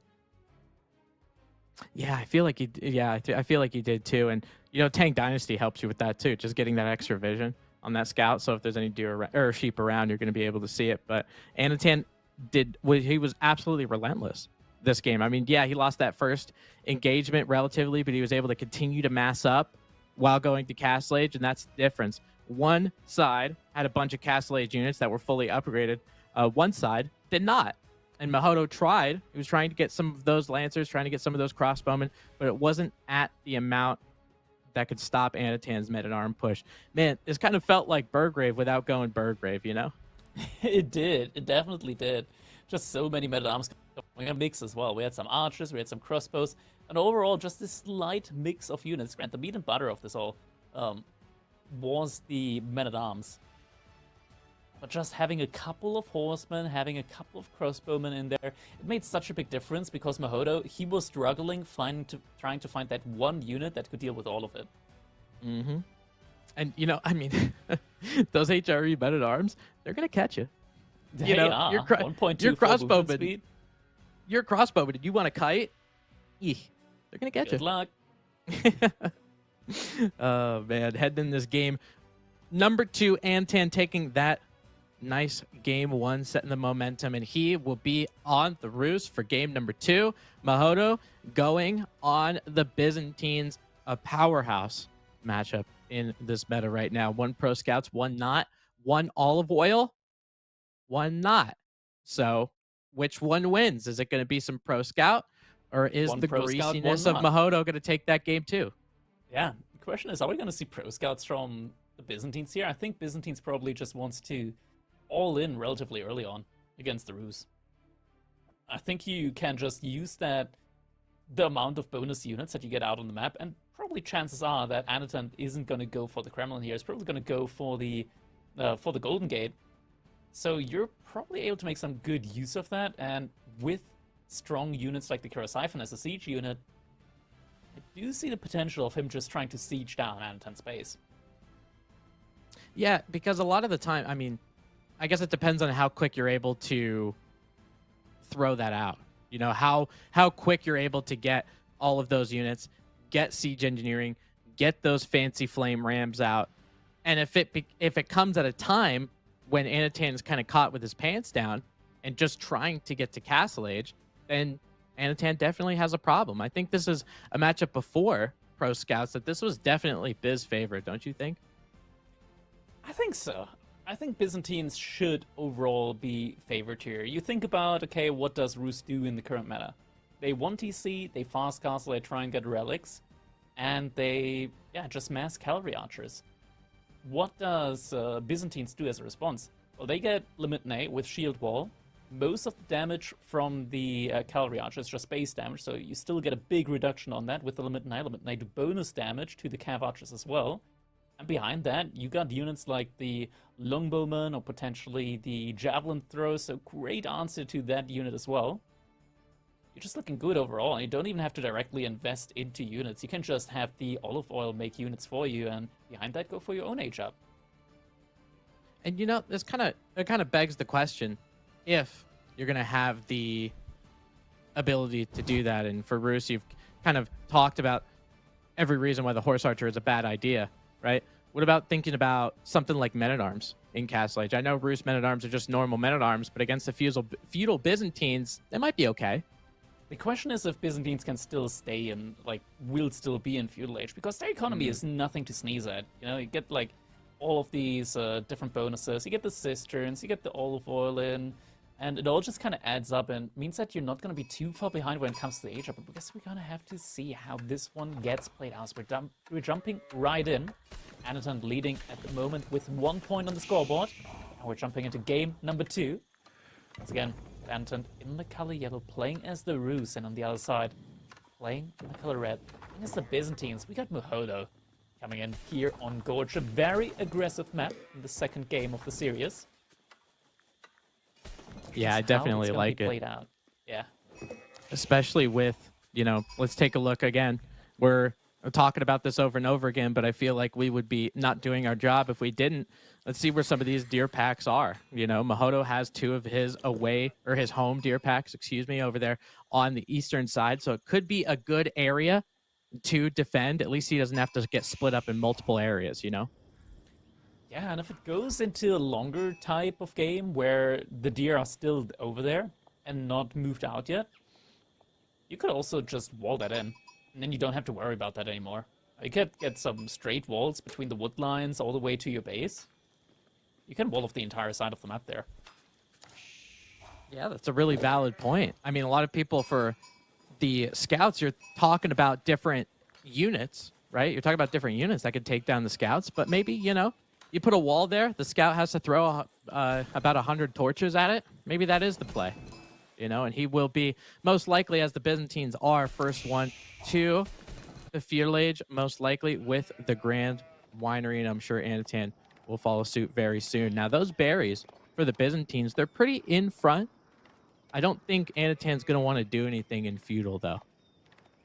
Yeah, typically Rus, they do their aggression a little bit later on. Could be that we're getting like 1, maybe 2 nights out in feudal age. But usually, at least at the moment, if we're gonna see Golden Gate, then it does kind of tend towards being a build that's more centered around that Castle Age transition. Yeah, and that's exactly what happens, as he's got 5 villagers on that thing to build that Golden Gate as fast as he can. And again, with the Rus using that Golden Gate, you have the ability to use it as a market that just gives you all the best deals, dude. You can go ahead and put 100 resources into it, and then out pops 150. It's like, oh my god, it's like a vending machine. It's fantastic. Honestly, you're kind of scamming the poor guys that are trading with you there. Yeah, I feel like the people that run the Golden Gate are rather novices in the industry. You know, it's really you're just abusing like the uneducated there. like I mean, it's like when you're buying anything. Like, you go to a gas station, they just give you incorrect change. You're not gonna say anything. I mean, you're gonna put it in your pocket and you're gonna walk away. But once you get in your car, you're gonna be like, oh, hell yeah. Oh my god. Yep. That's exactly it, right? Oh, man. Now with this getting completed, I'm curious to see what Mahoto wants to do, what he wants to go out with, and he is going to start with a wonderful barracks, try to get those Limitane out there. Anatan already has 3 scouts. He could use excess food throughout that feudal age to try to get himself a little bit extra scouts to make sure he has a little bit of area. And maybe not even in that direction, because he's pushing these scouts, trying to make sure that one deer pack doesn't need to get taken. Yeah, just being able to do it nice and early. Sees the scout approaching though from Mahoto, so he's gonna be like, yeah, nah, I'm killing him. They're not gonna walk all the way back. And, you know, even just pushing it a little bit, you know, It helps. getting it a little bit closer. Yeah, of course it helps. First Limitane are going to be coming out. I mean, especially in a situation where Mahoto went for these early Limitane, right? Like, having those deer just so much closer to your base means that once Pro Scout comes in, the Limitane don't really have a lot of room in order to stop your scouts from taking them into your TC. Oh, yeah, you're absolutely right. And because Anatan has the ability to make a lot of them, right? I mean, he's just continuing on these scouts. So for these Limitane, I mean, yeah, they're going to be on the eastern side, trying to make sure that his home deer packs are relatively safe. But this is really, it's not something that Byzantines wants to do. You know, they want to get their berries. They want to make olive groves. They don't really, like, as far as venison goes, they're okay with picking olives. Yeah, there's not really a lot of oil to be collected there from the deer, right? So not something that really fits the Byzantine diet overall. You don't even see Byzantines usually go out on the map for deer. They just make olive groves inside of the base. They're fine with that. 6 scouts already out for Ant at the moment now as Pro Scouts finishes. So he's going to go for the 7th one. With 7 scouts, you're going to be able to take a single deer pack in one run. Yeah, and I think those first 3 deer he was able to push all the way into his town center. So most of that deer pack has already been gathered. I would imagine if he has not gotten survival techniques yet, he probably will very soon. On the flip side, Mahoto did go for, I did see that contract. Was that the Western contract, the longbowman, or was that the javelin throws? Javelin throws. No, it's longbowman. No, wait, he canceled it?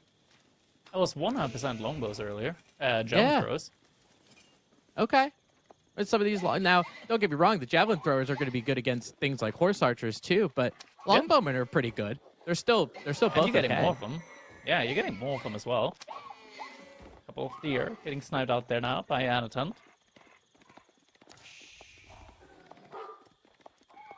Yeah, I feel like the only thing he's doing with these deer is it's gonna make him it's gonna make it a little bit more difficult for himself if he wanted to click all of them. Obviously, with all of these Limitane that are there, that would prove to be a little bit difficult to do. But at least getting a little bit of surroundings and figuring out what's going on.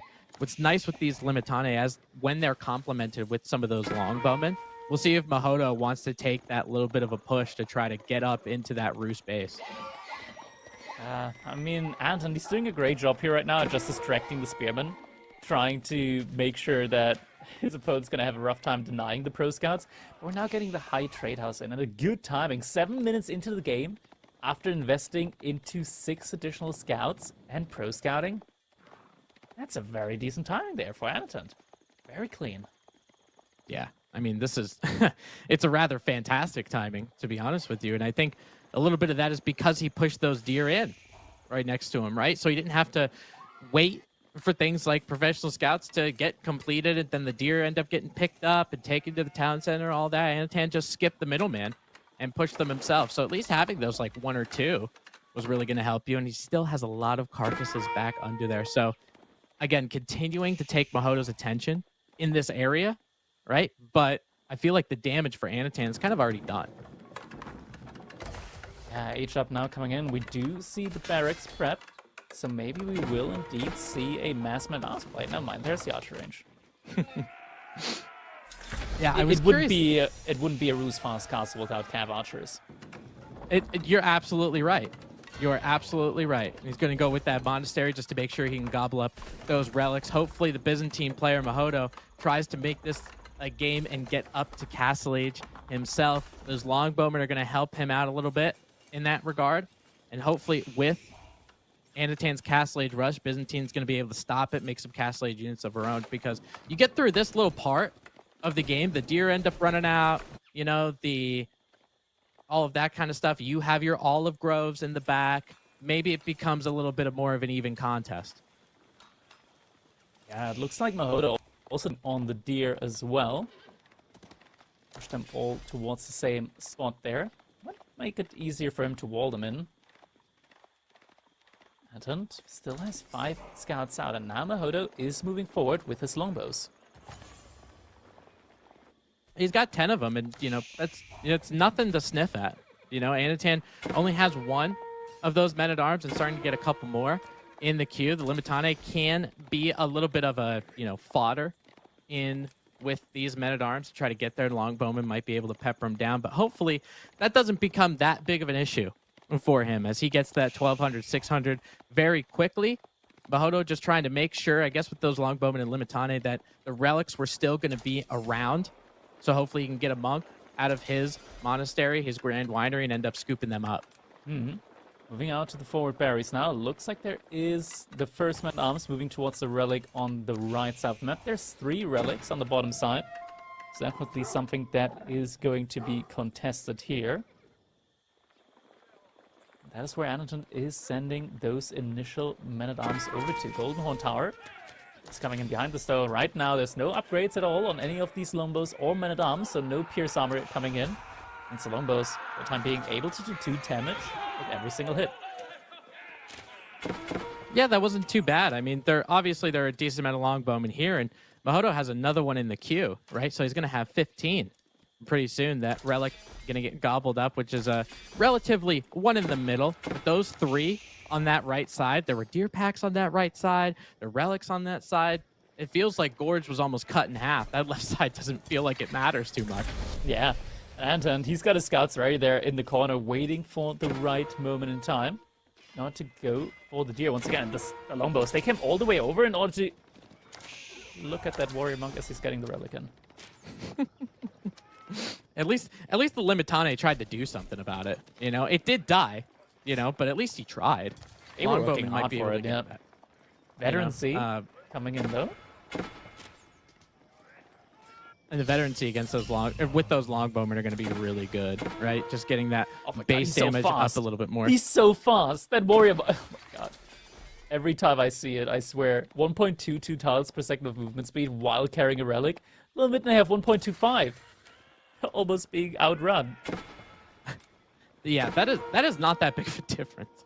And it's kind of surprising. Now, it can outrun longbowmen, assuming that it's outside of the range. So these relics continuing to be contested. And look what Anatan, he's just got 1 or 2 men-at-arms all the way in the back of Mahodo's base.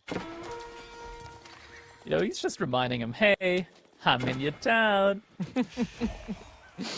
Yeah, it looks like Mahodo is going to have something to say about it. Going with Varangian Guard of his own and a couple crossbowmen, but Anatan's already starting to make a horse archer switch. He's got 7 out there right now. Limitane they're obviously deaf because that relic got picked up behind them, and they did not care about it whatsoever. There's footage coming in behind as well. I mean, those cav archers are going to become a lot more tanky in the future. The Vitnai, they're trying. They're trying. It's so close. He's running. It takes forever. It takes so long. It takes so long. Oh, he stopped. Okay. Oh. Ah. I think it was on like 1 health, so it might have taken a while, but maybe he would have got there. Now, with these Varangian Guard, they're actually proving to be a decent front line here against the horse archers, against the man-at-arms, but I feel like, Crackety, you get enough of those horse archers, they're going to rip through one of those Varangian Guard. Yeah, absolutely. Mahodo, though, he's got a good amount of longbows here, helping him out a lot. The issue is that the mobility is definitely not on the side. Entire army moves at 1.12 tiles per second of movement speed, so very, very slow. He's going to have to rely on a lot of outposts inside of his base in order to be able to move out at all. Oh, yeah, absolutely. And Anatan definitely won that relic battle. The 4th one is starting to come home if it hasn't been dropped in a monastery already. It will be. And now with that golden horn, obviously those longbowmen are going to be made, but we're going to be making some as well to try to help against those men-at-arms. Yeah. More longbows needed behind all of this. Mahodo has a decent amount of olive oil income per minute. Now is going to get a little bit more as well from that one relic that he was at least able to gather up. So that's going to be another 80 olive oil per minute for him. There we go. That's the issue, right? Cav Archer starting to roam around the back of the base of Mahodo. That's why you really need to start getting some of these outposts and even in the back of your base. Either that or walls.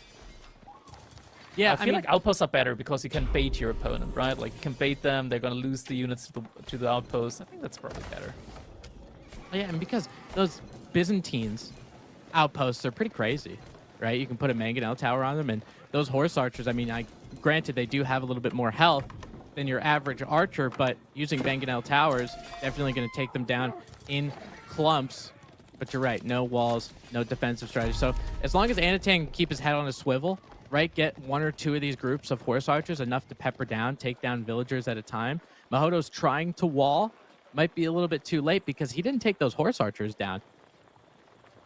Yeah, and Anatan, he did some clever pathing all the way around there. Did a good job of just running away for a long time. Might potentially find some more targets then. That's the payoff. Now fight is starting to commence there. Longbows are targeting down those cavalry archers. Cavalry archers though with Boyer's Fortitude, they're a good bit more tanky than they used to be. Not tanky enough. Cav archers at the same time also hitting the economy from Mahodo. Trying to at the very least getting a villager kill here. Woodline will also need to be evacuated. Yeah, and I mean, this wasn't the most fantastic fight for Anatan, obviously. He's starting to get some crossbowmen in. Shy away from those horse archers. You need something with a little bit more firepower, especially with all those Varangian Guard out there. So I could definitely see the crossbowmen. But continuing with those men-at-arms as the front line, now he can use those horse archers to not necessarily be in the front of the army, but use them for raiding. They're still alive out there, and peppering down villagers, just creating that idle time, means that Byzantine mass won't get up too strong, but I think we've already reached that point, Crackety. Yeah, the Byzantine mass right now definitely looking strong here for Mahodo. Longbows doing a great job, even against the men-at-arms, just courtesy of having that much pierce damage to be able to even do damage against armored units there. Have archers still existing in the back of Mahodo's base. Crossbow coming in, though, some Midnight as well. They're going to do great damage here now. It's going to be a plan up really... Anton. He needs a lot more units out, but it's really tough outmassing the Byzantines. Oh, yeah, it definitely is, especially because Anatan did use the Golden Gate to get some stone. There you go. Town center right there on the southern side. More stone to be gathered. There's a boar that's down there as well. I'm not sure if he did kill it. I'm not sure if he actually did gather from it, but he does have the potential to. So now he can kind of do a little bit of outscaling, or at least keep up with the Byzantine system. Yeah. Second TC, I mean, we're now at this point in time where Pro Scout is going to start to fall off, but we're also seeing a second TC coming in from Mahodo. So both players at the same time, without scouting out from each other, are going for a second TC. Yeah, that's interesting. I mean, we have seen Roos around this time do a second town center a little bit delayed. They get map control, they get the relics, and then they can just kind of sit back with a town center and do some stuff. Byzantines, Mahodo might notice that, might know that that's a Roos strategy normally, and going for that town center. And notice, no pro scout, right, from the Byzantines. He's like, I don't need pro scouts. I'm just going to drop a town center right on that deer pack. And there's still a lot of deer remaining there, so still great food source to be found over there. Got a good amount of olive groves as well, so olive income, oil income, definitely looking decent for Mahodo. And said he is still going to be able to get a lot of these longbows in, and longbows is exactly what you want up against the cavalry archers, up against crossbows. With your own crossbows as well in combination, you're going to be looking good. If he doesn't move, you can't see him. Nope. Can't see him at all. Did a really good job, those villagers did, pulling that pork over there on the south side. That's a lot of bounty for a Roos player. 220 gold essentially for free. Now it depends on how you want to translate it. With this army composition, Anatan continuing with the men-at-arms, continuing with the crossbowmen. It's a food-heavy macro, or it's a food-heavy army composition, I should say. But if there's any civ that can do it, it's probably this one. Yeah. 100% crossbows. Starting to get some connections in, as there were a couple of men-at-arms trying to go for raids. Mahodo not pulling the villagers back, is going to lose a couple of them. 2 going down. The army count still definitely looking in favor of Mahodo. Yeah, it definitely is. And it's funny because both of these players, in terms of making units, are around the same, right? With Varangian Guard and crossbowmen, men-at-arms and crossbowmen on the other side. But the difference is the heaping pile of longbowmen that you got for olive oil, right? So being able to continuously get that olive oil stuff, those groves around the winery most likely have been completed. If they have not already, they probably will be soon. Plus that second town center. I mean, this is the kind of the start of the game where the Byzantines, that late game powerhouse, starts to shine. Yeah. I mean, this is the moment now, right? Like Mahodo, he's got the military lead, he's got a good amount of resource still in the bank. If he's able to put that into units now, if he's able to outmass Anatan in a major fight, he could be able to pull through. But right now, both players just walling up against each other. I'm not sure. Have they been practicing against each other here? Because the playstyle so far was very similar, right? Yeah. Oh, yeah. They're just hanging out. Now, 20 minutes into Gorge, and this is usually supposed to be this quote-unquote aggressive map, right? Because there's so many different areas of pocket resources that you can raid. Well, all of these gigantic walls have something to say about it. I think Anatan did pretty good in terms of using men-at-arms as a raiding unit, creating some villager idle time. He was able to kill a couple, but overall, Mahodo pretty good with the defense. Look at that. Oh my god, Crackety, we're seeing Springles. It's Rue Springle time. It is indeed. First Springle is coming in, but Springle's not doing too well up against those longbowmen. Definitely something that can be dealt with. And he's got a great amount of food income right now, up to 2,000 food per minute here. Mahodo not quite there yet, but the Olive Grove transition is well on its way as well. He's still mostly on deer though. You know, it's kind of, yeah, I think I'm going to call that as a misclick for Anatan, because now he's starting to go with some mangonels. With all of the longbowmen and the crossbowmen and stuff here, I mean, obviously the melee infantry is important to deal with as the Byzantines, but having a mangonel dealing with some of those longbowmen that are continuously kiting you, looks like Horsemen trying to get a little bit of a flank around the back, take care of some of these longbowmen. I think, wow, this Byzantine player, I don't think the front line's there for him, Crackety. Yeah, it's not that much. That one Springle definitely been putting in overtime, but longbows are hiding back behind all of that. It's just a lot of men-at-arms. Over 30 men-at-arms. A great front line here. Wasn't quite enough crossbows in order to deal with that. Now longbows are going to have to retreat. Wasn't all the military as well from Mahodo. Yeah, no, we're going to see some rounding out the back if we watch that retreat. So Anatan trying to shore up some of his resources back home. Yeah, it looks like Lod. There's a decent amount of crossbowmen in that back end, so but the men-at-arms are going to do a good job against those longbowmen. They're going to be trying to kite them down while not taking too much in the way of damage. So obviously good choice by Anatan. Warrior Monk not being very religious, and he just committed murder. Longbowman behind us still on the retreat. Granted, there isn't a men-at-arm front line right now, so hiding back. He's going to provide Mahodo with a lot of value if he gets the shots out that he needs to. Mangonel outpost, that's going to be dangerous. I think not something that Anatan might want to dive, at least not with the crossbows, but the men-at-arms could. And I think especially because that outpost is not fortified, right? You might be able to take a decent amount of torches and take them down. It's kind of funny because obviously those mangonel towers can pack a punch, but they are relatively easy to take down. And Anatan obviously feels like he's ahead in this match right now. Oh, I thought he was going to go for a trebuchet. Okay, more mangonels. I'm trying to take down some of these walls and some of these outposts. So once you get rid of that Byzantine defense, you're going to be in a good place. Yeah. I'd agree with Anatant being ahead. Look at that, the Mangonel, he just ground attack there. Isn't quite able to move that with the Mangonel. That's gonna get taken down. Placement, fortification is coming in just in time.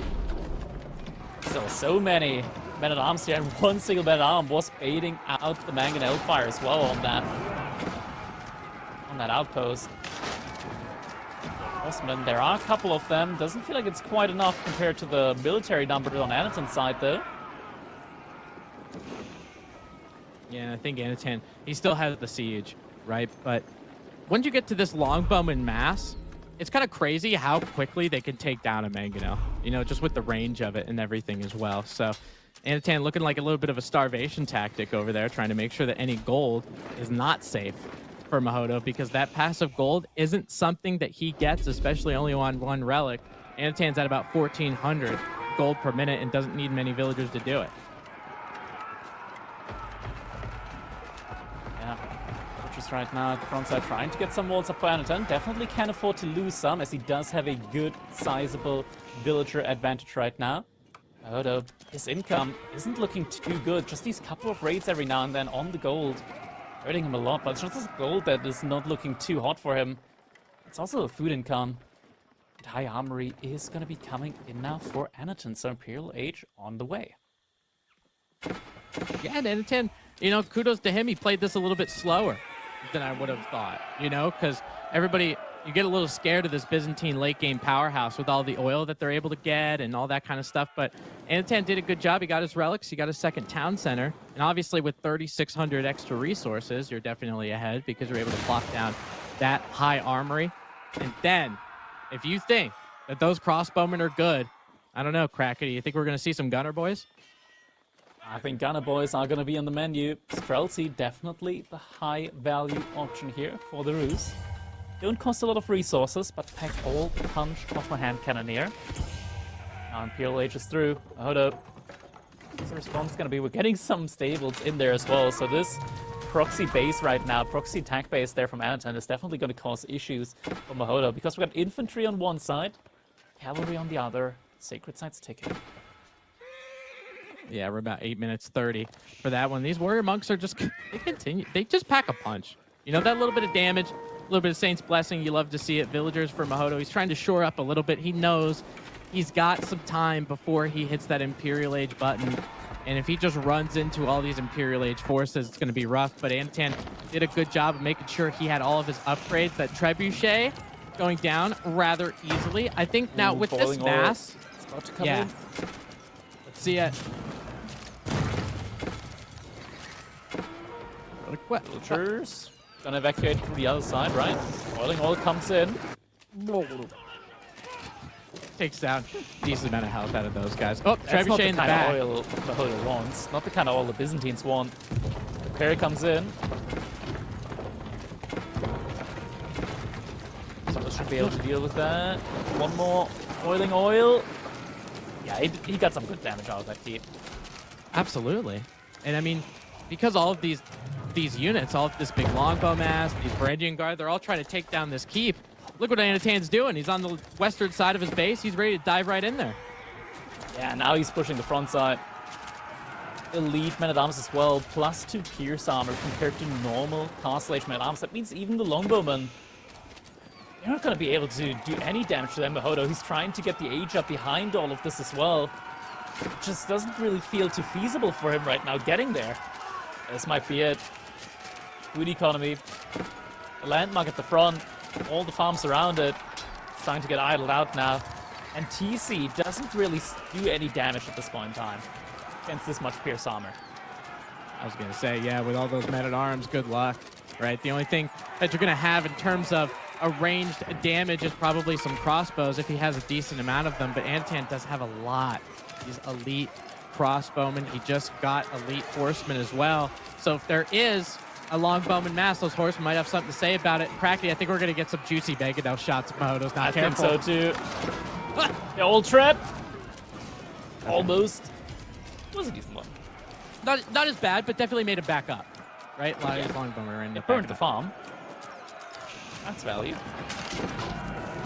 Look at all. Oh man, this is rough for him. I don't know if Anatan did get adjustable crossbars, most likely not based on the way I saw that hit kind of go. Mahodo going with the foreign engineering company and spent all of that resource into that building. I feel like he might get overrun.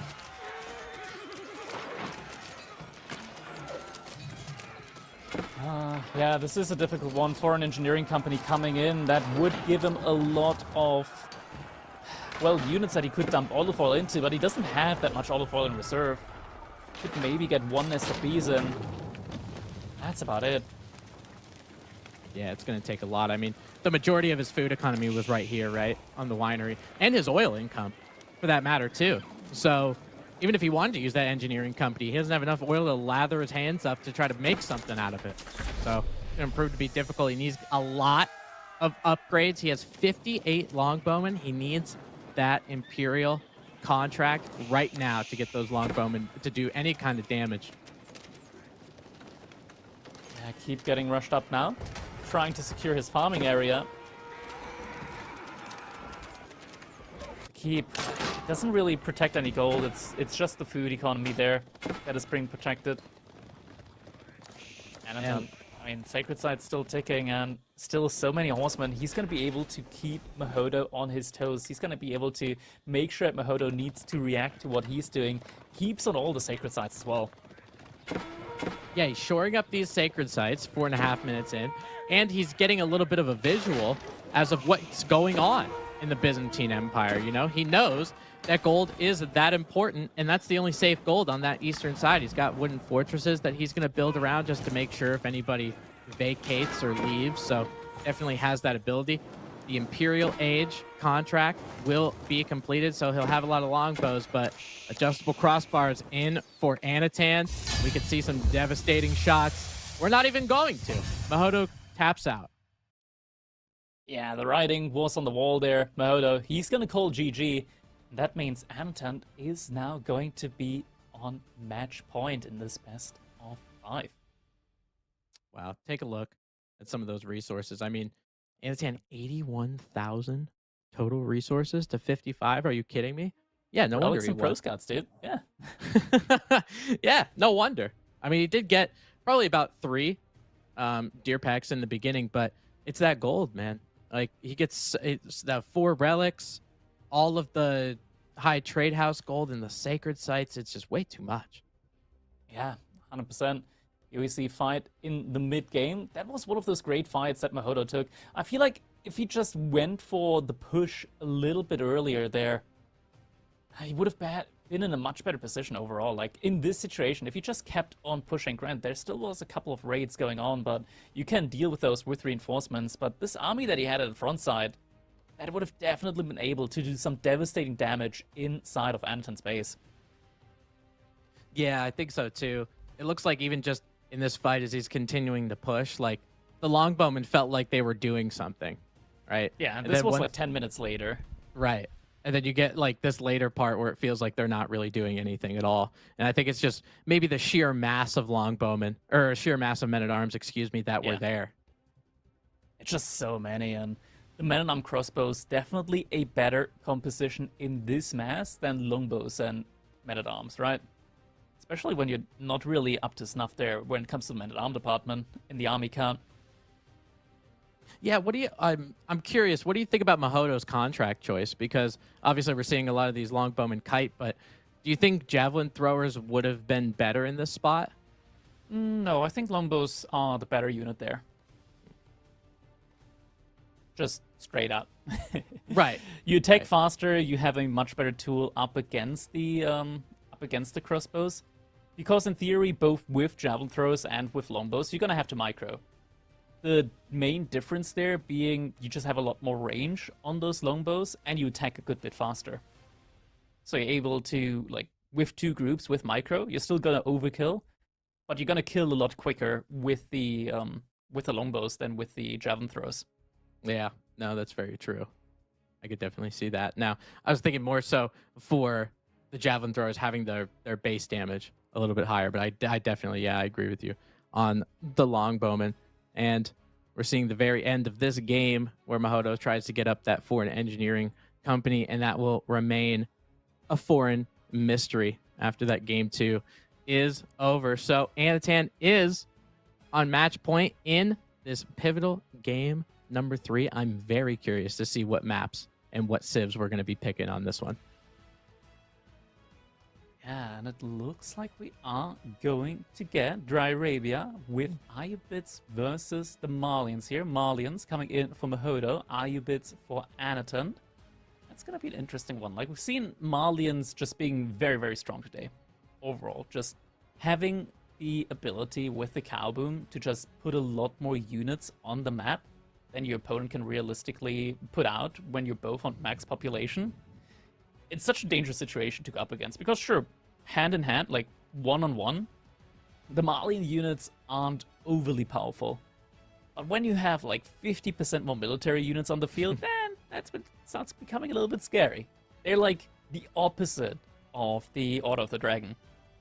Yeah, absolutely. You just have more of them, right? So it's for Order of the Dragon, you're talking about more quality. Malians, we're talking about quantity. Let's see the quantity that Mahodo is going to be able to push out. His back is against the wall in this best of 5. It's win to stay in. Anatan's trying to move on with this one as the Ayubids. Now, when you're going up, Crackety, when you are the Ayubids and you're going up against the Malians, excuse me, what kind of unit are you thinking about? What kind of unit do you want to start with?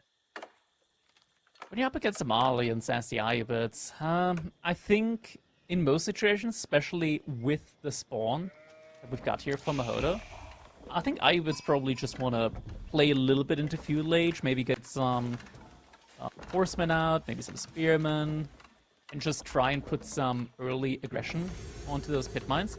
You can't really lean too much into the Desert Raider, I want to say, mainly because the both the Dunzo and the Javelin Thrower both counter them out quite effectively. I think you could definitely make use of a little bit of early aggression as well, because if you're able to just bide a little time in Feudal Age, do some damage to your opponent as well, if you're able to get up to Golden Age Tier 2 by the time you hit Castle Age, you're going to be able to get upgrades in very, very quickly. Yeah, that certainly helps the transition. You're absolutely right. I'm pretty sure it's 20 buildings, is that correct? For getting up to that age 2. Should be. And wait, okay, we are getting Culture Wing in, and it is going to be Advancement Wing as well. So, yeah, we're probably going to see some very quick aggression coming out of Anatan here.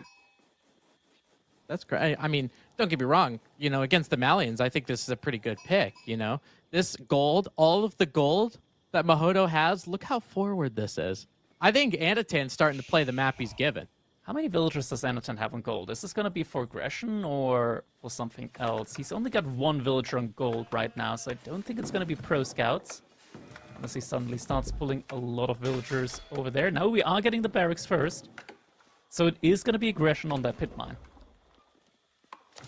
Yeah, I mean, you have that first gold that's forward, the second gold that's forward. He has 1 back gold on the southeastern side of the map, but it's kind of wild, you know, having this advancement wing. Obviously, he's going to get up very, very quickly. The Mansa Quarry isn't going to be done for probably another minute or so, maybe even longer. So, I don't know. Anatan looks like he's going to try to cook. Let's give him a pan, let's give him a spatula, and let's see what he can do with it. Yeah, no olive oil needed this time. He's cooking it raw. Wait, is that a villager? Okay, villager moving out as well. So we're getting an outpost. Yeah, this is just going to be early aggression onto the pit mines. 3-minute age up. Spearmen on their way. I mean, do you even need the age up then? If you could have started doing this in Dark Age. I guess now your opponent doesn't see it coming and didn't prepare his barracks. Boom! That's the reason. we got hardened spearmen out here, dude. Okay, not just regular Dark Age spearmen. They're hardened. Very hard. Pause. Yeah. Just, you know what? Just let it go. You can take over. That's enough for me. So yeah, it looks like we are gonna start seeing some early aggression coming in from Anatan. Oh, we are getting a villager pull as well. Oh no. Oh no, you don't want to pull villagers into this many spearmen already. Oh no. Oh, he's pulling even more.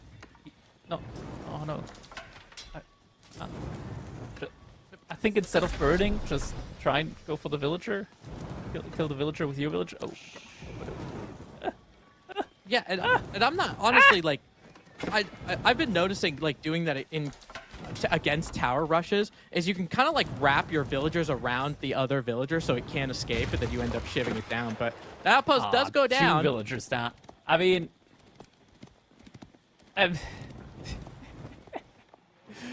oh god, that's 2 villagers down now. And what's Anderton doing? He's just gathering up a little bit more wood. He's gonna go for another outpost. Yep, and archery range coming up for Mahodo, so definitely going to be going with archers. Obviously, makes a lot of sense with that outpost that is going to try to get created now. If you're careful with this micro, maybe Anatan can ward off. Oh my god, it's a javelin thrower. Yeah, not the unit I would have expected. Oh god. Oh god. These guys are pissed. They're so mad, dude. They're going to be trying to take down that tower. Every Malian villager, well, most of them anyway, is going to be running over here. 1 javelin thrower and 1,000,000 torches.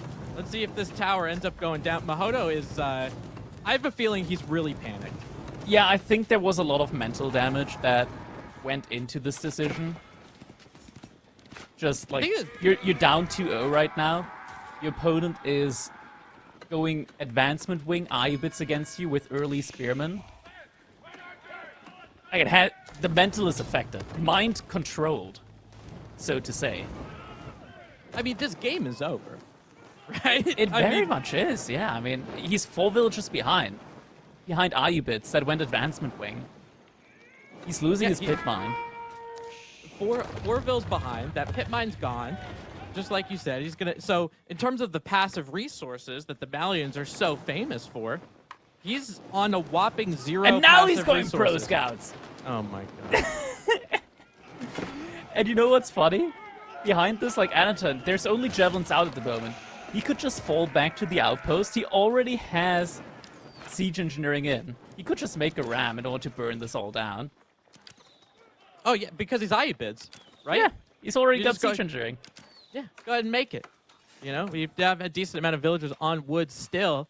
He's got a little bit on stone, most likely to try to get like arrow slits or some kind of fortification for it. But this definitely put a massive wrench in the Malian game plan to the point where I don't think Mahodo really knows what he's going for. The southeastern pit mine will now get completed, but Anatan probably scouted every gold mine that's around here and knows that this is probably the only safe one.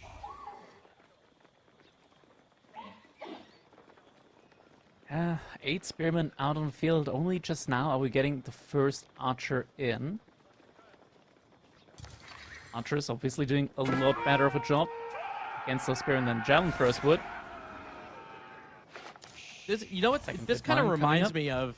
This kind of reminds me of how the Mongols play, right? You're so consumed with what's going on in your own base, you're not thinking about what's going on behind it, right? So Anatan going with that pro scouts just means, yeah, you're dealing with spears and towers and all this stuff. You're not really thinking about what's going on the outside of the map. You're going pro scouts. You don't even have one right now. So Anatan's going to be able to scoop up all of these deer. Yeah, I mean, there's nothing really that Mahodo can really do at this point in time against it. He's going for his own pro scout now, but the deer are already on the way back from Anatan. He's taking them. Well, he doesn't have a scout. He could get pro scouts. He can't pick up anything. This isn't pro scouts. This is amateur scouts. Oh, there we go. There's the stable. Gonna need something. Yeah, this hurts right now. I mean, this is a very difficult spot to be in as Mahodo. You're down 2-0. You're put in a difficult position now. It's one of your first tournament appearances in a major tournament. Nerfs obviously do play a role here at this point in time. So with that early villager pull, psychic damage has been done. Yeah, and I think that was kind of the biggest hurdle for Mahodo. It felt like he really, when you're dealing with a tower rush, you know, I kind of feel like it's put up or shut up, right? Either you go find a different gold or you get attack and get aggressive with it. He chose the aggressive route, but all of those villagers that ended up getting lost and those torches being hit, that idle time was just way too much. So now he does have the Warrior Scout upgrade. Pro Scouts has been completed, so he's going to be looking for some safe food. Let's just see if it's enough food, because both those deer packs, Crackety, they're on opposite sides, but they're both forward. Yeah, they are. They are, well, to the sides-ish, but definitely forward from Mahodo's point of view. Definitely not easy to get onto them, but he's having trouble just keeping up with the military mass. Looking at the income here behind all of that, Mahodo, it's fairly similar overall. But Ananton, he's just got so many resources left in the bank as well. He can easily afford an age up within the next minute, half a minute even. Yeah, and I think that's exactly what he's going to do. You know, but he does have enough food per minute to continue with a couple more horsemen, which he did. He'll be adding an archer or two, because most likely he's expecting the Donzo. But getting that pit mine down, this probably the only safe gold that's there. Going to be quite the issue. Mahodo using Warrior Scouts, trying to get some deer, not being as effective as he might like. And then all of a sudden, Castle Age is going to come up in a minute and a half, and Mahodo is going to be down a mile. Yeah, this is a really, really tough one. At least he is getting some deer in underneath his base, but age up has been just clicked for Ananton. Can we quickly check the House of Wisdom, see which one it is? I think it's going to be Eco Wing Growth, but could be something else. No, it is going to be Economic Wing Growth here. Coming in for Ananton. So 7 villagers coming his way in just a little bit. Wow, and look at this, even a little bit of a cow boom as well. Mahodo in the back. It's actually no slouch at his food per minute. He's doing pretty okay. And then all of a sudden, we're going to see some of these cattle come up, but those are resources that I feel like you just kind of need to either stay alive or go up.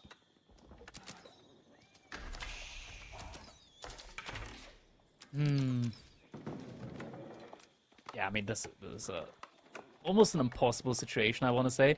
Mahodo, he is getting some cattle in behind this. Tries to go for his own cattle transition. It's not that many yet, though. No, I think he's just incrementally putting them, you know, maybe just a little bit. He's not going full scale onto those cows. So red meat, not necessarily on the menu totally yet, but if you're Ananton and now that you're going Castle Age, that Warrior Scout is going to go down, what unit are you thinking about making here? I mean, he's got an archery range, he's got a stable, and he has a barracks. He can make anything he wants. I mean, for Ananton, honestly, he can just start pumping in Golem compared together with archers. Pretty much anything armored with archers together is going to be the way to go for Ananton. For Mahodo, on the other hand side, I don't really see too many options for him, as right now he is really just investing a lot into his cattle as well as like his own age up potentially. But the timing is going to be very, very off for him. When it comes to the units that he could make overall, it's just Musafadi warriors and javelin throwers, some Donzos as well. Those are like the main units that I would expect to be seeing from him. Yeah, I guess, you know, that makes a lot of sense just because of how squishy those Musafadi are if you choose to spend the resources on them, and those Gulams are going to have free reign over that area as well. But choosing a little bit something different, going with Camel Lancers, I kind of feel like you're at this level that he's not going to have enough Donzos for you anyway, for the most part. So if you're going to be able to pump those Camel Lancers out 3, maybe 4 at a time, you have a good spot. But Grand Fulani Corral coming out with just a triad of those cows. Ooh, Horseman trying to look for burn through. The units from Mahodo are gonna be there to protect up against that. First Camel Lancers coming in, lots of Camel Lancers out as well. Mosque already built, first Dervish in queue. And I'm gonna start getting some of those relics in. The opposite front side, I mean, protecting pretty much, or rather denying, 2 of the gold mines in front of Mahodo's base. It's been very difficult for him to get the gold that he needed in order to get the cattle out. We are seeing a switch up into Sofa Musafadi now from Mahodo. He's gonna need a lot of them. Yeah, no, he absolutely is. And gotta remember with these Sofa, like, I get that they have imported armor and whatever. They get a little bit of increase, melee armor and ranged armor. The Campbells still provide a little bit of unease. I feel like they're not going to pack the punch that you necessarily want them to. The Musafadi that are coming in with it, though, are going to be those damage dealers. So we'll see if he does end up having the mass to deal with it. But that Camel Lancer, no ranged armor. He doesn't even care. He's just diving right in. Krakeny ends up What's going going on here? We having a party? Yeah, and then quickly learned the result of that party. It looks like there was too much Kool-Aid over there for him to be drinking, but continuing to push on those. And just like you said, Krakeny, adding some of those archers against the Malians. Archers are your best friend. Oh, and Anton, he's looking out for that relic. He wants a safe relic from Mahodo. That is so cheeky and so heartbreaking for Mahodo at the same time. Yeah, he's not defending that one. The Dervish, it's just picking it up and running away. Look at that thing. Oh my god, that Dervish wobbling around. It kind of does remind me, just based on the speed of it, of course, it kind of reminds me of Warrior Monk kind of thing, obviously with no attack to it, but it does have the same speed when it has a relic in its hand. Yeah, it's a quick one. It's a quick boy. That means that Anaton, realistically, is going to get all 5 relics in this game. Yeah, I mean, Mahodo's stuck in his base, right? Every time he tries to come out, there's that outpost over on the front side. Maybe he'll finally get a chance at torching it down, but it is fortified. Might prove to be difficult. Imported armor now coming in for Mahodo, so we'll be able to deflect a lot of that archer fire, but Camel Lancer's making the front line. Anatan's starting to add some siege. That's our first Manjanique out there. First Manjanique of many, for sure. As we do know, Anatan, he loves those heated shots. Those incendiary shots from the Manjanique. Those can do some real damage to the Malian economy. Not just to the cattle, but the houses as well. Housing infrastructure. All the production buildings are forward as well. Yeah, Anaton, he's just gotta burn them down. Yeah, he's like Nero in Rome right now, looking at all the potential cinder in front of him. Oof, Sofas take a flash with those Camel Lancers and a little bit of Horseman. Not really too great, but did end up staying alive. That Manjanique. Look at the flip. Oh, yeah. Look at those. Oh, yeah. Goodness gracious. Great balls of fire, let me tell you. That's a barbecue if I've ever seen one. Mm-hmm. Oh, wait. Oh, you want to see barbecue? Wait till he gets to those cattle ranches. Getting that prime Wagyu beef roasted up on an open flame. Yeah,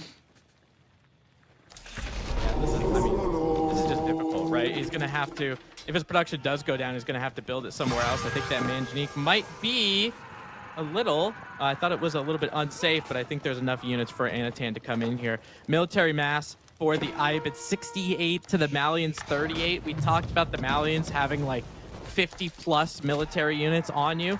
Mahodo isn't able to really build that up as much as he'd like. Yeah. Second Manjanique now coming in. That's a great attribute of the Manjanique, just kind of like combining the power of a Trebuchet and a Mangonel.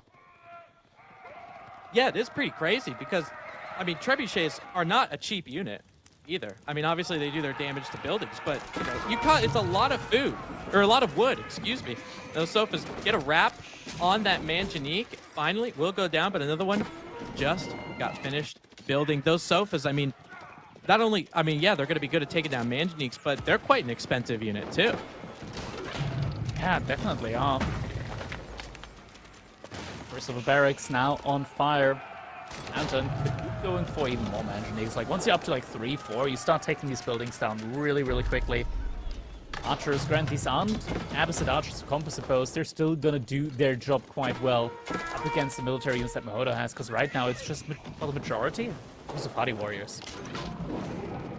Yeah, it is, and it looks like Malians could be trying to get their own siege to try to combat the Anatan siege, so having Mangonel against Manjanique shooting rocks at each other might prove to be beneficial. But definitely, with how many archers Anatan has, right, and he's continuing to pump them, this is age-old Ibids, man. Get to Castle Age, get that power spike, and just close the game out. Yeah. Under repair coming in on that stable. That's another issue with this Manjanique, right? Because some of the fire shots are gonna hit your villagers that are repairing. So slowly but surely you are going to take damage on those villagers as well. Every now and then some shots do land.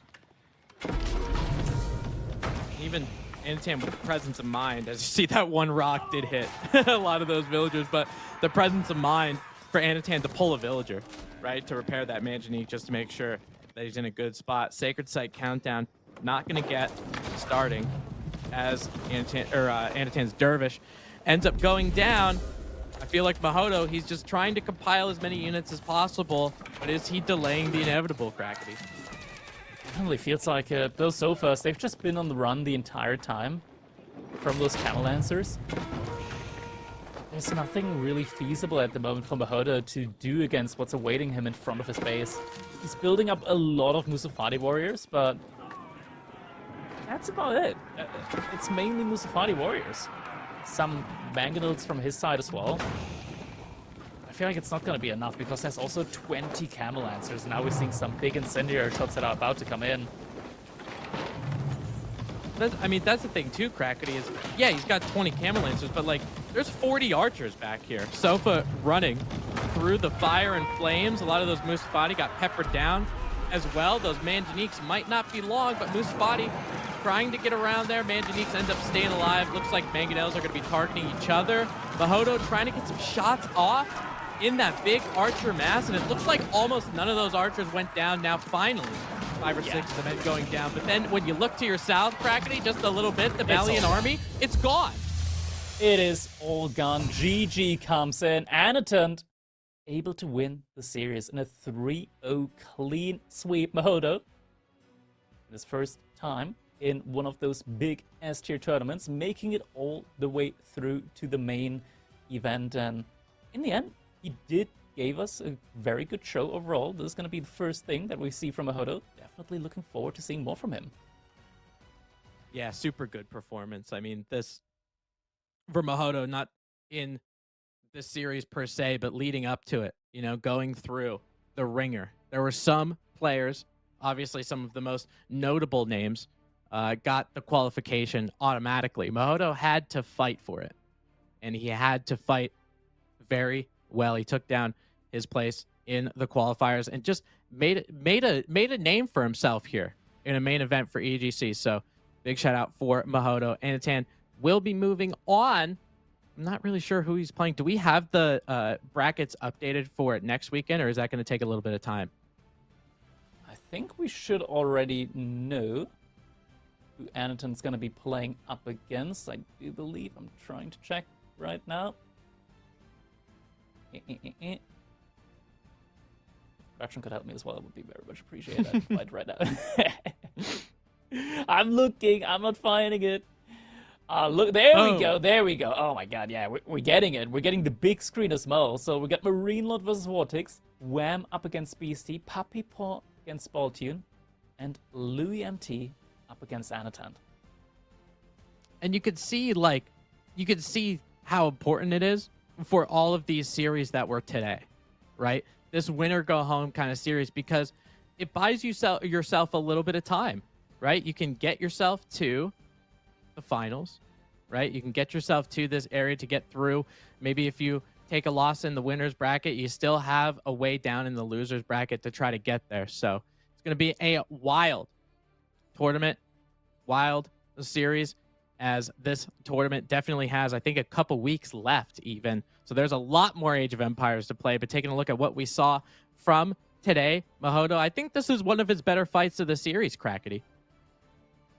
Yeah, I think this as well. Like, this fight from Mahodo really showing off that he does do a very good job when it comes to the micro there, when it comes to decision-making in these fights. I think for the most part was just, like, the decision-making in the game when it came to the macro play, the HRE, and I really enjoyed what we saw at the beginning of that game, where Anatan, he took those spearmen, and, you know, he just took his enemy steer and lured them all the way to his cliffside. Mm-hmm. Yeah, I think we're seeing a little bit of an idea of what to do against some of that stuff. So kiting your own deer is obviously going to be beneficial, and that's something that the top of the top are going to be able to pull off, right? They have some of the best micro and some of the best situational awareness that Age of Empires 4 has to offer. And speaking about that, Anatan had all of those men-at-arms. He knew that was going to be the play to end the game, just funneling men-at-arms in that game number 1 in a spot where I feel like Mahodo had a decent chance. And this second game that we saw on Gorge, the amount of men-at-arms from the Roost, not something I expected to actually say today. All of these Roost men-at-arms being the MVP. Yeah, it's just so many of them. Up to 35 now. 35 from the Longbowman as well, but that's not the direct counter. The Longbowman does a great job in numbers, even against armored units like the Men-at-Arms, but if you don't have the number advantage, all you can do is kite back.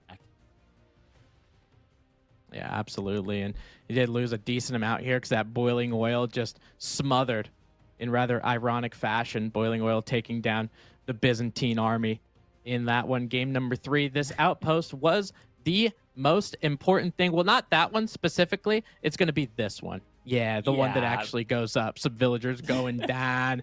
Some villagers, some spearmen getting their pokes in. This was devastating. It was. It absolutely was. Then through the end, we had that last big fight. Lots of Musafadi warriors. But Musafadi warriors just aren't quite what you need when you're faced against this many archers and camel lances, and still Manjaniques coming in with their shots as well.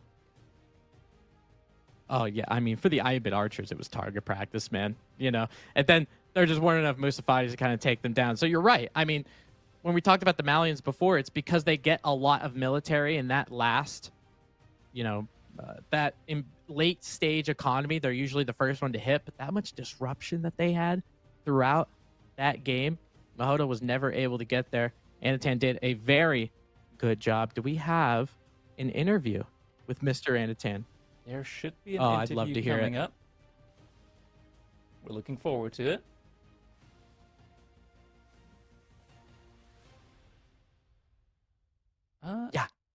Yeah, we're gonna throw to it. All right, we're jumping straight into. Oh, hey Vortex! Glad that you're joining us right there. I'm just kidding around. Anatan, congratulations! You're through to the playoffs. How you feeling, man?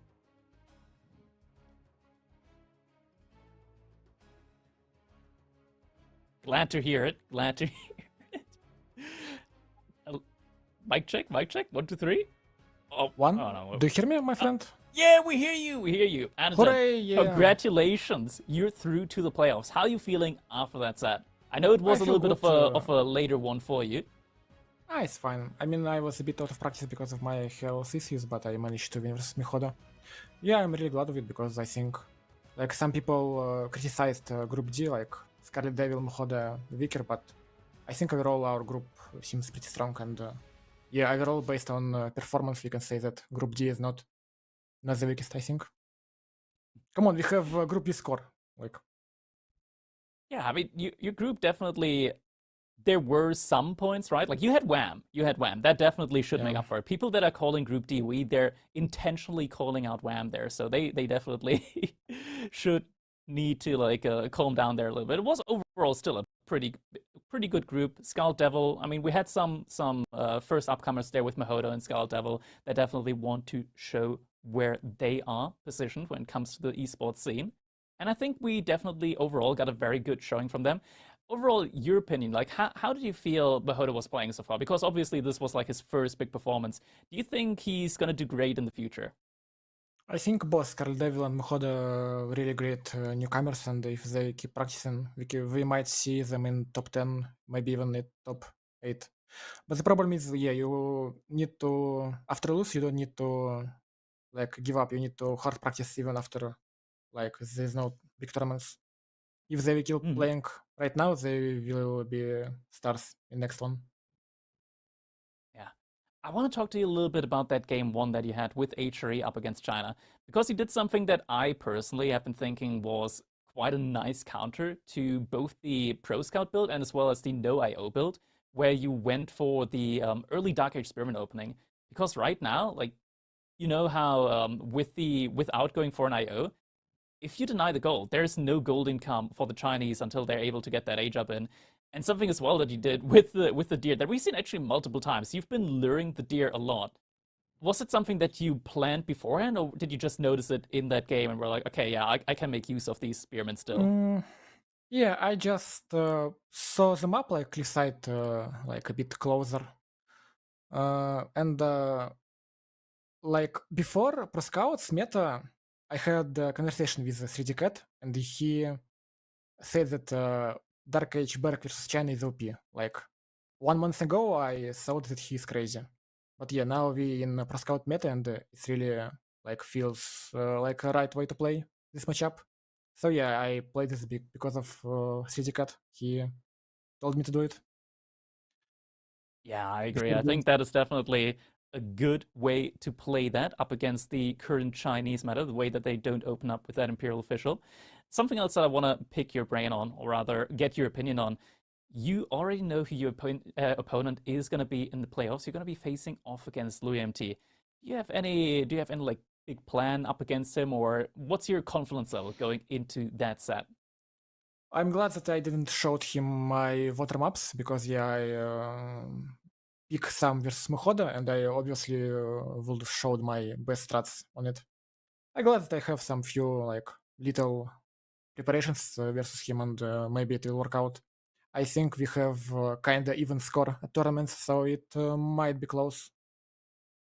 Interesting, interesting. So definitely something to look forward to. Annotant, I don't want to keep you going here for too long. Don't want to hold you up. Thank you so much for playing here today. We're going to be looking forward to seeing more of you in the playoffs. Thank you for being here. Yeah, thank you a lot. Hopefully we'll like discuss yeah, some controversial things in our community. Hopefully we'll agree that some like stuff should go another way. But yeah, overall, I like what is going on, and hopefully it will be a continued feature. Yeah, likewise. All right. See you on the next one. Let's continue on with the show in the meantime. The show that is, however, about to end because this was indeed the last set of the day. We had some great sets coming in here today. Definitely a lot of very good games that have been played. Thank you guys so much for watching. And yeah, I mean, Tim, do you have any closing words here for us today?